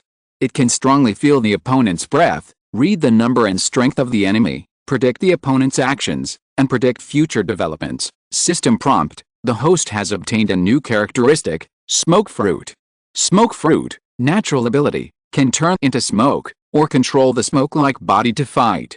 The host's natural characteristics will greatly enhance the ability of the smoke fruit. System prompt: the host has obtained a new characteristic, frozen fruit. Ice fruit, natural ability, can turn itself into ice, can also manipulate ice to fight. The host's natural characteristics will greatly enhance the ability of the ice fruit. System prompt: the host has obtained a new characteristic, magma fruit. Magma fruit, natural ability, can turn itself into magma, can release extremely terrifying lava as a means of attack. The host's natural characteristics will greatly enhance the ability of the magma fruit. System prompt: the host has obtained a new characteristic, Forest Fruit. Forest Fruit, natural ability, can turn itself into a tree, can manipulate the forest to assist in battle. The host's natural characteristics will greatly enhance the Forest Fruit. System prompt, the host has obtained a new characteristic, Gravity Fruit. Gravity Fruit, a superhuman ability that allows one to change the strength and direction of gravity, reduce the gravity of objects to make them float, use gravity to attract meteorites from outer space to attack, manipulate gravity to form repulsion to deflect attacks, and use gravity to blast the body for a long time, which can improve the host's life energy development. System prompt, the host has obtained a new feature, Human Fruit, Phantom Beast, Great Buddha Form. Human Fruit, Mythical Beast, Great Buddha Form. Legend has it that the mythical beast fruit, which is rarer than the nature fruit, can transform into a huge golden Buddha, possessing the power, wisdom and spirit of the Buddha, making it easier to fuse the body and spirit into one and develop life energy. Many of these promotion rewards can be used by Akihara Kagura, but now they are just strengthening some of his previous abilities, such as the Mori Fruit, Magma Fruit and Ice Fruit. The ability of the Smoke Fruit has not yet been seen. The prediction of the future by the observation haki and the improvement of the armament haki are better than nothing for Akihara Kagura's strength. Even though there are many strong people in this world who can predict the future, they still cannot change their endings. In comparison, this great Buddha form is very interesting. Akihara Kagura once developed a terrifying ninjutsu in the ninja world, which could create a giant Buddha with a body length of several thousand meters, but it required extremely terrifying hand seals. Now, Akihara Kagura can easily do all this with a mythical beast species Buddha form. His life energy far exceeds that of another user of this mythical beast species fruit, Buddha Sengoku. The most useful of these rewards is probably the powerful training effect brought by the gravity fruit. Akihara Kagura can directly increase the gravity of his body without controlling his own strength, such as adding dozens or even 100 times the gravity, which is equivalent to carrying several tons of objects on his body all the time, and exercising his body all the time. Sengoku called to ask about your training. An old man with purple hair came over. His arm was a mechanical arm, and he had a kind smile on his face. It seems that you have listened to my advice and reduced your reliance on your natural devil fruit ability. It was the commander of the Navy's training camp, Zifa. The former admiral of the Navy headquarters was old, and coupled with his arm disability, he had always been training the new generation of Navy in the training camp. Vice Admiral Akihara Kagura is naturally different from those new generation Navy officers. At least he doesn't need to go to the training camp, and he can even have his own training ground. If he wants to learn the 6 styles or practice haki, he can get personal answers from Zephyr. No matter how strong the devil fruit ability is, it will eventually meet its nemesis. Akihara Kagura nodded, clenched his fists, and said calmly, besides, if I continue to develop my natural ability, I may not be able to defeat the guys in the Konoha pirates. There is nothing wrong with Zephyr's teachings. The most important point is that he is not a thunder fruit ability user at all. How is Karin's training progress?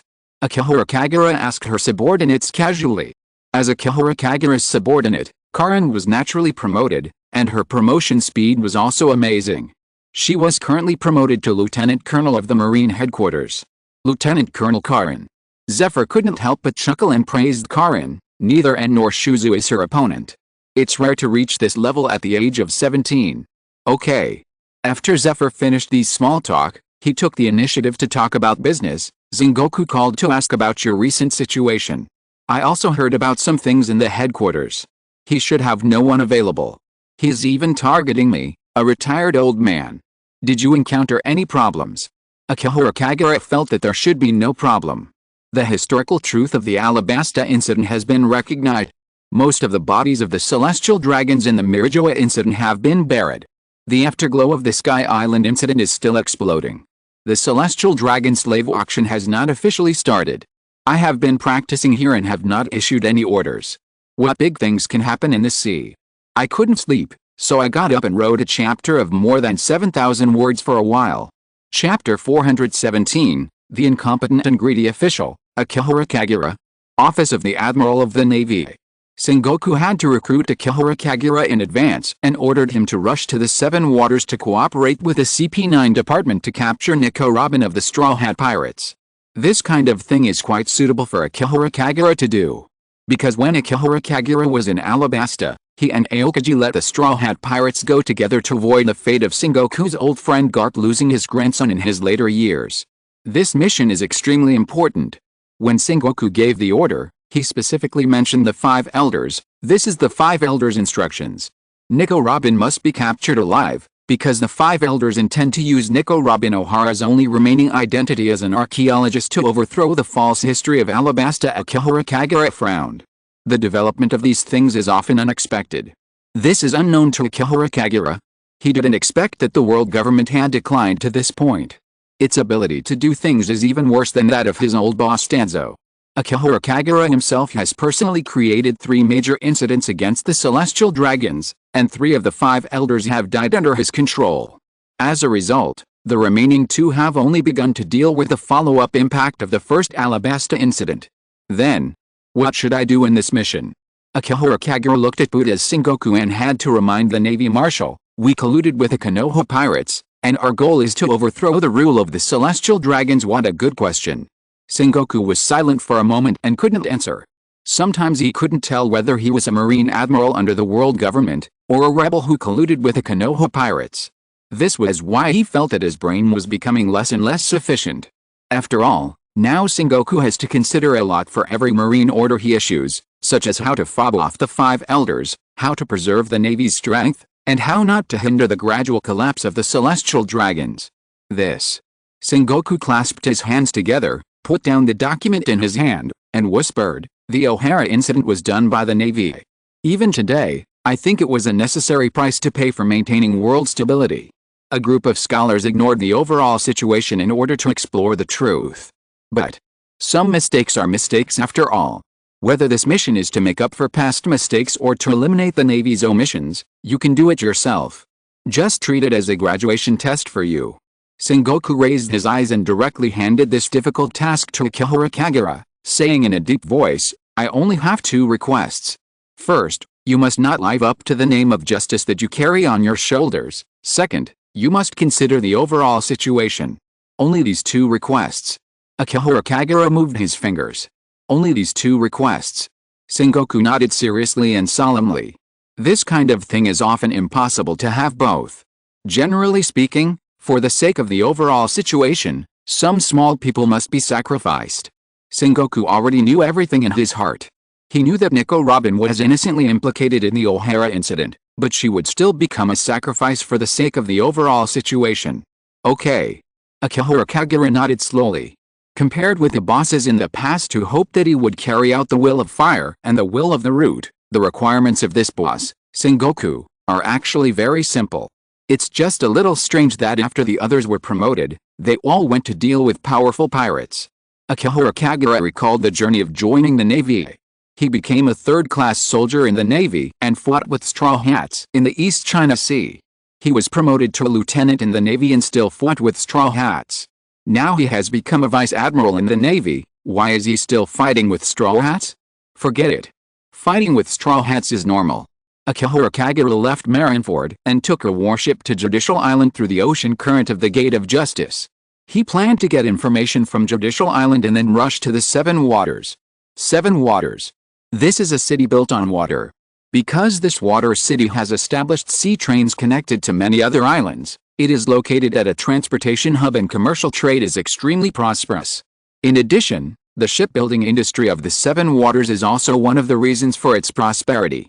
The ancient weapon Pluto was built by the 7 Waters, and the sea ship of the pirate king Guldo Roger was also built by Tom, the world's #1 shipbuilder in the 7 Waters. Unfortunately, Tom also paid the price of his life for building a sea ship for the pirate king. However, Tom built the sea train, and his name still affects the 7 Waters.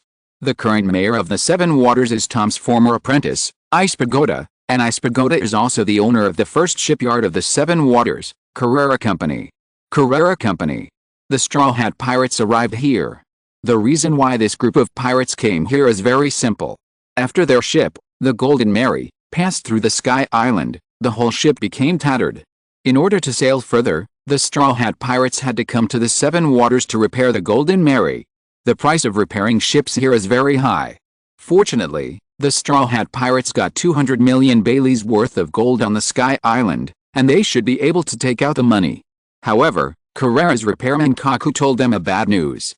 The keel of the Golden Mary was broken, and no matter how much money was spent, there was no way to repair it. This put the Straw Hat Pirates in a deadlock. Because the Golden Mary was their partner, carrying them all the way from the East China Sea to here, no one could say why they gave up the Golden Mary and exchanged it for another ship.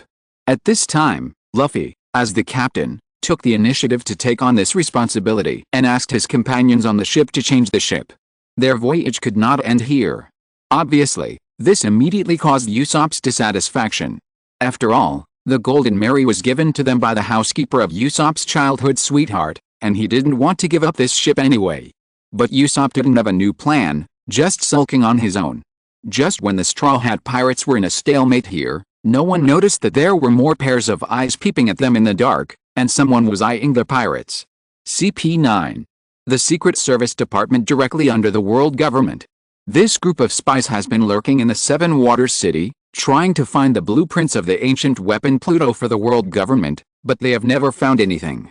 When this group of spies was about to evacuate, the world government issued a new task to them, and they must capture Nico Robin of the Straw Hat Pirates alive. Bruno Bar.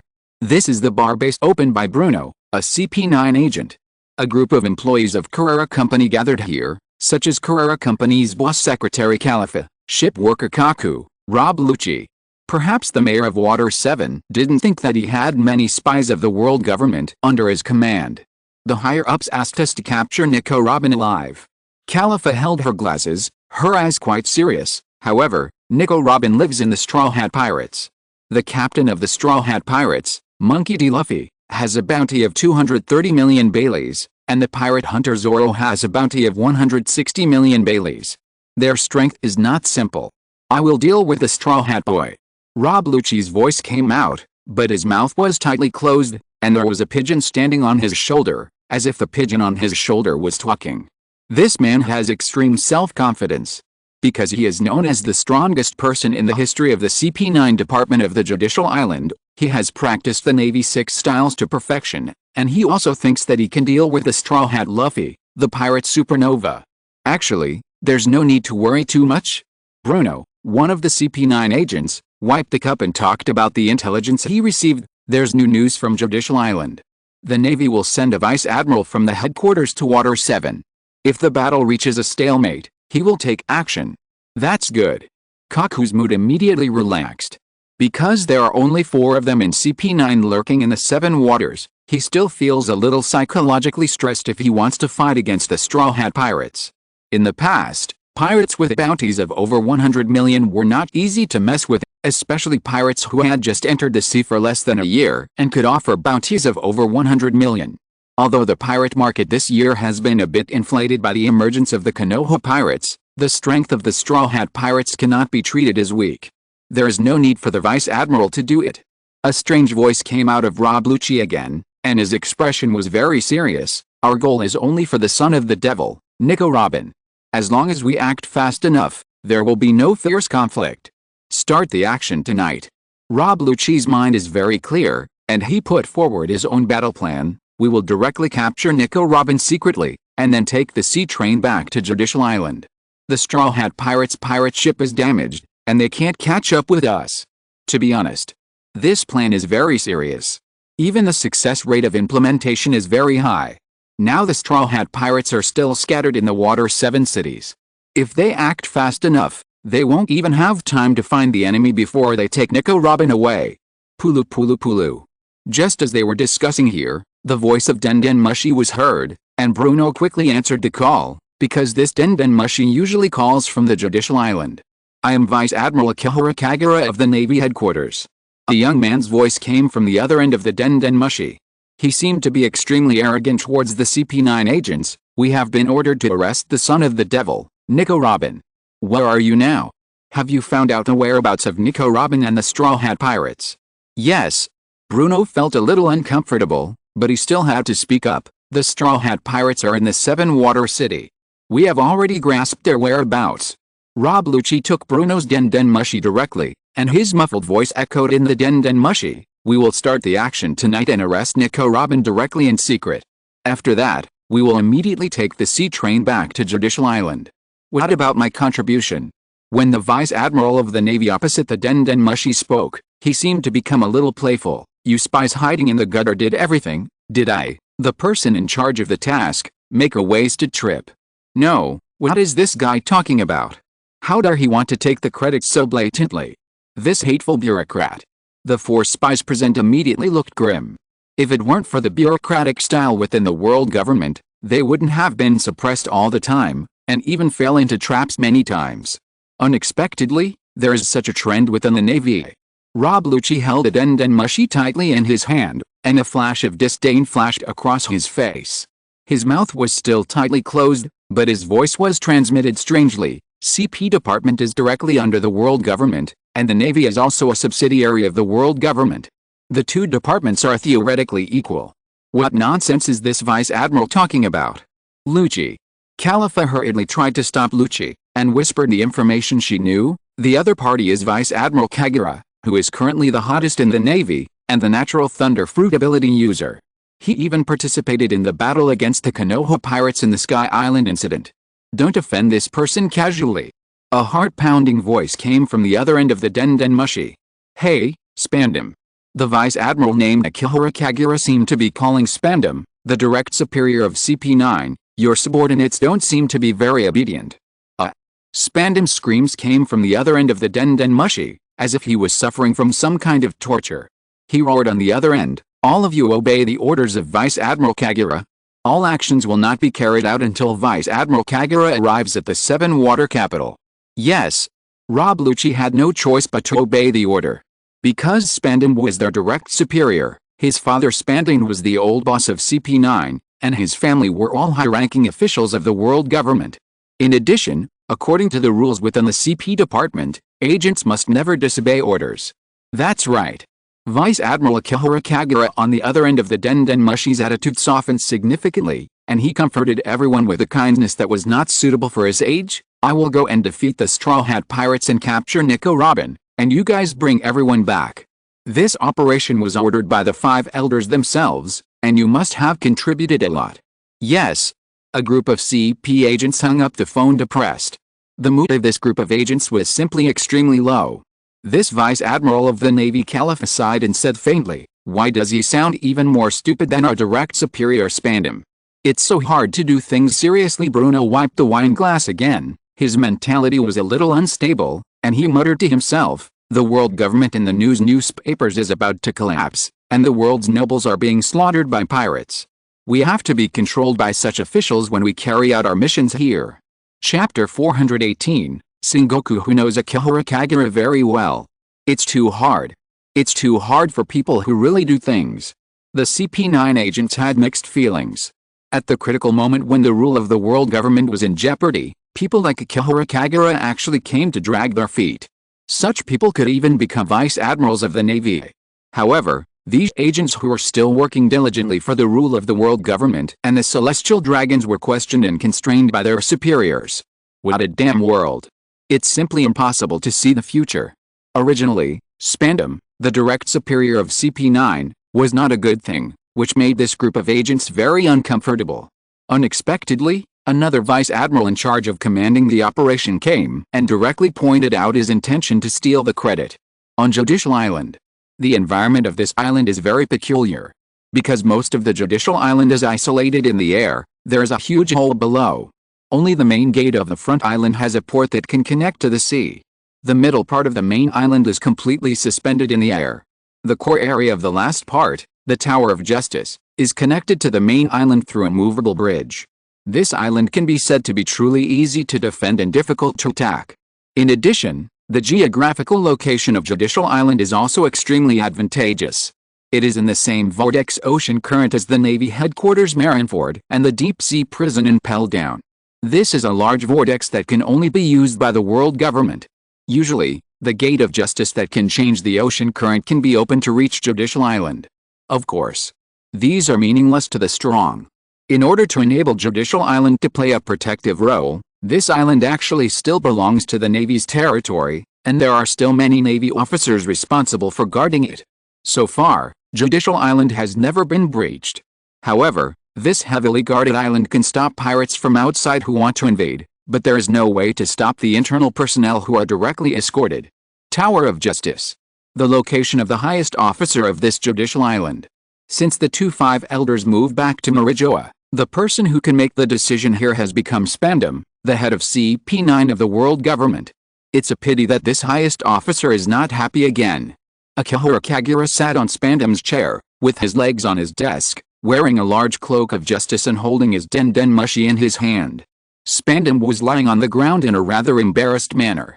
The CP9 leader was completely black, as if he had just been electrocuted, and his body was still shaking. The remaining CP agents Atana Shiel, Lion Dori, and Gabber stood by and watched, not daring to move, because the body of CP9 agent Nero was lying next to him, with clear burn marks on it. Obviously, Nero was the victim used for deterrence. This guy took the initiative to attack Akihiro Kagura, but was executed by the Navy Vice Admiral as a warning to others. These CP9 agents had already seen the ruthlessness of the Vice Admiral. Alright. Akihiro Kagura took the den mushi in his hand and glanced at Spandam. Your men don't seem to be very good. The group of agents in the Seven Water City actually questioned my orders. That idiot Lucci's ignorant Gabra could only clench his fists to explain for his companions. As an agent, he was shocked by the aura of the Vice Admiral, and felt ashamed of his incompetence. He even blamed Lucci, the strongest among them. But he could do nothing in this situation. Don't be afraid, scumbag. Atana Shiel quickly comforted his companion. You, shut up. Akihiro Kagura raised his hand and pointed at Atana Shiel. Atana Shiel, who looked a little fat and weird, quickly stretched out his hand from his mouth and quickly closed his mouth as if he had zipped it up. The lion standing next to him didn't dare to say anything, because the Vice Admiral's methods were too cruel. Once he was unhappy, he would not say anything, but would immediately torture their superiors with his hands, or even kill their teammates directly. I just looked at your file. Akihiro Kagura put down the den mushi in his hand and picked up the file on the table. That's the secret of the CP department of the world government. Spandam subconsciously wanted Akihiro Kagura to stop quickly. What did you say? Akihiro Kagura flipped through the documents and stretched out a finger, and the tip of his finger flashed with lightning again. I didn't hear it clearly. Can you repeat it a little bit? No, I didn't say anything. Spandam struggled to stand up, and smiled. I just think you may not understand the content very well, and I need to explain it to you. After all, the confidential content of the CP department needs to be interpreted. Assassinating the branch chief of the Revolutionary Army Akihiro Kagura ignored Spandam and read the document on his own. However, his fingers instantly retracted the lightning under Spandam's understanding, and gently tapped on the table, which finally eased Spandam's nervous and fearful mood.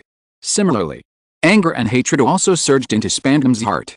Spandam looked at Akihiro Kagura with a gloomy look. As long as this man left here, he would immediately go to his father Spandine to complain, and do everything he could to get rid of this admiral who dared to hurt and offend him. Assassinate so many revolutionaries. Akihiro Kagura finally finished reading the document and said casually, it seems that your task is very heavy. Yes, Spandam's eyes showed a bitter look. If the most headache for the world government at present is undoubtedly the increasingly fierce revolutionary army, civilians in at least 20 countries of the world government's member countries have launched an uprising under the instigation of the revolutionary army. The revolutionary army even relied on armed riots to liberate other kingdoms. Their marching speed was so fast that people were somewhat caught off guard.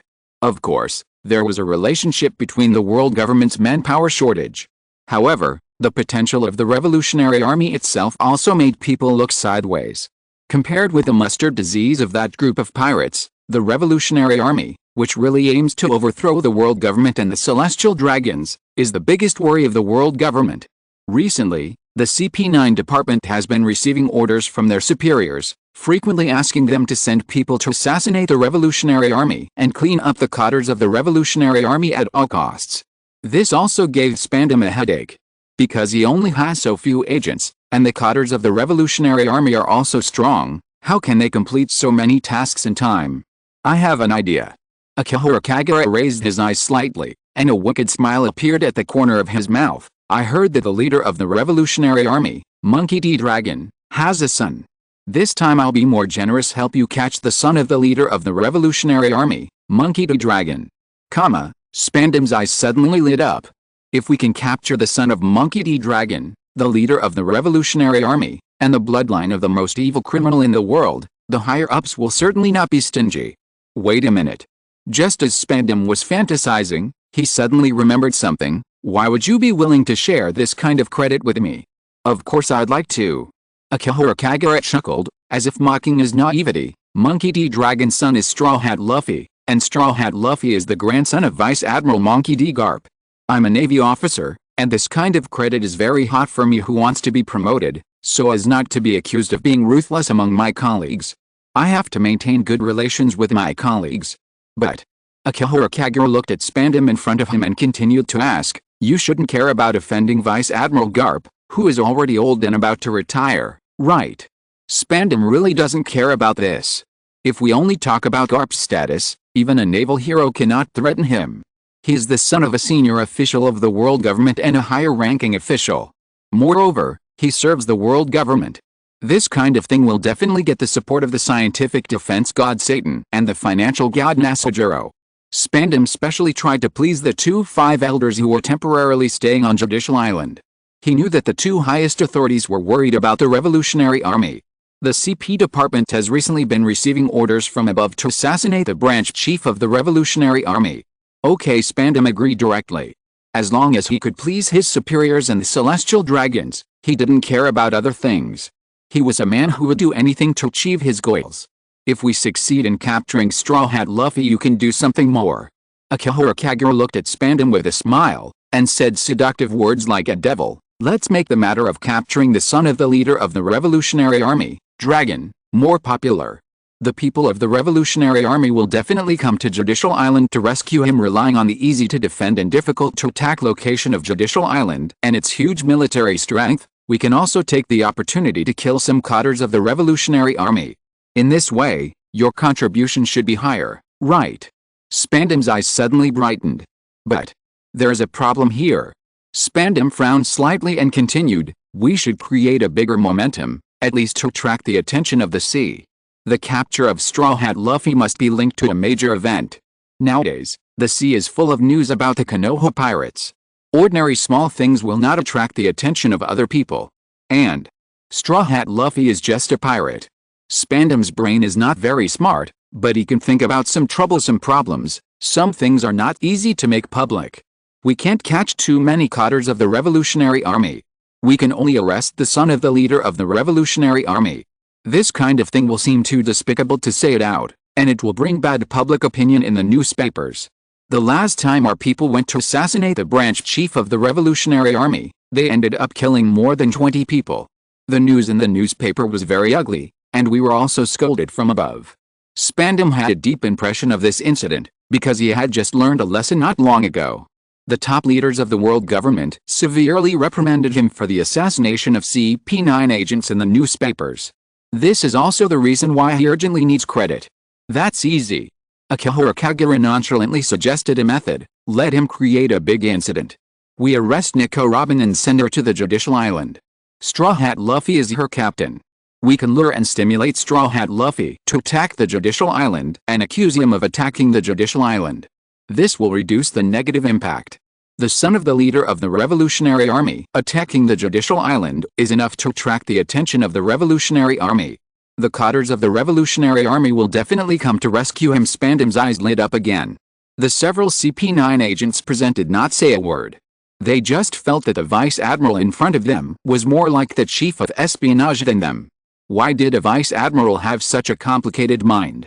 Now Akihiro Kagura's fingers tapped the table again, and he said softly, Spandam, do you want to wipe out the unpleasantness between us? Of course. Spandam immediately opened his mouth and laughed. Ha ha ha ha. As long as we can get rid of enough revolutionary forces and capture the son of the leader of the Revolutionary Army, none of that matters. However, Spandam's palm was still tightly holding his command sword. Looking at Akihiro Kagura, who also laughed, a hint of viciousness flashed in his eyes again. Cooperation is cooperation, and credit is credit. This vice admiral will still be taken down in the future. Let's go. Akihiro Kagura stood up and shook the cloak of justice on her body. Take your people and follow me to the 7 waters first. Let's catch Nico Robin first. The next morning, the sea train of Judicial Island arrived at the 7 waters. The mayor of Water City 7, Espigu, came with a group of people to welcome Akihiro Kagura, because he had learned the identity of the visitor from the driver of the sea train. Rob Lucci and his group were also among the welcoming crowd of Water City 7. However, after a young man in a navy cloak landed, he didn't care about the people who were waiting for him at all. He was like an upright and stubborn navy. He showed a businesslike attitude and waved his hand to order the navy to be on alert in Water City 7. What a righteous navy. Khalifa stood in the crowd, adjusted her glasses, and sighed softly. It's hard to tell that this is the vice admiral who ordered us not to steal the credit last night. Say less, don't you want to die? Bruno stopped Khalifa, who was too courageous, and said, I got the news from Owl. He directly executed a disobedient Nero on the judicial island. Kaku's forehead was sweating with fear. After the welcoming crowd in Water 7 dispersed, 4 CP9 agents who had been lurking in Water 7 also came to meet Kagura Akihara and spanned him. Kagura Akihara waved her hand nonchalantly and told them to get back to work. She sat on the sea train to rest, as if she wanted to take credit but did nothing. The group of agents had no choice but to retreat and get back to work. When everyone left the sea train and Kagura Akihara was the only one left, he took the Den Mushi and dialed the office number of the Marshal of Marineford. Vice Admiral Akihara Kagura. After Sengoku answered the Den Mushi, he thought that he might have encountered some problems. Did you run into trouble with a mission to arrest Nico Robin? More than a little trouble. Akihara Kagura glanced at the CP agents who were going away, and said softly, Commander Spandam of Judicial Island not only wants to arrest Nico Robin, he also wants to create a massive operation. At this point, Akihara Kagura directly told everything, including luring Straw Hat Luffy to attack Judicial Island, making him bear the great crime and be arrested as the son of the leader of the Revolutionary Army instead of as a pirate, so as to greatly reduce the negative public opinion, and then use him to lure cadres of the Revolutionary Army, etc. This is the business of the CP department.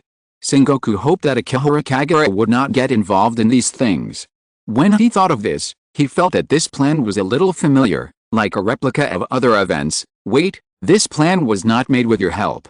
I just improved it a little. Akihara Kagura had to sigh that this new boss knew him well enough. Many people are paying attention to the identity of Straw Hat Luffy. Once the news of his fall on Judicial Island spreads, there will be more troublesome guys to rescue him at that time. Spandam's mind is not clear. He really thinks that the only people behind Straw Hat Luffy are the Revolutionary Army. If you're listening to this novel on a channel other than Fanfic World, it means they downloaded and uploaded it without effort. We cordially invite you to visit our channel, Mundo Fanfic Novelist. There you'll find the original version of this story and you can explore many other novels of various genres. We're waiting for you to immerse yourself in a world of incredible novels. Chapter 419, You Kill Akihara Kagura and Put the Blame on the Straw Hat Pirates. The matter about Straw Hat Luffy made the Navy Admiral Sengoku a little overwhelmed. Sengoku didn't think too much about it. He only thought about Straw Hat Luffy's background. Straw Hat Luffy's father was the #1 enemy of the world government, but his grandfather was the Navy hero Garp. Pirates with such a difficult background are basically not touched by most of the Navy's top brass. Just like Red Hair Shanks and Doflamingo, 2 pirates with celestial dragon backgrounds, in the past, the Navy had to be restrained when they took action. Only some Navy admirals with stubborn personalities would not care about the other party's background. Seriously speaking, this kind of thing will tarnish the Navy's flag of justice. However, Sengoku is not a purely righteous Navy. He is a marshal who understands political compromise. Moreover, he and Vice Admiral Garp are old friends for many years. He is extremely worried that Garp will make a mistake in the matter of Straw Hat Luffy. This matter Sengoku hesitated and didn't know how to explain. There is no other way for me to intervene. Akihara Kagura sighed, looking helpless, because this matter is related to Nico Robin, a crew member taken in by the Straw Hat Pirates. Spandam has made up his mind to use the arrest of Nico Robin to frame Straw Hat Luffy for attacking the Judicial Island.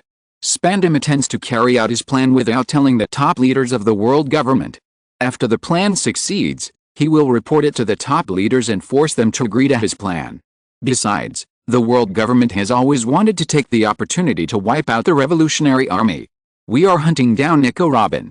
When Akihara Kagura said this, her eyes turned to the gradually noisy Water 7 city, and she said softly, I have seen Straw Hat Luffy in the East China Sea in Alabasta. With his character, he will never abandon their companions, so he will definitely attack the Judicial Island. Spandam can use the fact that Monkey D. Luffy, the son of the leader of the Revolutionary Army, Monkey D. Dragon, attacked the Judicial Island to classify Straw Hat Luffy from a pirate to the head of the Revolutionary Army. The only thing I can do is to mix sands in his plan, delay their time as much as possible, and then slowly think of a solution. Akihiro Kagura's eyes flashed, and she told the truth. When I arrived at the Judicial Island last night, I acted like a greedy person and forced CP9 to postpone the original execution time of the plan for 1 day. They had planned to start the action last night. Thank you for your hard work. Sengoku sighed in his heart, but couldn't help but raise Akihiro Kagura's question. I understand what you mean, even considering the many years of friendship between Garp and me. I'm glad that you can think of so much. But as a Vice Admiral of the Navy, some things can't always be looked back and forth. When Sengoku said these words, his voice gradually became serious. For us, arresting pirates is the Navy's greatest responsibility. We can use the art of political compromise, but that kind of political compromise should be made when conditions are insufficient and we are helpless, rather than at the beginning of the incident, or even when there is still room for improvement, and we start to want to compromise for someone or a group. We have established contact with the Konoha pirates. Isn't the purpose to clean up the sea? Whether it is red-haired Shanks, Doflamingo, or any other pirates, they will no longer be obstacles to the Navy's cleansing of the sea. Straw Hat Luffy is a pirate. It is a matter of discipline for Garp's grandson to become a pirate. What you have to do is to fulfill your duties as a Navy. After saying this, Sengoku added, I will explain this matter to Garp in person. Don't worry about the problem between me and Garp. Yes. Akihiro Kagura nodded and wanted to remind Sengoku again. I heard that Straw Hat Luffy and red-haired Shanks have a deep friendship. Straw Hat Luffy's sworn brother is the captain of Whitebird's 2nd Division, Ace, the Fire Fist. Will it attract pirates to attack the Judicial Island? Don't worry so much. Sengoku didn't care about the problem of red-haired Shanks. Sengoku didn't think that just arresting Straw Hat Luffy would attract red-haired Shanks. As a sea emperor on the sea, he is now in a stage of trouble. How could he come to save a new pirate and become an enemy of the world government? Red-haired Shanks is having a hard time now. That man has to deal with the challenge of the New World pirates to his position as the Emperor of the Sea, and he also has to find a way to get involved in the Celestial Dragon auction in the Sabaody archipelago. I heard that the red-haired pirates have been collecting money everywhere recently, probably planning to bid for the ancient St. Fegaland Green. As for Ace the Fire Fist, will the Whitebird pirates attack the Judicial Island to rescue a sworn brother for Ace the Fire Fist? After all, the Whitebird pirates are also in trouble now. The whole sea knows that the Whitebird pirates are the only ones who have not been defeated by the Konoha pirates. Everyone on the sea is looking forward to the battle between the Whitebird pirates and the Konoha pirates. Even if the old man Whitebird is not smart, will he dare to fight the world government on the eve of the battle with the Konoha pirates? Okay. Go and do your work seriously. Sengoku's voice had a hint of old age. He was old enough to retire. The current situation of the Navy is better than ever before. It is much better than our time. Besides, you are still in contact with the people of the Konoha pirates. Yes. Akihiro Kagura hung up her denden mushi. In fact, the Navy did not suffer much loss. To be precise, the Navy lost face but gained substance. As Sengoku said, no one realized that the Navy was truly in its heyday. It was just that the Navy and the world government were grouped together. They also lost on Sky Island and were also considered to be losers who suffered from the blows of the Konoha pirates. The CP9 agents acted quickly. CP9's chief Spandam came to supervise the battle in person. A group of agents risked their lives, and with the assistance of the Navy, plus the members of the Straw Hat Pirates were too scattered, the group of agents quickly arrested Nico Robin, and even caught a pet of the Straw Hat Pirates, Chopper, to add to the meal. Robin Chopper was held in Bruno's hand, crying with tears all over his face. Give me Chopper. Nicole Robin rushed over, hugged the little reindeer in her arms worriedly. A trace of heartache flashed in her eyes. Don't be afraid, it will be fine soon. Chopper, don't worry. We won't hurt you. Spandam carried his sword and laughed evilly nonchalantly. The world government has ordered you to be captured alive. Your identity as an archaeologist is of great use to the world government, and to me as well. By the way, introduce yourself. Spandam grinned. He had a mask on his face, but it still didn't prevent people from seeing his ferocious expression. My name is Spandam, by the way. Spandam laughed and said indifferently, my father's name is Spandine. It was he who launched the demon-killing order and destroyed O'Hara. Nicole Robin's body suddenly stiffened. Since the destruction of her hometown, Nicole Robin has never forgotten that nightmare. She didn't expect that the son of her enemy would be so frank and shameless to tell what they did in the past, and even seemed to be proud of the destruction of O'Hara. Nicole Robin bit her lips tightly, and when her fingers were about to clench subconsciously, she saw Chopper in her hand. She quickly controlled her palm and gently stroked Chopper's head, but tears flowed down her cheeks. Spandam looked at the tearful Nicole Robin and laughed out loud, and ordered the people around him, publicize this matter again. Let everyone in the Seven Water City know that we have captured the son of the devil, Nicole Robin. Yes. A group of agents didn't quite understand, and they could only obey the order. Wait, just at this time, Akihara Kagura rushed over with a group of Navy, which shot Nicole Robin and Chopper at the same time. It was my command that captured Nico Robin. Akihara Kagura coldly emphasized her own contribution, and waved to a group of Navy officers, saying, "Take Nico Robin and this pet to the Shanghai train. You really come to steal the credit." Spandam felt a little unhappy, but he had no way to stop it, and he didn't dare to turn against Akihara Kagura, so he could only say, "Forget it, the credit is originally yours. Let's go." Akihara Kagura waved her hand. Under the leadership of Akihara Kagura, a group of people took the two trophies, Nico Robin and Chopper, as if they were showing off in the Seven Waters. They even went to the port of the Seven Waters and searched the Golden Mary. It's a good ship. Akihara Kagura patted the side of the Golden Mary. Kaku, who had been lurking as a shipwright at Carrera Company, had inspected the Golden Mary and could not help but say, "But this ship's voyage ends here.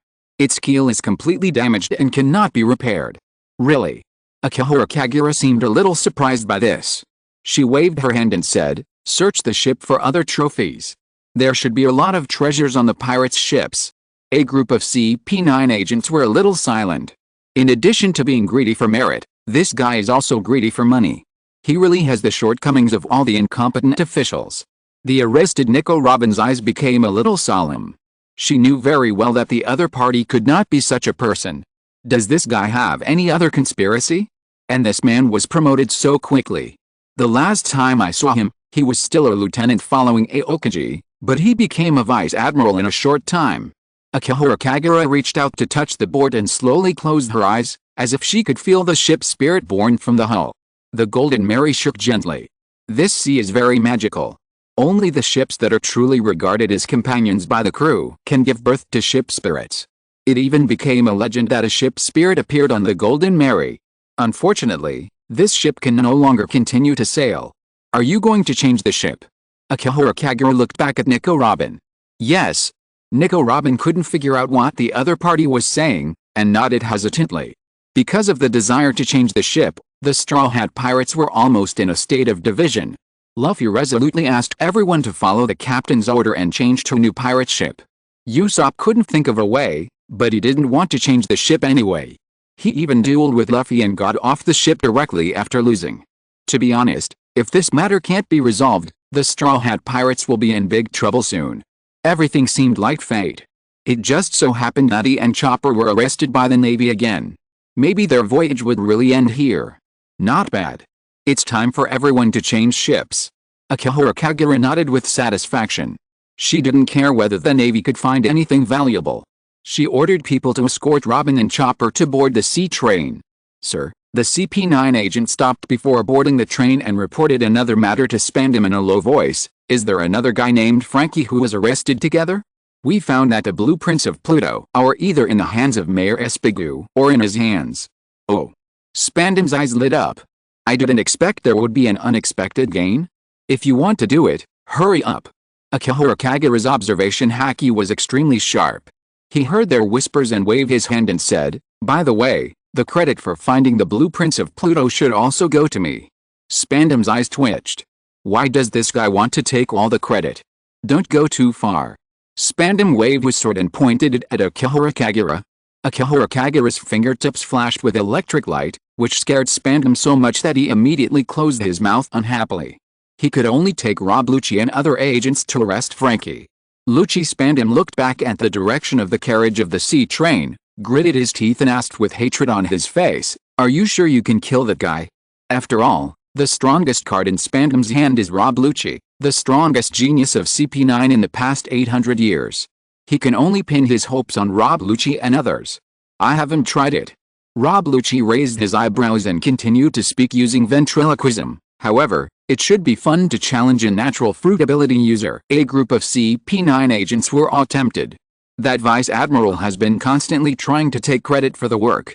He is really not a good guy. He is even more troublesome than Spandam beside him. As a group of agents who execute justice in the dark, they really want to get rid of the cancer of the world government, but they are worried that they will get into trouble if they do it. Will there be trouble? Bruno asked fearfully. The opponent has been fought by the Konoha pirates. Atanashiel quickly reminded his companions, Gabra, Yujitori and I saw it with our own eyes. He killed Nero with a lightning strike. Don't worry.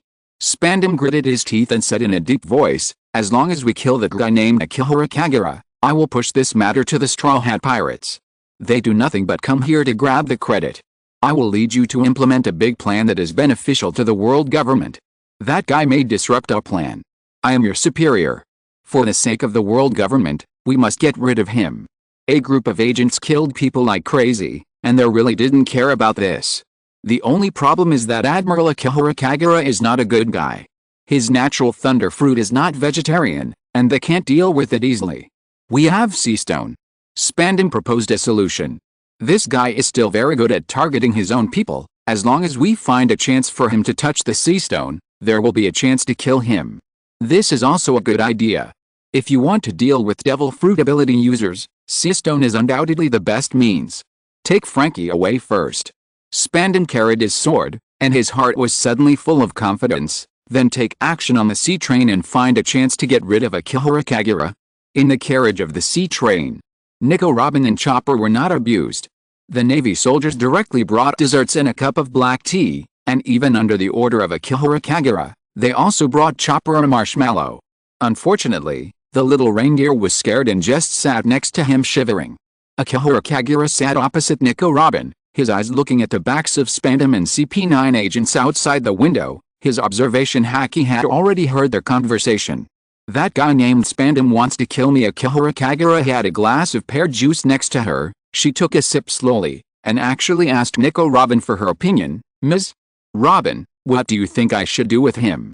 Nico Robin looked at Akihara Kagura with complicated eyes. Although Spandam is undoubtedly a bastard, Akihara Kagura is not a good person either.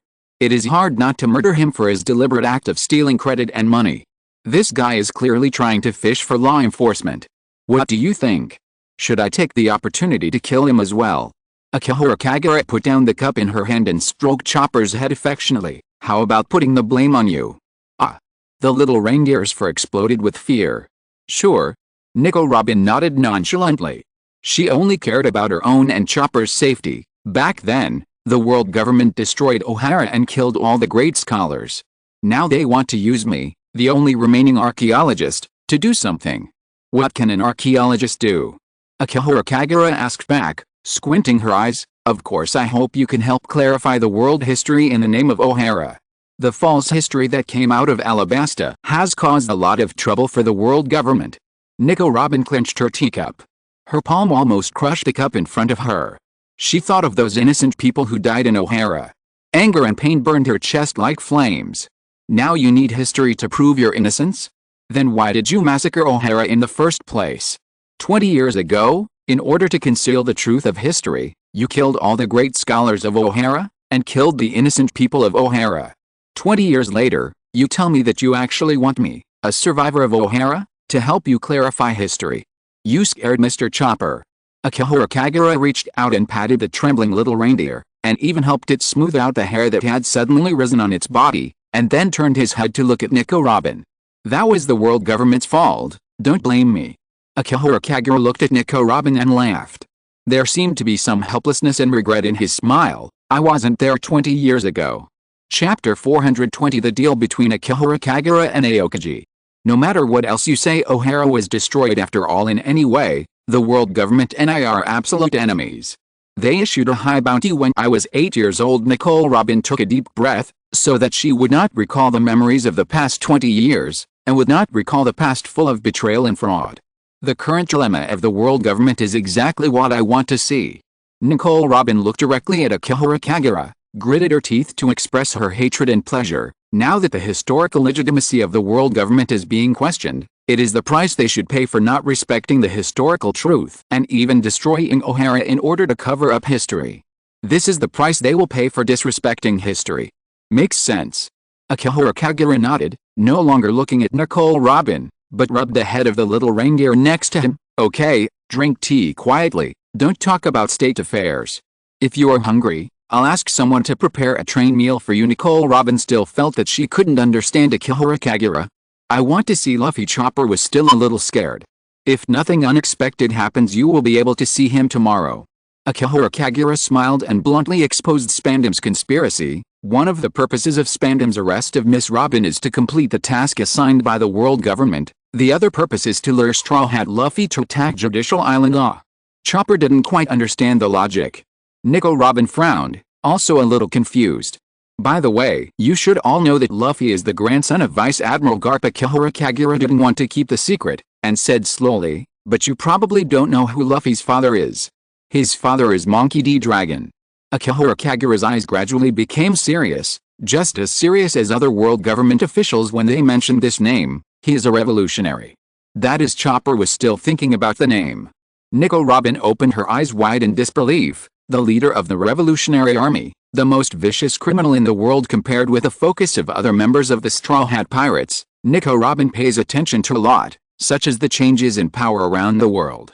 Since the outbreak of the Alabasta incident, the Mirajoa incident and the Sky Island incident, the cause of the Revolutionary Army has been in full swing, and more than 20 member states of the world government have been overthrown. Even their dangerous ideas are still spreading outward. The leader of the Revolutionary Army, Dragon, is known as the most dangerous man in the world. Before the Konoha pirates defeated the Celestial Dragons and the world government head-on, Dragon was considered the only man who could possibly defeat the Celestial Dragons head-on. Unexpectedly, Dragon's last name is Monkey. He is even the father of their captain Monkey D. Luffy. Not good. Nico Robin immediately figured out the truth. Spandam and the CP9 department arrested her and Chopper not only for her identity as an archaeologist, but also for a conspiracy against Luffy. We can't let Luffy come to save us. Nico Robin turned pale with fear, and she also figured out the key points. Once Luffy wants to rescue us, he will definitely cause trouble on Judicial Island. The world government will arrest Luffy as the leader of the Revolutionary Army, the son of Dragon. That's right. Akihara Kagura nodded with satisfaction. Akihara Kagura was very satisfied with Nico Robin's IQ. He always liked to communicate with such smart people. At that time, the world government will use Straw Hat Luffy's identity as the son of Dragon to publicize it and create a big trial on Judicial Island to attract the Revolutionary Army to attack Judicial Island and take the opportunity to clean up the troubles that endanger the world government. Ms. Robin, you are the first bait that can catch Straw Hat Luffy, but Straw Hat Luffy, this small fish, is also a bait. Akihara Kagura stretched out her hand and put her pear juice on the table, and finally showed a touch of relief on her face. The Revolutionary Army is the real big fish to be caught. Nico Robin's forehead finally sweated. After many years, this woman once again realized fear. She felt like a small moth caught in the torrent of the times. Are the two forces of the Revolutionary Army and the world government going to face off? The trigger of the war was actually her, an archaeologist. Robin, what's wrong with you? Chopper didn't quite understand the seriousness of the matter. He could only think of one question: shouldn't we let Luffy save us? Yes. Nico Robin lowered her head in sweat, and her mood became particularly heavy and complicated. If Luffy comes to save us, he will be used as a pawn to start a war. We must think of a way to never let Luffy save her. Maybe Luffy won't come to save her either? After all, she was just a person who got on the ship halfway, and she never even showed that she was particularly sociable with him. Will the Straw Hat Captain come to save her? Nico Robin glanced at Chopper, but a trace of apology appeared in her heart, and an idea came to her mind. She had to find a way to send Chopper out. Chopper was innocent. Chopper must not be implicated and hurt. I still have the identity of an archaeologist, and I still have value that can be used. Maybe I can use this to negotiate with the world government. As for myself, I don't want to live anymore, and I can't live anymore. Nico Robin closed her eyes, and a look of relief slowly appeared on her face. After 20 years of betrayal and being betrayed, she has had enough of this kind of life. Nico Robin took a deep breath, Her fingers gradually clenched into fists, and suddenly opened her eyes, her face full of determination and firmness. The sound of the den mushi rang out. Akihiro Kagura took the den mushi in her hand and watched with interest as her den mushi head turned into a familiar shape. I am Kuzan. The voice of Admiral Aokiji came from the den mushi. Nico Robin suddenly raised her head. SHH. Akihiro Kagura signaled Nico Robin to be quiet, and then asked, "Is there anything I can do for you, Admiral Aokiji?" "I'm busy arresting pirates here." "Nothing." Aokiji said lazily. "By the way, I heard that you arrested Nico Robin. It seems that this admiral has been paying attention to Nico Robin." It wasn't long before the Navy and CP9 Department in Water 7 caught Nico Robin, and Aokiji had already received the news from the Navy. It is estimated that someone in the Navy stationed in Water 7 informed him. Unfortunately, due to the unrest in the Revolutionary Army and the member states in the Four Seas, the Navy is extremely short of manpower. Admiral Aokiji was sent out for inspection and is not currently in the Grand Line. Is Admiral Aokiji patrolling the North Sea now? Akihiro Kagura chuckled and asked a few more questions with interest. How can you have time to pay attention to the trivial matters of the Seven Water City? The world government intends to use Nico Robin to expose that the history of Alabasta is false. I hope she can express her position as the last archaeologist of O'Hara. In the real history, the world government is the just existence. Huh? Aokiji seemed to be very dissatisfied with this behavior and slandered the world government style nonchalantly. This kind of fraud will be seen through at a glance, right? After all, only a few can see through it. Akihiro Kagura picked up the den mushi and said slowly, "The world government wants to fool the majority of people. There will always be people willing to whitewash the world government. 800 years of rule will not be overthrown overnight." "Where's Nico Robin?" Aokiji simply mentioned Nico Robin's name. He seemed to be unaware of the specific situation here and muttered softly, "Forget it, let's not talk too much. I don't have time to rush over to the North Sea. Can you do me a favor? Please go ahead." Akihiro Kagura's voice was very gentle. "Don't let Nico Robin die." The voice from the den mushi made Nico Robin's face suddenly change. Aokiji didn't know that Nico Robin was also eavesdropping here, and continued to mutter slowly, "My friend Soro asked me to let her leave the impending destruction of O'Hara, and I have been observing her for almost 20 years, but inexplicably felt that the little girl seemed to want to die when she joined Crocodile. Yes. I had a feeling just now." Akihiro Kagura chuckled while holding the den mushi, and her eyes fell on the face of Nico Robin opposite. "It feels like she probably doesn't want to live anymore. What a trouble." Aokiji's voice seemed a little sad, and he said softly, "You should have a way to let her survive. I don't want Soro's will to dissipate. Then what's the price?"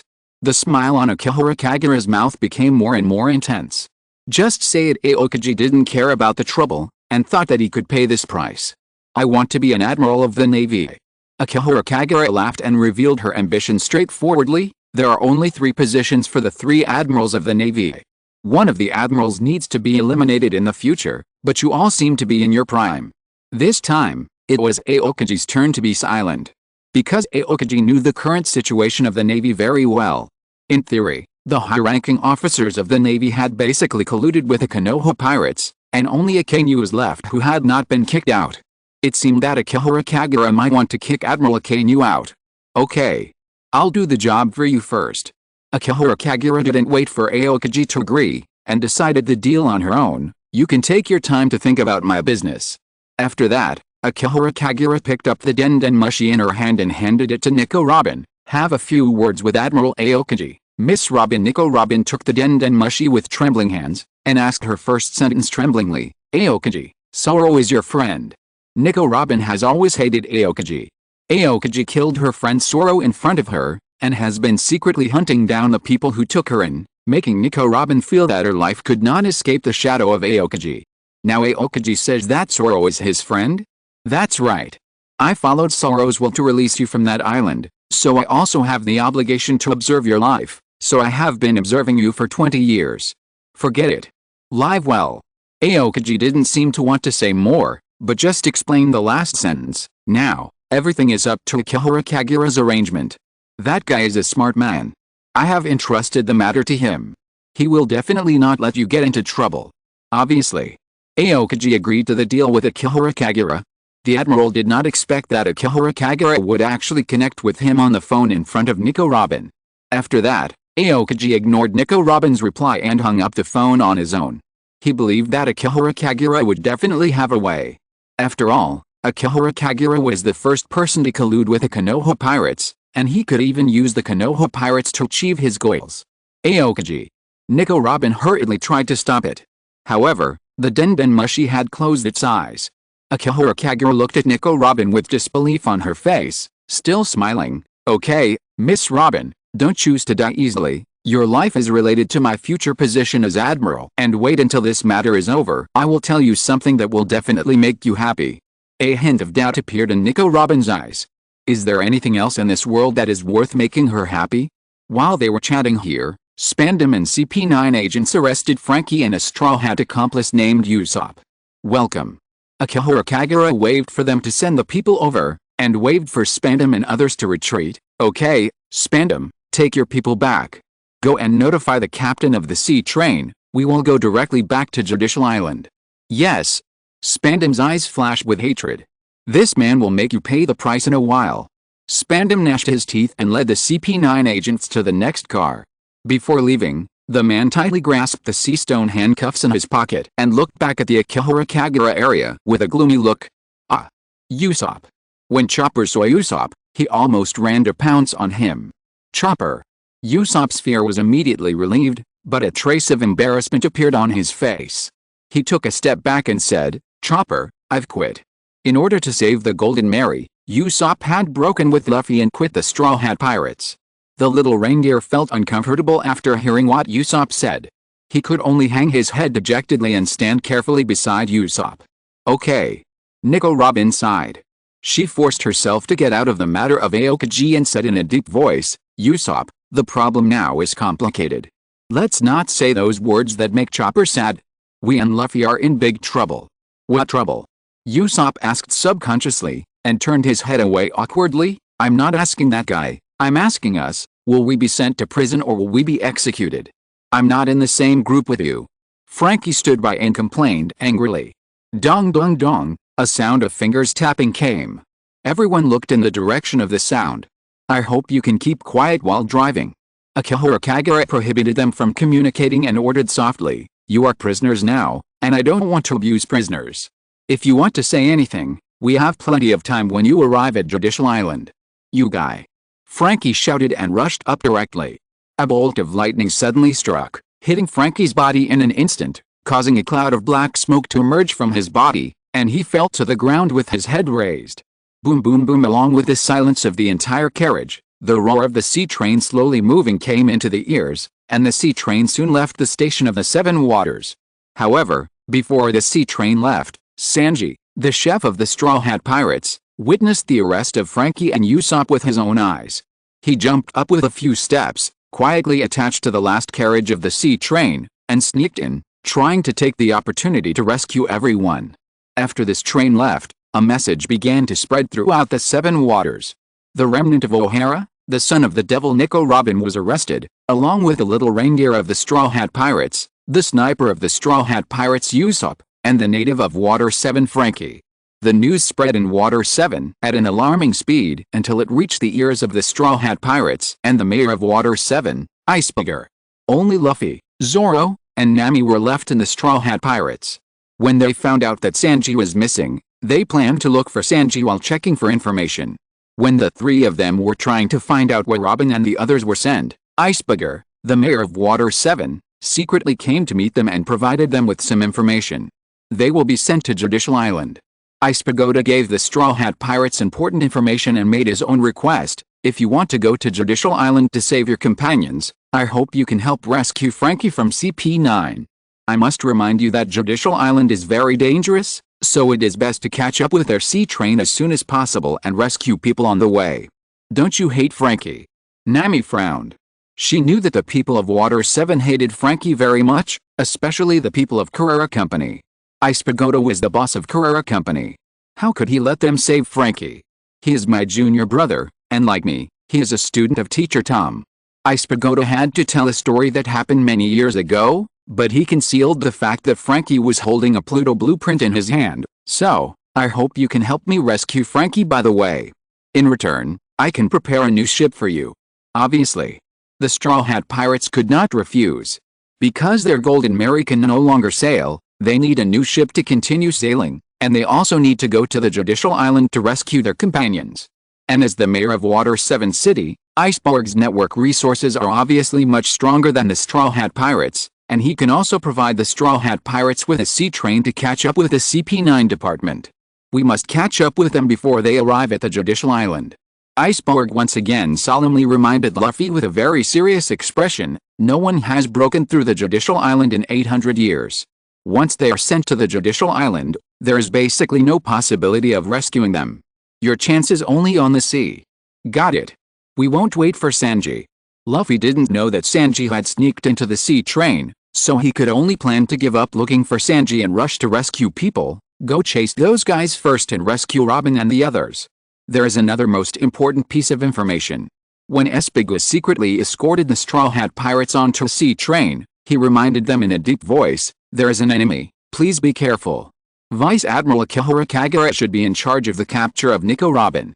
I saw him come to the Seven Waters today. Akihara Kagura must be on that escort train. I heard that Akihara Kagura is the user of the natural thunder fruit. I wonder if you, Luffy and Zoro's hearts were shocked at the same time. The Straw Hat Pirates had encountered Akihara Kagura many times, and each time they were no match for him, and even played around by him.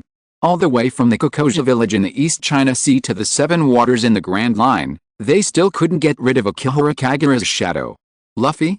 Zoro. Nami looked at Luffy and Zoro nervously. Because she also knew how terrible that man was. The Straw Hat Pirates went from an unknown little pirate to a supernova of new pirates, and the shadow of Akihara Kagura has always been lingering in their hearts. Zoro's hand clenched his knife handle. If there's anyone in the Straw Hat Pirates who has the most accurate intuition about strong people, it must be Zoro.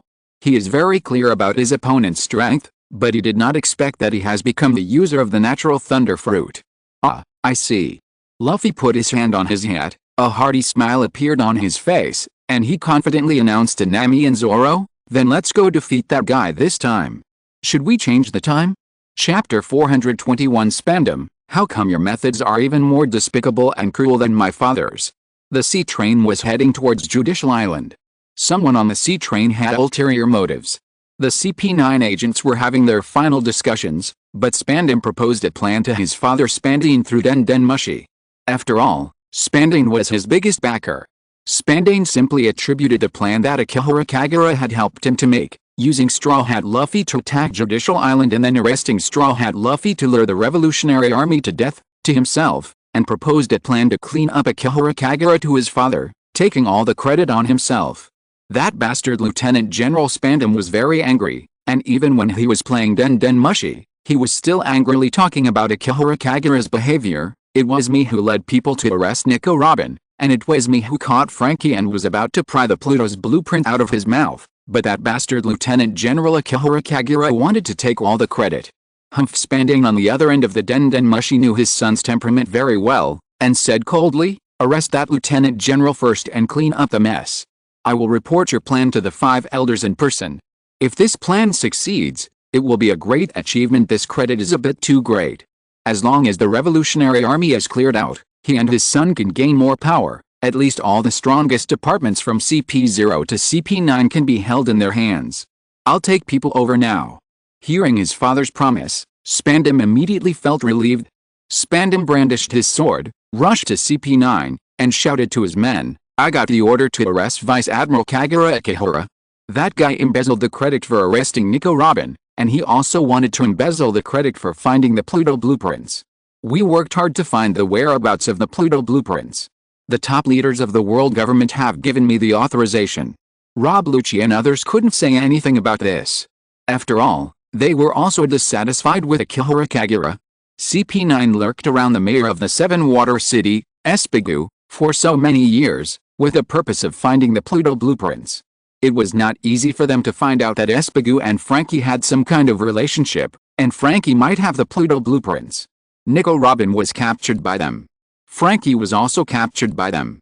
As a result, a vice admiral of the Navy came and wanted to take away their credit with empty words. Catch him first. We are not doing this for merit. Revolutionizes stood up and took the initiative to speak. It is to get rid of a vice admiral who is greedy but foolish. The existence of such a vice admiral is a cancer on the world government. It is the responsibility of CP9 to clean up these cancers. Spandam looked at Revolutionizes in surprise. He didn't expect that Revolutionizes was loyal to the world government and could say such high-level words. When will the action begin? Revolutionizes also looked at Spandam. It's better to be as soon as possible. Spandam sat on a chair and took out two things from his pocket. One was sea-stone handcuffs and the other was sea-stone bullets. These can restrain the devil fruit ability users. Should we be more cautious? Bruno was an honest man, and he advised everyone without hesitation. The other party is a user of the nature type devil fruit. What if he resists? This is an order given to me by the world government, Spandam shouted loudly, scolding the timid Bruno. How dare that guy go against the world government? As long as he dares to disobey the orders of the world government, it is a betrayal of the world government, and it doesn't matter if we kill him. After Spandam finished speaking, he shouted again, you can all see that the vice admiral named Kagura Akihara is not a good thing. Letting that kind of insect cancer serve as a senior official in the Navy, how can the world government be saved? Revolutionizes didn't want to pay attention to Spandam's righteousness. This commander is not a good guy either. He must be trying to steal the credit from Kagura Akihara. Of course, in comparison, Revolutionizes' impression of Kagura Akihara is worse. In order to steal the credit, that guy even postponed the action time. Prepare for action immediately. I am the highest commander of CP9. Everything must be done according to my orders. Spandam clenched his fist and hammered his chest, announcing loudly, everything we are doing now is for the world government. Anyway, Spandam got his father's promise. As for whether other people in the world government will thoroughly investigate this matter, his father Spandam will definitely be able to handle everything. And even if something unexpected happens in the middle, as long as he can hand in the drawings of Pluto and the plan to clean up the revolutionary army, everything will be fine. Spandam is not a person who can do things, but he is absolutely clear about the internal situation of the world government. Then do it. Revolutionizes could only accept the order. He also wanted to clean up the cancer within the world government. He took the lead and walked towards the carriage where Akihara Kagura was, and said in a deep voice, we are now on the sea. The other party is a devil fruit ability user, so there may not be any trouble. A group of CP9 agents saw that Spandam and Revolutionizes had made up their minds, and they could only follow behind them. When they left, a figure lying on the top of the carriage nodded thoughtfully. It was Sanji who sneaked into the sea train. This is an opportunity. Sanji didn't expect that CP9 and the Navy would have an internal conflict. Originally, Sanji couldn't think of how to deal with the companions rescued by Akihara Kagura who were arrested. He still had a psychological shadow on that guy. Now he finally found a suitable opportunity and slowly sneaked into the carriage from the window of the carriage. In the main carriage of the sea train, a group of captives sat in their seats, and they didn't even dare to breathe. Everyone was nervous about their fate. Nico Robin, who was the smartest among them, had cold sweat on her forehead. She was still immersed in the conversation with Aokiji. Akihara Kagura overlooked the sea scenery on both sides. He held a dendenmushi in his hand and reported to Sengoku without hesitation about Spandam and CP9's evil intentions against him. Don't worry about those guys. Sengoku never cared about the spy department like CP9. He knew very well that no matter how strong the political struggle within the world government was, in the end, strength would still be king. It's also an opportunity for us. Spandam must want to implement a judicial island combat plan to use Straw Hat Luffy to eliminate the revolutionary army. This combat plan may cause trouble if it falls into his hands. Akihara Kagura knows Sengoku very well, and he knows that Sengoku has a very serious sense of the overall situation in his mind. Since Spandam wants to take action against me, let me take the opportunity to get rid of him and put the blame of stealing the credit on him, and then take the judicial island combat plan and hand it over to the Navy to control, so as to prevent the situation on the sea from getting completely out of control. Makes sense. Sengoku immediately felt that it made sense, and just asked a question, can you get rid of that group of agents? I heard that group of agents have been practicing the 6 styles of the Navy. The door of the carriage was suddenly pushed open. Spandam raised his sword high, grinned and shouted loudly, hey, Akihara Kagura, I have received the order of the world government. Following the order of the top leaders, I have come here to arrest you, the cancer in the Navy. A group of CP9 agents walked out from behind him step by step. This group of CP agents standing there looked murderous, and they were obviously outnumbered. Wait a moment. Akihiro Kagura was not panicked at all when seeing this scene, and even took the time to pick up his Den Mushi. I'm still talking to Marshal Sengoku here. Spandam's eyelids jumped. Isn't this guy playing cards out of the ordinary? Why is this guy talking to the Navy Marshal on Den Mushi at this time? Spandam didn't know what to do. He suddenly felt a little panicked and didn't know what to do for a while. Marshal Sengoku. Akihiro Kagura took his Den Mushi and said slowly, please report to the top management. Spandam and CP9 have colluded with the Revolutionary Army and want to stop all this before the Judicial Island operation plan begins. It seems that they think the world government can't hold on. Clean them up. Sengoku's voice came from the Den Mushi. At this critical moment when the Navy and the CP department had a conflict, he had to immediately agree to Akihiro Kagura's request to control Spandam's Judicial Island operation plan. I will report this matter to the top management immediately. You will preside over the Judicial Island operation plan. No one will be allowed to obstruct the implementation of the Judicial Island plan. Don't talk nonsense. Spandam rushed over in fear. Even his father Spandine couldn't compete with a powerful Navy Marshal like Sengoku. I didn't expect the Navy to be so despicable and wanted to accuse him of colluding with the Revolutionary Army. I just wanted to accuse him of stealing credit. Even when his father instructed him to silence someone, he just wanted to put the blame on the Straw Hat Pirates. Why was this guy named Akihiro Kagura so vicious in political struggle that he immediately accused him of colluding with the Revolutionary Army? How could their family, who are loyal to the Celestial Dragons, collude with the Revolutionary Army? I will not collude with the Revolutionary Army. Spandam waved his sword angrily and loudly declared his innocence. I'm just mad that you are stealing our credit. Marshal Sengoku. Spandam looked at the Den Mushi and complained to the Navy Marshal Buddha Sengoku. This guy named Akihiro Kagura did nothing when he came to the Judicial Island. Whether it was the arrest of Nico Robin or anything else, it was all done by me and the CP9 people, but all the credit was taken away by that bastard Akihiro Kagura. Don't listen to me. He is talking nonsense here. Marshal Sengoku. Spandam yelled at Den Mushi. At this moment, he firmly believed in the justice of the Navy. Akihiro Kagura is a guy who will do anything to snatch the credit from his colleagues and even falsely accuses his colleagues of colluding with the Revolutionary Army. This guy who has polluted justice must be cleared out of the Navy, right? We just got the order from the top of the world government. Although Spandam had already discussed it with his father, once this matter passed through Sengoku's mouth, things might turn out differently. It's better to just talk about it. Even if the truth is revealed, he is in the right. Who made this Vice Admiral Akihiro Kagura insist on taking the credit? Sengoku, a Navy Marshal, can't tolerate a subordinate's taking the credit, right? Because the status of the Navy Marshal is too high. He is an important senior official of the world government, and even an especially important one. The previous Navy Marshal, Kong, was directly promoted to the Commander-in-Chief of the entire world government after leaving office, and his status is only below the 5 Elder Stars. Sengoku has always been famous for his wise generals. The Admiral of the Navy, who bears the name of justice, must not allow people like Akihiro Kagura to ruin the reputation of the Navy. Mr. Spandam, are you trying to steal the credit? Akihiro Kagura glanced at Spandam, and smiled and started a lawsuit with him. Isn't it because I am here that Nico Robin and Frankie dare not resist? Didn't I help you perfect a battle plan for Judicial Island? In essence, the battle plan to use Judicial Island to clean up the Revolutionary Army should also be presided over by me. I had good intentions to let you participate in the mission, but you wanted to steal the credit and even attacked your colleagues for this, and even wanted to slander my reputation. Spandam looked at Akihiro Kagura in disbelief. How dare you, bastard, have two faces? When you were on Judicial Island, many people heard that you wanted to steal the credit. Atanashi, Gabber's group, and Rob Lucci can all testify. How dare this bastard lie here with his eyes open? Spandam looked at Akihiro Kagura with a face full of rage, and then he looked at the Den Mushi who was still on the phone next to him, and suppressed his anger. I have a witness. If this lawsuit is brought to the 5 elders, you are the cancer that should be eliminated. It is a pity that this lawsuit cannot be brought to the 5 elders for a while. Arrest Spandam. Sengoku did not listen to Spandam's explanation at all.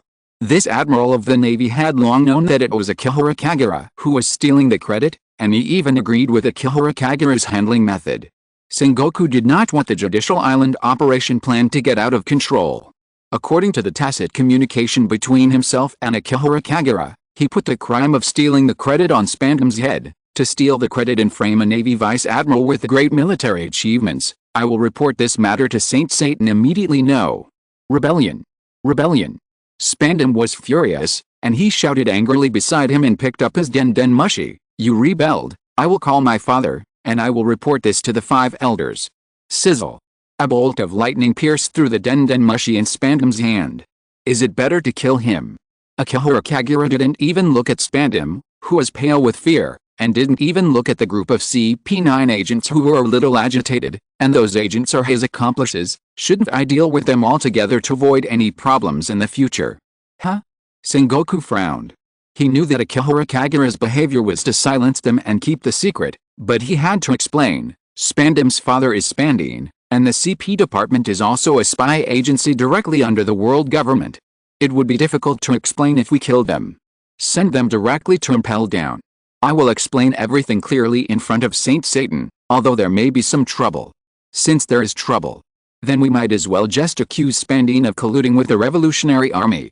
Akihara Kagura smiled and continued with interest. The Konoha pirates are wreaking havoc on the sea, the celestial dragons and the world government are on the decline, and the Navy killed Spandine's son Spandam today. It is understandable that senior officials of the world government leaked a battle plan of Judicial Island to the Revolutionary Army in order to avenge their son and find a new backer. Spandine shouldn't do this. Sengoku realized Akihara Kagura's murderous intention on the other end of the den mushi, because Akihara Kagura had been conspiring with him openly. It doesn't matter. If he really doesn't want to avenge his son, then we will help him avenge his son.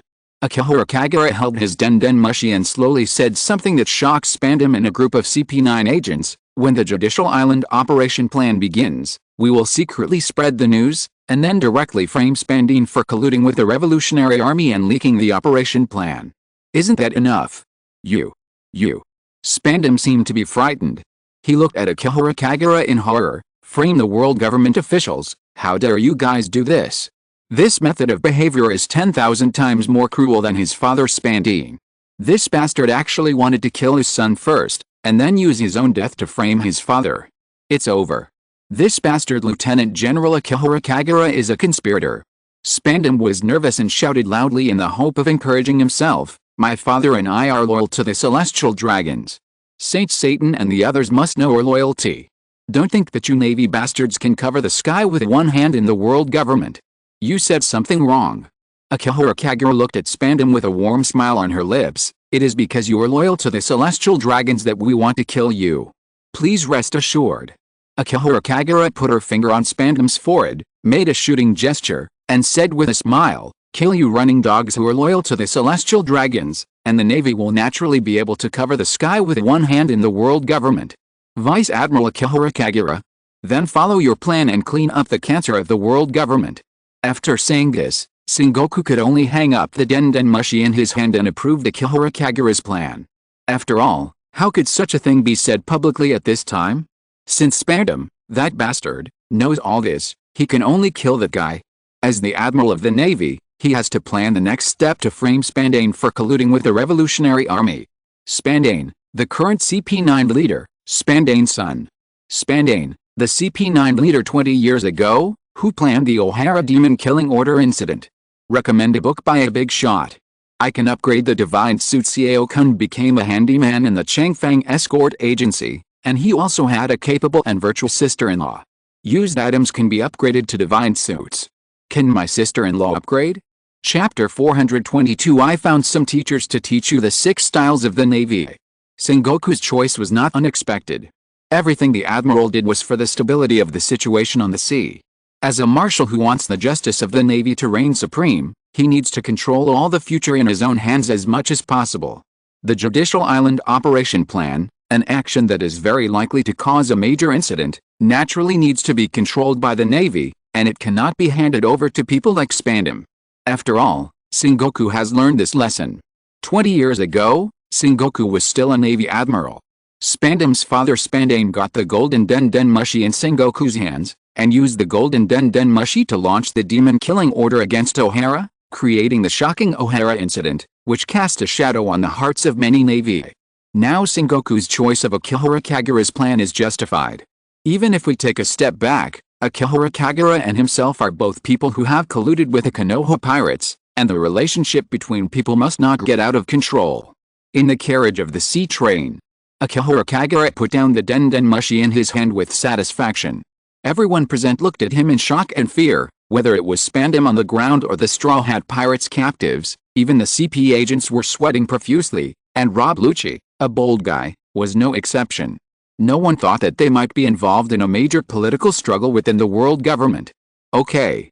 I have been authorized to kill. Akihara Kagura raised her finger, as if holding a pistol, and slowly raised it up and pressed it against Spandam's forehead. Help me. Spandam's heart trembled, and he shouted loudly, signaling the agents to act quickly. Didn't you hear what this guy said? He wants to kill us to silence us. Shave. Rob Lucci rushed up first, and his figure appeared next to Akihara Kagura at a high speed, raising his hand to grab Akihara Kagura's shoulder. The other agents rushed forward one after another. This group of agents stood on all sides of Akihara Kagura. Some stood in the corridor of the carriage, some stood behind the seats, and some even stood on the table. This group of agents surrounded Akihara Kagura in an instant.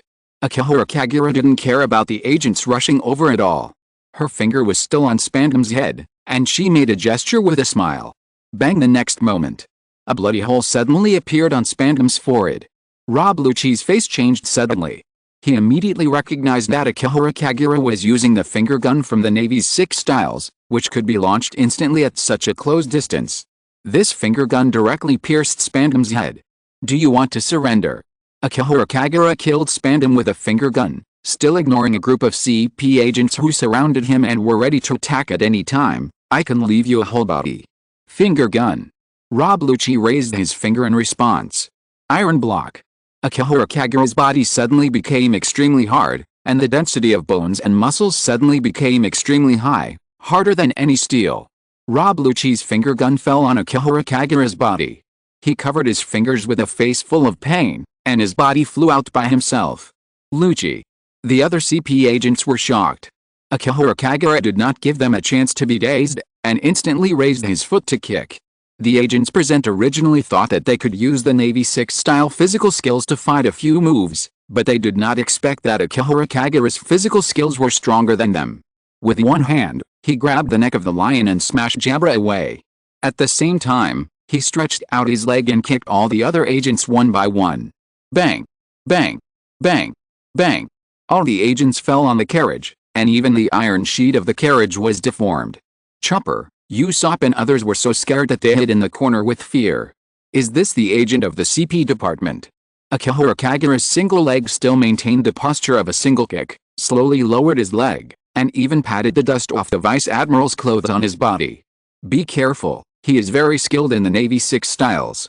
Rob Lucci hurriedly reminded everyone, slowly raised his fingers, and his fingers became red and swollen, and his palms were shaking slightly. Let me test his power. Atanashi immediately used the 6 styles of swimming hand combination to try to test Akihara Kagura's power value. This is the standard for their CP agents to judge strength. Anyone who practices the Navy 6 styles can judge their combat effectiveness by the power value. However, Atanashi's hand combination was pierced by Akihara Kagura's finger. The fat guy opened his mouth and spit out a mouthful of blood, and his body flew backwards in an instant. He couldn't believe the intensity of the blow his body had endured. Be careful, scumbag. Atanashi struggled to raise his head and told his companions the test results. His Deo power value is more than 10 times that of Lucci, at least 40,000, which has exceeded my test limit. According to the CP department's understanding of Deo power value over the years, those with a Deo power value of more than 500 can be called superhumans. Rob Lucci's Deo power value is as high as 4,000, which is a gap level among all CP agents. But the Deo power value of the Vice Admiral in front of him is more than 10 times that of Rob Lucci. Deo power value does not represent true strength. Gabra could only remind everyone in a deep voice to encourage everyone. When he was about to attack Akihara Kagura, his body was pierced by Akihara Kagura's finger in an instant. Flying finger gun. Akihara Kagura raised his finger, and air bullets flew out from his finger one after another, like pistol bullets, forcing the CP agents to flee everywhere. and the carriages were shut with huge holes by his flying finger gun. Bang! The lion was unable to dodge and was pierced in the chest by the flying finger gun. Iron block, Tsuna. Bruno stepped forward and blocked the crowd. Shave. Akihiro Kagura's figure suddenly appeared beside Bruno, his body was full of lightning, and he pointed a finger at Bruno's chest. Finger gun, Hellstab, 1-point hand. This was a blow that combined the Navy's 6 styles and lightning release ninjutsu. The iron block that Bruno had always been proud of directly broke apart, and was pierced and defeated by Akihiro Kagura's finger, and his whole body was covered with blood. Bruno. Califa wanted to catch Bruno, who was thrown away. However, Bruno's impact force was too terrifying. Califa and Bruno were thrown out at the same time. In a blink of an eye, only Rabluchi and Kaku were left in the entire CP9 agent who were still capable of fighting, but the two of them were the most proficient in practicing the Navy's 6 styles, and they also knew Akihiro Kagura's strength the best. Run. Rabluchi kicked a big hole with his storm kick and shouted angrily, "Just jump into the sea. He is a devil fruit user and cannot enter the sea." In the entire CP9 department, except for Bruno, the user of the Dordor fruit, Rabluchi and others did not eat the devil fruit. They had plenty of ways to survive by jumping into the sea. Kaku was the fastest, and kicked Tanishial and Lion Widori in an instant, kicking the two seriously injured guys into the sea. Want to escape? Akihiro Kagura raised her finger again. Rabluchi stepped forward and stood in front of Akihiro Kagura, and ordered his companions behind him in a deep voice, "You go first, I'll stop him." Lucci. Kaku looked at Rabluchi, who always regarded himself as the leader of the CP9 department, and stood up. He could only remind him softly, "His Deo power value is at least more than 40,000, and your Deo power value is only 4,000. You can't be his opponent. Deo power value is not counted." Rabluchi was still looking at Akihiro Kagura stubbornly, his legs slightly arched, and his whole body was in a fighting posture. "Besides, I'm just stopping him, don't waste time, run away quickly." "You're right. Deo power value is indeed not counted." Akihiro Kagura stretched out his palm, and knocked it little by little in his palm. "If you use your method of calculating the Deo power value, my Deo power value is not 40,000. In this state, the Deo power value has exceeded 400,000 inches." Rabluchi's eyebrows twitched. This. Kaku's face changed drastically. Although the Deo power value cannot represent combat power, the Deo power value of 400,000 is simply unimaginable to them. This is almost 100 times that of Rabluchi. "Let's go first." Califa shouted very rationally, and jumped into the sea with Bruno, regardless of the result of Bruno's injuries getting wet. Kaku looked at Rabluchi hesitantly, and could only jump out, leaving Rabluchi alone here. "You want to cover them to leave?" A ball of lightning appeared at the fingertips of Akihiro Kagura. After the lightning broke through the carriage above in an instant, it flew directly into the sky and turned into dense lightning like tree branches. Rabluchi's eyes suddenly widened. Because he turned his head and looked into the sea, he saw the CP9 agents floating on the sea one after another being struck by lightning, and they all let out a series of wails. Dark clouds gathered in the sky. Thunder and lightning and strong winds began to roar. The surrounding sea was stirred up by strong winds and huge waves. One wave submerged all the CP9 agents, causing Rabluchi to clench his fingers involuntarily. Although Rabluchi always hated the weak and Rabluchi always behaved very arrogantly in the CP9 department, this group of people had been training with Rabluchi, fighting for the same goal together, carrying out undercover assassination missions together, and always regarded him as a life and death companion.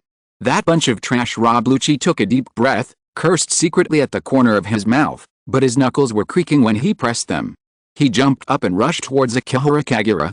There is no difference between ants and bugs. Akihiro Kagura's figure rushed up at the same time, and his fist suddenly hit Rabluchi's lower abdomen, and the huge impact force instantly swept Rabluchi's whole body. Ugh!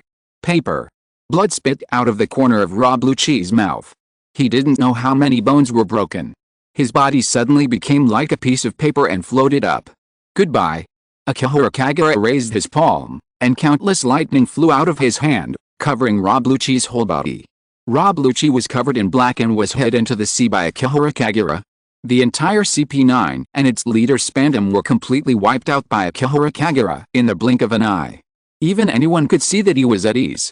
At this time, Sanji, a blind Straw Hat Pirates, took advantage of Akihara Kagura's ravaging of CP9's agents and opened the door of the next car. He was quietly asking the captives in the car to quickly escape with him. At this moment, Usopp and Frankie had been rescued by Sanji. Sanji was holding Chopper and planning to leave here, leaving Nico Robin sitting there with a tangled face because she knew that they could not escape. However, Sanji had an idea. Sanji thought they could escape to the next car, and he could escape from here as long as he broke the link between the cars. Long time no see, Mr. Sanji. Akihara Kagura slowly turned her head and saw Sanji holding Chopper and trying to leave. His fingertips instantly flashed with lightning. Let them go. Nico Robin stood in front of Akihara Kagura, her hair blowing in the wind, trying to rely on her weak body to resist Akihara Kagura's attack. Nico Robin gritted her teeth, her eyes became extremely firm, as if she had figured something out. Let Chopper and the others go immediately. I know what you want to do. Will it work? The lightning on Akihara Kagura's fingertips was still flashing. She tilted her head slightly and looked at Sanji and others behind Nico Robin. Anyway, this group of people will come to rescue you in the end, and they will fall into my hands after all. Why make them make another trip? No. Nico Robin looked back at Sanji and slowly lowered her head. Sanji, take Chopper and the others away. There is no need to rescue me. This sea train leads to the Judicial Island. No one can rescue people from the Judicial Island. The world government and the Navy have set a trap for the Judicial Island. Don't let everyone go to the Judicial Island, and don't bother with my business anymore. Our journey. Nico Robin turned her head away abruptly, not daring to look at Sanji's face, and shouted, let's say goodbye here. Ms. Robin. Sanji looked at Nico Robin in disbelief. I have guessed what you want to do. I can cooperate with you in whatever you want to do. Anyway, you deliberately let me hear the den mushy between you and the Admiral of the Navy, just to use me, right? Nico Robin looked up at Akihara Kagura, as if she had guessed Akihara Kagura's thoughts from the information she got from Akihara Kagura during this short period of time. Her eyes were full of determination. As long as you let them leave here, I can help you do anything. Anyway, you can't kill me, because you still have a deal with Aokiji. And you still need to use Aokiji, right? This deal is very cost-effective. Akihara Kagura raised her finger, and a flash of lightning bypassed Nico Robin like a thunder snake in an instant, and penetrated the chain of the two carriages. Miss Robin. Sanji looked at the long-distance train in disbelief, looking at the slender figure with flying hair in the carriage. He subconsciously stretched out his hand to bring the other party back. Goodbye, everyone. Nico Robin closed her eyes. 2 tears flowed down her cheeks, and her voice disappeared in the sea breeze. The next moment, the woman's eyes opened again, and her eyes were cold. Nico Robin stared at Akihara Kagura closely, and said her judgment with a firm look. The Navy wants to overthrow the rule of the Celestial Dragons and control the world government, right? The history of Alabasta is real. Akihara Kagura walked up step by step, staring at the pair of clear eyes, and chuckled. The goddess of the rabbit sealed at the end of the Grand Line is real, and the Celestial Dragons are slaves who betrayed the goddess of the rabbit. Are you willing to announce this to the world? Do you want me to betray a history? Nico Robin's nails were almost embedded in the flesh. No. This is not a betrayal of history. Akihara Kagura shook her head, turned and walked to the door of the carriage. After closing the door with her hand, she said, it should be said that it is a rewriting of real history. Okay. Before we really cooperate, we still have to solve the trouble from the Straw Hat Pirates first, although you ask those guys not to go to Judicial Island to save you and not to let them go to Judicial Island to step into the trap I prepared, but I don't think they will agree. I know those pirates very well. Akihara Kagura slowly sat down on a chair, her eyes slightly darkened. Even if there are mountains of swords and seas of fire ahead, they will step in to rescue their companions. Let them make a big fuss. I will use you to start a war against the world government and pirates. When you really see the big scene, you will realize how weak you are. You will find out what you should really do. At this point, Akihara Kagura's eyes closed slightly, as if she had fallen into a doze. Sabeo de Archipelago. This island has become extremely lively recently. The Konoha pirates were resting on island number 1, preparing for the Celestial Dragon slave auction and preparing supplies for the trip to the New World. Scorpion, Orochimaru, Tobirama Senju and others were still doing experiments. Scorpion suddenly spoke softly. Kagura used the Rinnegan to pass on the message to me. He has prepared several teachers for us who are good at the unique physical skills of the world. The 6 marine styles. Mr. Wei and Mr. Black Zetsu should take some time to collect them. That kind of physical training method is indeed strange. Tubarama Senju was very interested in the 6 marine styles and understood its advantages. It can even be regarded as another unique training system, just like the system of Haki and Chakra. What is Kagura doing? Orochimaru put down the test tube in his hand. Scorpion hesitated, and didn't know how to summarize. If you want to say it seriously, it's probably to start preparing for yourself to become the general of the Navy headquarters. I have to prepare for class soon. Chapter 423, Supreme Commander of Judicial Island Operation, Admiral Aokiji. On the sea. The sea train was split into 2. Akihiro Kagura and Nico Robin were still heading to Judicial Island. As for the carriage where Sanji and others were, they lost the traction of the front of the train. They could only watch the train go away, and everyone's face was full of sorrow. We have to rescue Miss Robin.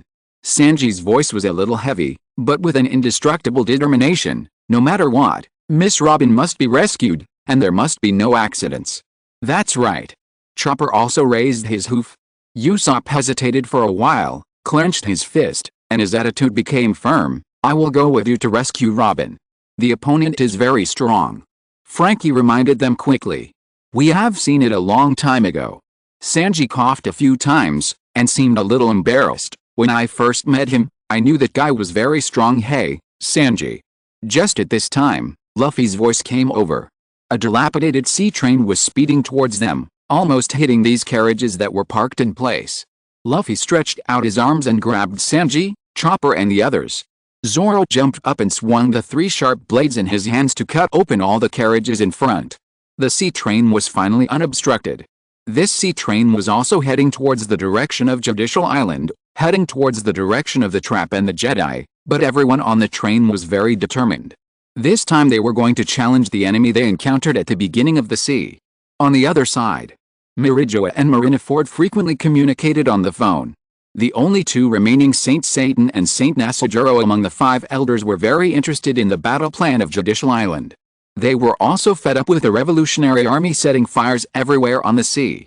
As for Akihiro Kagura killing Spandam, who wanted to steal the credit and cleaning up CP9, the 2 did not care much about it. It was just a CP9 department. If the battle plan of Judicial Island could succeed and severely damage the revolutionary army, it would not matter even if the entire CP department was involved. As for Spandam, who was very angry and dissatisfied with this, he could only suppress his anger for losing his son under the forced order of the 5 elders, and took the initiative to propose to go to Judicial Island to supervise the army, intending to find an opportunity to kill Akihiro Kagura and avenge his son Spandam. However, the Judicial Island operation plan was too important. After the 2 old guys discussed it, they believed that this matter could not be handed over to the generals, and at least an admiral or even a naval marshal should personally preside over the operation. After a meeting, Admiral Aokiji of the Navy headquarters took the initiative to preside over the Judicial Island operation plan. When Akihiro Kagura received the news, the Admiral of the Navy headquarters had already set out from the North Sea and was on his way back to the Grand Line. However, Aokiji could only catch up with the main operation plan. Whether it was luring the Straw Hat Pirates to attack Judicial Island or capturing Straw Hat Luffy in the name of the Son of Dragon, all depended on Akihiro Kagura. Unfortunately, Akihiro Kagura was not very good at other things, but was very good at dealing with the Straw Hat Pirates. After Akihiro Kagura arrived at Judicial Island by sea train, she ordered Karin, who was trained by the Navy headquarters, to take a warship through the sea current of the Gate of Justice and rush to Judicial Island. She ordered all the Navy on the main island of Judicial Island to withdraw from the defense line. There was no need to defend at all, because the defense of these Navy could not stop the disparate pirates. There was no need to set an ambush, because the Straw Hat Pirates would jump into the encirclement by themselves. Is it okay to withdraw everyone? A naval officer asked Akihiro Kagura nervously. It's just a small excitement. Akihiro Kagura stood at the port to greet her adjutant. When she saw Karin getting off the warship, she waved at her directly. Hey, Karin, I'm going to rest first. The Straw Hat Pirates will be handed over to you. Capture them all. Yes. Karin lowered her HUD slightly. In the morning, the Straw Hat Pirates sea train arrived at Judicial Island. When the group saw the Judicial Island hanging over the sea, they all opened their mouths in surprise. They couldn't imagine where they could attack from. Hey! The gate is open. Luffy's face immediately showed a hint of joy. He jumped up and rushed in directly from the main gate. Nami was so scared that she quickly grabbed him. Hey! Luffy! It seems obvious that there is a conspiracy in this situation, right? But Luffy scratched his head. But there's only this way. Zoro tightened his grip on the sharp knife at his waist and slowly walked up the stairs. Even if there is a trap, we should step in. Somewhat unexpectedly, there was no one stationed on the Judicial Island. The Straw Hat Pirates strode forward from the front of the Judicial Island as if they were sightseeing. It was not until they walked to the square in the middle of the Judicial Island that they saw the figure of a red-haired woman. Karin wore a pair of glasses and was dressed in a ninja outfit. She had a ninja sword on her waist, a ninja tool bag hanging on her waist, and 3 short swords on her back. Nami recognized Karin's appearance. She had never seen Karin fight, but she had a deep memory of this fully armed woman. I remember seeing her in the East China Sea. Karin is my adjutant. A voice appeared on the loudspeaker in the central square of Judicial Island. If you beat her, come to the Tower of Justice to challenge me. Everyone present had seen Akihara Kagura, and her voice was very familiar to them. Obviously, this woman was the only enemy standing in their way. She looks like a swordsman. A group of people looked at Zoro. Why are you looking at me? Zoro looked back at his companions with disdain. He didn't like to fight with women, but seeing that these companions seemed to want him to fight, he could only stand up helplessly. I'll take care of her. Zoro pulled out a sharp knife and bit it in his mouth, and then held the other 2 sharp knives in his hands. You just rush over and save Robin, okay? Luffy's arms suddenly stretched out and grabbed a flagpole directly, and his body wanted to use the elasticity of rubber to fly out directly. Then let's go first. Wow! A golden chain suddenly stretched out. This golden chain came out directly from Karin's back. It tied up Luffy's body and threw him to the ground. Before you beat me down, Karin reached out to hold her ninja sword, and looked at the pirates through the lens. Don't think you can get through here. Then I'll deal with you. Zoro rushed forward with his sword waving. Karin suddenly drew her sword and directly confronted Zoro in front of her. Even when fighting with the swordsman in front of her, Karin was still using her observation haki and Kagura's mind's eye to sense the people of the Straw Hat Pirates. It seemed that she really wanted to use her own strength to stop all the pirates here. Tower of Justice. Akihara Kagura stood by the window of the tower, holding a cup of warm pear juice in her hand, as if she was quietly enjoying the scenery and the symbol of the world government's justice. Nico Robin sat on the sofa, her 5 fingers nervously folded in her palms, her head slightly lowered. Why are they here? Didn't we tell them that the Judicial Island is now a trap? They won't give up on you. Akihara Kagura drank a glass of pear juice and whispered, although I really want to see their persistence, they can't be Karin's opponent. This statement inevitably has a bit of a flag-raising meaning. But Akihara Kagura's estimation is not wrong. Vajra blockade. As Karin made a small move to stop the other members of the Straw Hat Pirates, all the diamond chains on her body burst out, and in an instant, all the Straw Hat Pirates present were tightly held up and thrown directly to the ground. Even Frankie, who came to help, was knocked to the ground. How could it be? A group of people looked up in surprise at the dense golden chains like wings. Anyone who touched the golden chains, such as Luffy and Chopper, immediately felt a loss of the devil fruit ability. The rest of the people also had no power to resist. No matter Sanji or Zoro, the 2 of them had no idea how to deal with their opponents. But they didn't have to think about it anymore. A group of Navy rushed in from the buildings in all directions and arrested all the Straw Hat Pirates. The pirate group that sailed from the East China Sea was completely wiped out. Notify the world government. The Straw Hat Pirates have been arrested for attacking Judicial Island. Akihara Kagura picked up the denden mushi placed by the window and said softly, you can ask the world government to issue a notice about the Dragon Child. After Akihara Kagura finished speaking, he hung up the denden mushi in his hand and looked at Nico Robin, who was sitting on the sofa. By the way, don't say anything about letting them go. I let them go last time on the sea train. This time they jumped into the trap by themselves. I can't let them go. Besides, you have nothing to trade. Where's the secret of Pluto? Nico Robin took out an important secret she knew, and her eyes became particularly firm. And the secret of the Sea King. Can the secrets of these 2 ancient weapons make you let Luffy and the others go? Akihara Kagura fell silent strangely. His eyes suddenly became sharp, and he said in a deep voice, you really trust me? Aren't you afraid that I will torture you here to confess? Nico Robin was also a little nervous. But even though she knew she might get into trouble, Nico Robin still had to tell these secrets, hoping to use these secrets to save her companions in the Straw Hat Pirates. She could only take a gamble. She could only bet that Kagura Akihara was not a bad person. Even if you want to save people, you have to wait until the Battle of Judicial Island is over. Kagura Akihara waved her hand and took the initiative to provide a plan. You don't need the secrets of 2 ancient weapons at all. Just the burial place of Pluto is enough for the 5 elders to release the Straw Hat Pirates after the war with the Revolutionary Army is over. Thank you. Nico Robin could only bow her head and thank them. As the Straw Hat Pirates were arrested and imprisoned after making a scene in Judicial Island, the world government's news bulletin immediately defined the incident as an attack by the Revolutionary Army, and even publicized it widely, fearing that the Revolutionary Army would receive the news too slowly. In addition, the world government also secretly began to recruit troops together. Or in other words, this can't be called a secret. Because everyone can see the root of the world government's military mobilization, densely packed warships are constantly coming and going, all of them are transferred to the waters of Judicial Island, and Admiral Aokiji of the Navy headquarters has also arrived at Judicial Island, serving as the commander-in-chief and the highest combat force of the Judicial Island combat operations. Everyone can see that the world government wants to fight a big battle on Judicial Island. Bellina Island. Fire Fist Ace and Phoenix Marco are still arguing here about returning to the New World and continuing to hunt down Blackbeard Teach, and they received a newspaper. The big move of the leader of the Revolutionary Army, Monkey D. Dragon.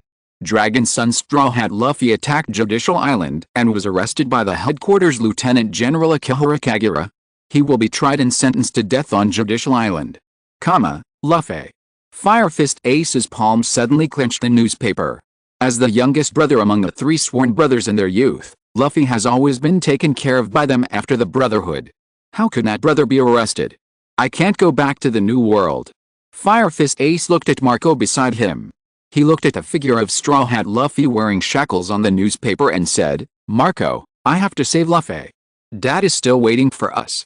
Marco frowned, hoping that Ace could understand the overall situation. The Konoha pirates will soon rush into the New World, and we will soon face a war. I will rush back. Ace put on his hat, with a firm attitude. I can't sit and watch my sworn brother die under the butcher's knife. I have to go save people first. Once Luffy is rescued, I will rush over immediately. Marco could only call his dad. As a result, Whitebird was silent for a long time. The old man not only allowed Fire Fist Ace to act, but also allowed Marco to help. He would also observe the situation and take appropriate action when necessary. Let him save his brother. Whitebird was holding the newspaper in his hand, and he was also reading the news. I didn't have time to save Odin at the beginning, and I can't let Ace regret it for the rest of his life like me. Compared with the actions of the Whitebird pirates, the actions of the Red Hair pirates are undoubtedly the biggest. Most of the cotters of the Red Hair pirates are Luffy's friends regardless of age. Moreover, the world government's news bulletin even included photos of the Straw Hat Pirates being arrested. Among them was a man named Usopp, who was the son of Jesus Blue, a cadre of the Red Hair Pirates. In any case, the Red Hair Pirates had to get involved in this muddy water. If Red Hair Shanks chose not to go to the Judicial Island to participate in the war, his companions would not agree. The only silent one was the Revolutionary Army that should be fished out the most. New World. Baldigo. The headquarters of the Revolutionary Army. Monkey D. Dragon stared at the newspaper in his hand and judged at a glance that this was a conspiracy of the world government to fight the Revolutionary Army head-on. He believed that he should not let the Revolutionary Army's combat power come out in full force just for the purpose of saving his son. Don't worry about it. Monkey D. Dragon pressed his palm on the newspaper, his eyes fell into shadows, and his voice was a little hoarse. Now is the time for the world government and the Navy to shrink their military power. It is time for us to continue to stir up a wider uprising. Then I'll go, right? Sabo wore his top hat, held a water pipe in his hand, and looked at his mentor with a firm face. Mr. Dragon, I must save my brother. Monkey D. Dragon remained silent. Dragon. A group of cotters of the Revolutionary Army gathered around Dragon. Let's start the uprising according to the established plan. Monkey D. Dragon ignored the group's request and just took away the newspaper by himself. Don't take insignificant things to heart. Compared with the Revolutionary Army's indifference, there were some undercurrents in the Navy regarding the Judicial Island operation plan. Because everyone knows what the name Monkey D. Luffy means. Marineford. when Marshal Sengoku was reviewing documents in his office.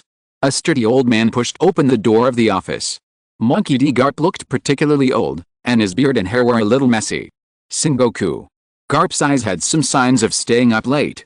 He seemed not to have closed his eyes for a long time. He just opened his mouth and made his request. This old man wants to see his grandson. Don't be stupid. Sengoku calmly held a cup of tea, but did not issue any orders. He just said one sentence. The highest commander of the Judicial Island Operation Plan is Admiral Aokiji of the Navy Headquarters.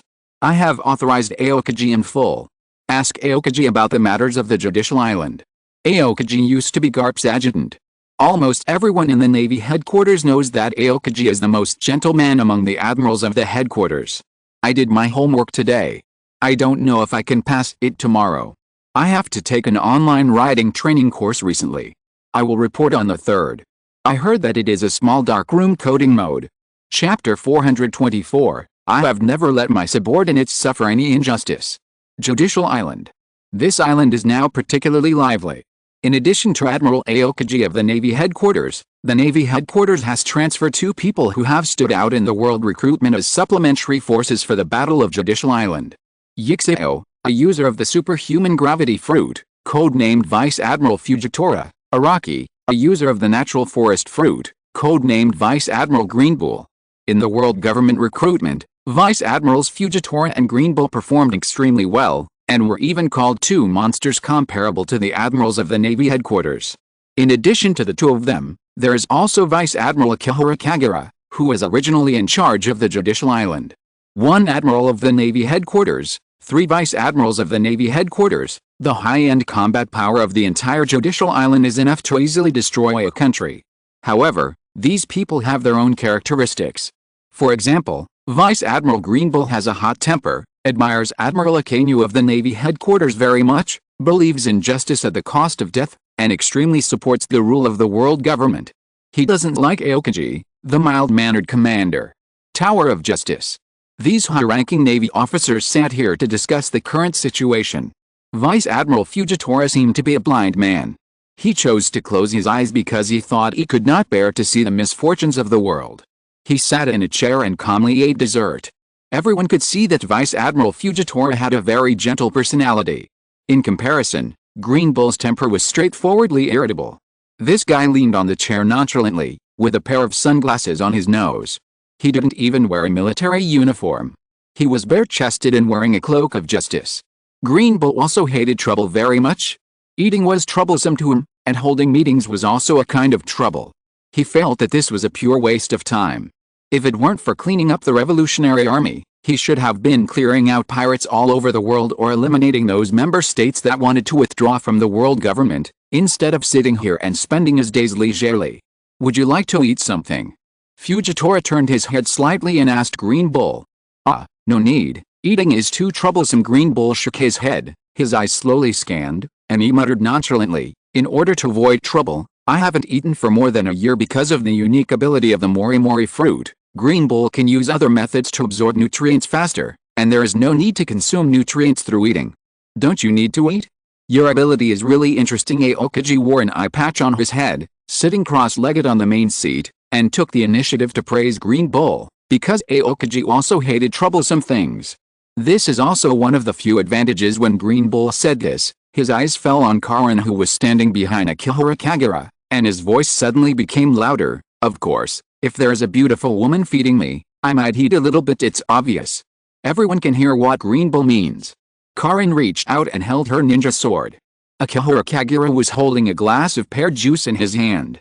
When he was about to put it into his mouth, he suddenly stopped and crushed the glass into pieces. The atmosphere in the entire conference room suddenly became tense. Everyone present could clearly feel that the atmosphere in the air was a little weird. The observation haki of everyone present was good enough that they could smell a dangerous breath coming. Fujitora subconsciously pressed his palm on the table. He has always relied on his observation haki and could feel that someone was angry. Please calm down, Lieutenant General Kagura. Karin nervously picked up the towel. It's okay. You're the only woman here. Then please help Vice Admiral Greenbull eat something. Akihara Kagura shook off the glass fragments on her hand, took the towel handed over by Karin, wiped her palms calmly, and ordered as if she didn't notice anything, "Chop up Vice Admiral Green Bull's limbs and let him eat them all. If he dares to resist, immediately execute him for treason against the world government." Hey, Green Bull frowned unhappily. No, why should he bear the crime of betraying the world government? He even asked this woman to chop up her limbs and eat them herself. Is this Akihara Kagura really a serious Vice Admiral of the Navy? However, before Green Bull could speak, Karin's figure disappeared in an instant, appeared in front of him, and drew her sword to slash at his shoulder. Hey, attacking a superior is a serious crime. Green Bull raised his arm, and vines came out of his body, and he wanted to tie Karin up directly. This ability, similar to wood release, is very familiar to Karin. In the roots where she used to stay, there were many dual-blood successors of wood release and Sharingan. They have always been with her in training. She is very good at dealing with this ability. Karin's figure suddenly turned, and the ninja sword in her hand flashed a series of shining blade lights, cutting off all the vines on Green Bull's body. Aha! Green Bull's eyes showed a hint of surprise. It was the first time he saw someone who was so skilled in fighting against a mori fruit. He controlled his vines again, and a vine grew into a fist-like tree man, smashing into Karin's body. Vajra Seal. Karin launched the diamond seal without hesitation. Golden chains drilled out of her body and quickly defeated the tree man in front of her. At the same time, the curse seal chakra began to flow in her arm. Obviously, in Karin's perception, the Green Bull in front of her was not so easy to be defeated by her. She could only enter the curse seal sage to compete with the opponent in front of her. Wow, you're so strong. Green Bull whistled, with vines hanging all over his body. He seemed to praise Karin half-jokingly. You have more life nutrients than anyone I've ever seen. You don't look like a simple person. The Navy is really full of hidden dragons and crouching tigers. Originally, Green Bull thought Karin was just an ordinary adjutant. Now it seems that this adjutant's strength is even at the level of a vice admiral. Cursed seal mode. A pair of wings suddenly grew out from behind Karin. The red-haired girl was even faster. In the blink of an eye, she appeared next to Green Bull, and the ninja sword in her hand chopped down continuously. Countless vine branches were cut off by her blade. Green Bull was directly forced back by her attack. He hurriedly raised his hand to control the vines to roll towards Karin's body. The wings behind Karin fluttered gently to avoid the attack. Please calm down. A force of gravity suddenly hit.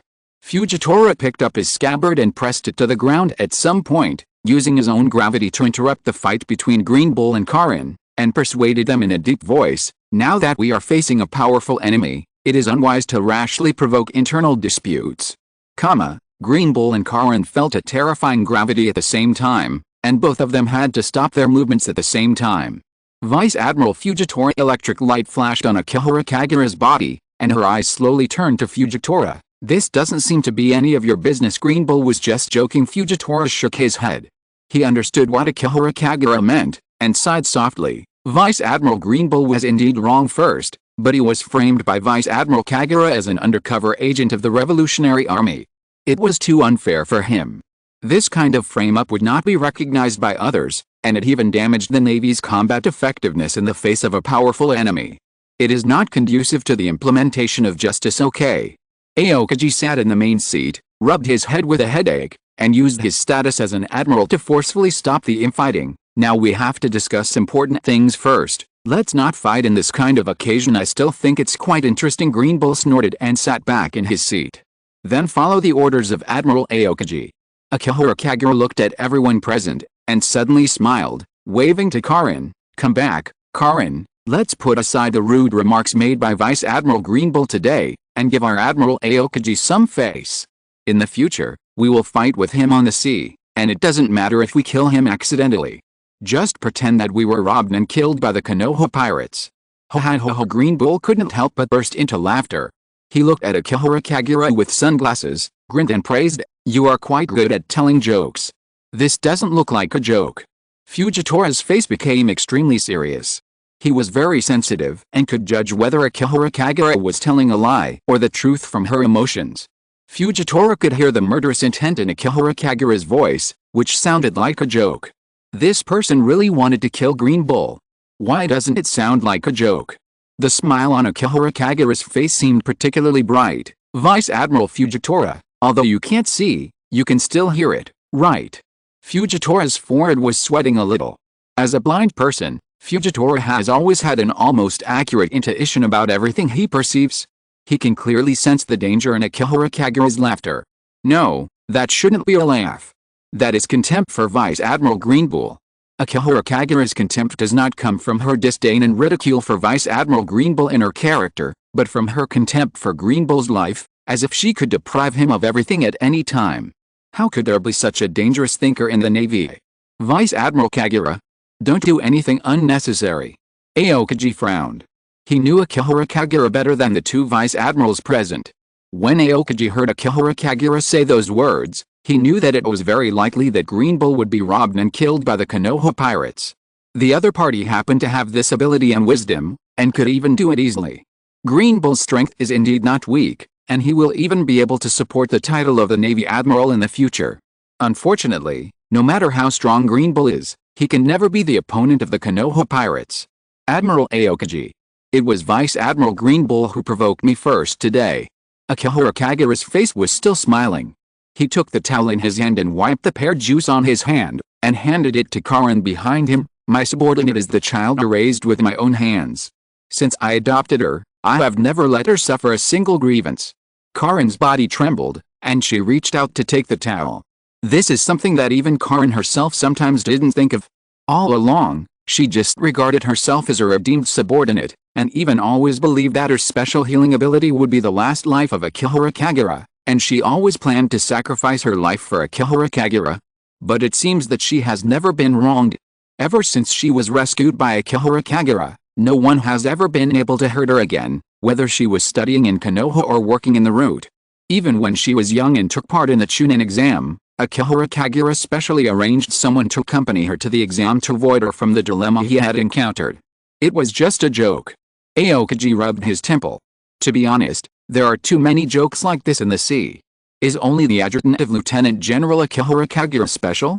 If Greenbull was asked to apologize seriously just because of a joke that was not even frivolous, it would be too embarrassing for a vice admiral of the headquarters. Maybe Akihara Kagura is deliberately causing trouble. Okay. Aokiji is not very good at dealing with these problems after all.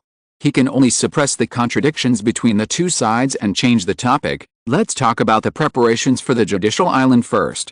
The 20,000 main naval forces have arrived at the Judicial Island. If the battle situation is unfavorable in the future, Marineford will also send new reinforcements to the Judicial Island at any time. Report. Vice Admiral Garp is here. A naval soldier knocked on the door of the conference room. Aokiji felt that he had a bigger headache. During this period, Aokiji's brain was a little exploded. Because Nico Robin is also a member of the Straw Hat Pirates, it just happens that Nico Robin is an archaeologist needed by the world government, so there's barely any trouble. But Straw Hat Luffy is the core protagonist of this Judicial Island operation plan, and is also the bait that the world government wants to attract the Revolutionary Army. It is impossible to operate behind the scenes.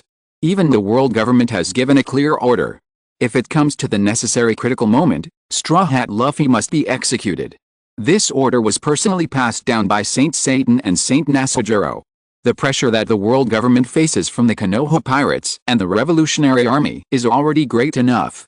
If the magical fruit in Straw Hat Luffy's body causes big trouble, the world government might as well disband it. However, Aokiji also knows that Luffy is the grandson of Vice Admiral Garp. Aokiji used to be Garp's adjutant and was taught and trained by Garp for a long time. Even his style of doing things was quite influenced by Garp. He is like a teacher and a father to him. If Vice Admiral Garp knew that he had to execute his grandson, Aokiji would really be ashamed to see Garp. To be honest, Aokiji is somewhat glad that he joined the Konoha pirates and was an undercover sent by the Konoha pirates to lurk in the Navy. Now that he has betrayed the world government's orders and is looking for opportunities to release the Straw Hats privately in the future, there is no psychological pressure on Aokiji. However, before that, he still has to go see Garp first. Aokiji could only end the meeting in a hurry. He knew why Garp came, so he stood up and left. Let's end today's meeting here. I'm going to meet Vice Admiral Garp. There were only 3 people left in the conference room. Karin, let's go too. Akihara Kagura stood up at the same time. Vice Admiral Kagura, wait a moment. Fujitora stood up, leaning on his staff sword in his hand, and slowly walked towards Akihara Kagura, lowered his head and asked, "Can you spare some time for us to find a place to talk to a blind man like me?" I'm a little curious about Vice Admiral Kagura. Oh, actually, I didn't write too much about Karen's daily life in the Naruto chapter. When I write Naruto next time, should I do some daily life to let everyone know that Akihara Kagura will even desperately protect the subordinates he recognizes, even though he doesn't need to desperately protect them? Chapter 425, No, the top leaders of the Navy are rejecting Admiral Okainu? Let's go. Akihara Kagura waved his hand helplessly. Then I'd be most grateful. Fujitora felt a little embarrassed and tapped the ground with his sword, and asked again, would it be possible for me to choose a place for a chat? If you ignore Fujitora's height of 2.7 meters, this newly promoted Vice Admiral of the Navy closed his eyes tightly, and supported himself on the ground with his sword, like an old man who was unable to see. There was even a hint of pleading on his face, which made people feel sympathy and couldn't bear to refuse his request. Akihara Kagura suddenly smiled. Have you been seen through? Fujitora's eyes couldn't see, but his intuition seemed to be able to sense that Akihara Kagura was smiling. Lieutenant General Kagura's smile should mean that she doesn't care where we choose to chat, nor does she care whether the place we go is dangerous. How confident. Fujitora frowned slightly, and his face tilted slightly to one side, as if he was still trying hard to sense Akihara Kagura's thoughts. It makes me a little unpredictable. Forget it. Anyway, I can only be a nosy person for now. Fujitora drew out his staff knife, and directly drew a circle on the floor where he and Akihara Kagura were, and controlled a huge semi-cylindrical piece of floor rock to break away from the ground, free from the constraints of gravity, and fly up, and the two people flew directly into the sky. Please don't worry. Fujitora controlled the rock under him to fly, and turned back to comfort Akihara Kagura. I know an unknown island. Go to an uninhabited island. Akihara Kagura stood on the rock slab calmly, without any fear on her face. This doesn't seem like she wants to have a good chat. After all, Fujitora didn't care about it, and continued calmly, it's hard to convince men with words alone. Fujitora is a kind person. This kind person wants to reconcile the conflict between Akihara Kagura and Green Bull. Because Akihara Kagura really showed the intention to assassinate his colleague, Fujitora also wanted to test Akihara Kagura, hoping that Akihara Kagura would not be too extreme. Most of the time, a man can't just talk to another man. If you want someone to listen to you, you must prove that you have the strength or status that can make him obedient. Fujitora and Akihara Kagura are both Vice Admirals of the Navy. Akihara Kagura obviously doesn't listen to advice, so Fujitora had to use his strength to persuade Akihara Kagura. Unfortunately, Akihara Kagura also had similar ideas. Just as they were flying away, Aokiji seemed to see this scene, and he was relieved. At least someone was willing to deal with the conflict between colleagues. As a result, before he could completely relax, a dog-headed warship stopped at the port, and Vice Admiral Garp jumped down and landed in front of Aokiji. Kyuzen Garp looked at Aokiji. His eyes seemed to age at this moment, and he softly made his request, I want to see Luffy. Mr. Garp. Aokiji couldn't refuse the request of the man in front of him. He just hoped that the old man in front of him would not do anything stupid, so as not to fall into an irretrievable situation. I won't do anything stupid. Garp could understand Aokiji's eyes.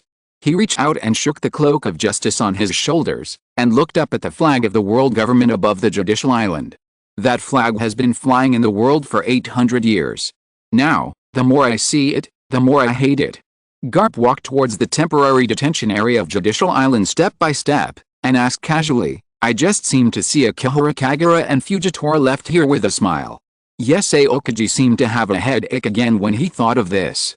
He hoped that Fujitora could persuade Akihara Kagura, and he also hoped that Fujitora would not have any conflict with Akihara Kagura, because that guy could use the Konoha pirates. Unfortunately, everything did not go as planned. On an uninhabited deserted island, Fujitora knew very well that Akihara Kagura would not listen to advice, so he directly put forward his own request, let's have a bet. If I lose, I will not interfere in other people's business. If you lose, I hope you can let go of the grudge with Vice Admiral Green Bull, and I will persuade him to apologize and not make any rude remarks again. To be honest, Fujitora's bet was quite disadvantageous to him. Because even if Fujitora wins, he won't get any benefit, and he still needs to use some means to convince Green Bull to apologize. This Vice Admiral really just wants to be a good person. The bet is not fair. Akihara Kagura shook her head and added directly, if I lose, everything will be done according to your words. If I win, Green Bull can be spared the death penalty, but you need to promise me one thing. When she said this, Akihara Kagura's eyes were mixed with a smile, and when she smiled, she was even discovered by Fujitora. And anything Fujitora hesitated. Because the bet was a little too big for him. If he really lost to Akihara Kagura, Fujitora could not convince himself to break his promise. He thought for a while before slowly nodding his head. To be honest, Fujitora was determined to win. Apart from the three most powerful generals of the Navy headquarters, Fujitora thought that no one in the Navy could compete with him. As a result, when he faced Akihara Kagura, his keen perception-like intuition did not give him the assurance of victory. Okay. I agree. Fujitora nodded slowly, stretched out his hand to pull out his staff sword, and the power of the gravity fruit gradually emerged on the staff sword. He said in a deep voice, "If I lose, I will definitely not break the contract." After that, Fujitora stepped on the ground. The next moment, the gravity of the entire earth changed in an instant. Akihara Kagura also suddenly felt the pressure on him, and his feet even sank directly into the mud on the ground in an instant. This is 100 times the gravity. Fujitora held the cane sword in his hand and calmly explained his ability. If you weigh 70 kilograms, it means you have to bear 7 tons of pressure, and I am used to fighting under this level of gravity. 7 tons of pressure is enough to be fatal to ordinary people. For the strong on the sea, 7 tons is not a small number. For example, Garp and Aokiji and others are not completely unaware when they use several tons of dilapidated warships for training. Of course. Even Fujitora is no exception. The man slowly walked towards Akihara Kagura, and his steps became extremely slow, because while bearing the heavy pressure, he also needed to control the gravity around him. This ability is useless for thunder and lightning. Akihara Kagura raised his palm, and a ball of lightning was generated in his hand, which turned directly into a thunder dragon. The thunder dragon roared and pounced on Fujitora without restraint. Fujitora directly waved the cane sword in his hand, and a repulsive force formed by gravity suddenly broke out, and the huge thunder dragon was instantly defeated. Huh? Akihara Kagura chuckled, and the lightning flashed on his hands again. 2 lightning bolts attacked Fujitora from both sides, but they were connected in series, like 2 lightning snakes. However, Fujitora didn't care at all. Although Akihara Kagura's attack ability was very strong, Fujitora's gravity was replaced by repulsion again, and the 2 lightning snakes were directly bounced away. Obviously. This lieutenant general who was promoted from the world conscription was not just ordinary. He had already mastered the control of the gravity fruit as if it was instinctive. But these moves fell into Akihara Kagura's eyes, but made him feel familiar, because he also liked to use the repulsion of Shinra Tensei to bounce away all attacks. Gravity converted into repulsion. Akihara Kagura still had a smile on his lips, and the long-lost memory revived in his brain. He rubbed his temples with his fingers. Let me think about it. How should I solve the repulsion? This is the most basic force in the world. Fujitora didn't care about it, and calmly said his opinion. But he didn't finish his words. Akihara Kagura's figure appeared beside Fujitora with a flash of thunder, raised his hand and punched Fujitora. The huge force directly compressed the air and hid him. This kind of attack is useless to me. When Fujitora wanted to use repulsion again, he suddenly felt that the huge repulsion he released rebounded directly when it touched Akihara Kagura, and pushed back in his direction, directly bounced him out. The action of forces mutual. Akihara Kagura's body slowly flew up, his eyes fixed on Fujitora who was flying backwards, and whispered about the shortcomings of repulsion. If you touch something that repulsion can't bounce away, it will be applied to the caster. Have you found the weakness so quickly? Fujitora realized the problem at the first time, and quickly shook his head. No, what's more terrifying is the terrifying force that can't bounce back even repulsion. This is the most critical. This natural fruit vice admiral who didn't come from the great recruitment, but still soared into the sky, also has quite terrifying power. It's not that I've found the weakness. Akihara Kagura's body was already floating in the air, and his palm gradually stretched out towards the island. It's just that I used to like this power, so let me show you how to use the real repulsion. The next second, a shocking momentum suddenly broke out from Akihara Kagura's body. Shinra Tensei. A repulsion so huge that it was almost despairing was released from Akihara Kagura's body. Under the fusion of Shinra Tensei and the power of the gravity fruit, this repulsion raised everything on the entire island to the ground in an instant. The trees and rocks on the island were all overturned by the repulsion of Shinra Tensei, and were pushed directly into the sea by the repulsion of Shinra Tensei, leaving only an empty flat ground. Fujitora hurriedly raised his staff sword, changing the gravity around him, trying to resist the Shinra Tensei that was coming towards him, but was directly bounced away by Shinra Tensei. Fujitora could only control gravity to float up, so that his body would not fall into the sea. He seemed to be a little unbelievable holding the cane sword, slowly letting his body float to the island, and suddenly thought of something he had heard of. But Fujitora didn't have time to ask these questions. Chibaku Tensei. Akihara Kagura raised her palm directly towards him.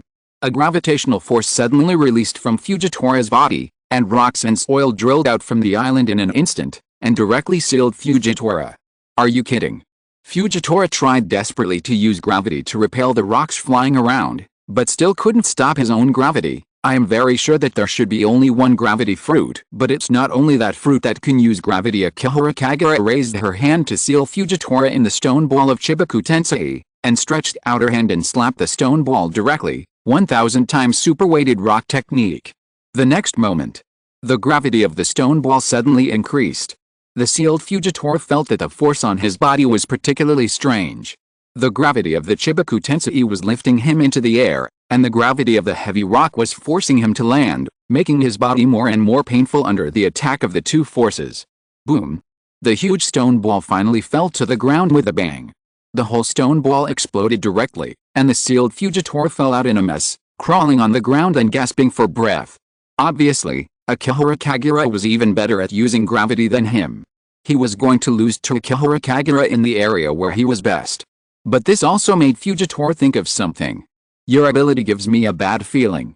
Fujitora recalled some rumors he had heard about the battles of the Konoha pirates, and said in a deep voice, "It is said that the vice captain of the Konoha pirates, Uchiha Madara, can also use repulsion to fight.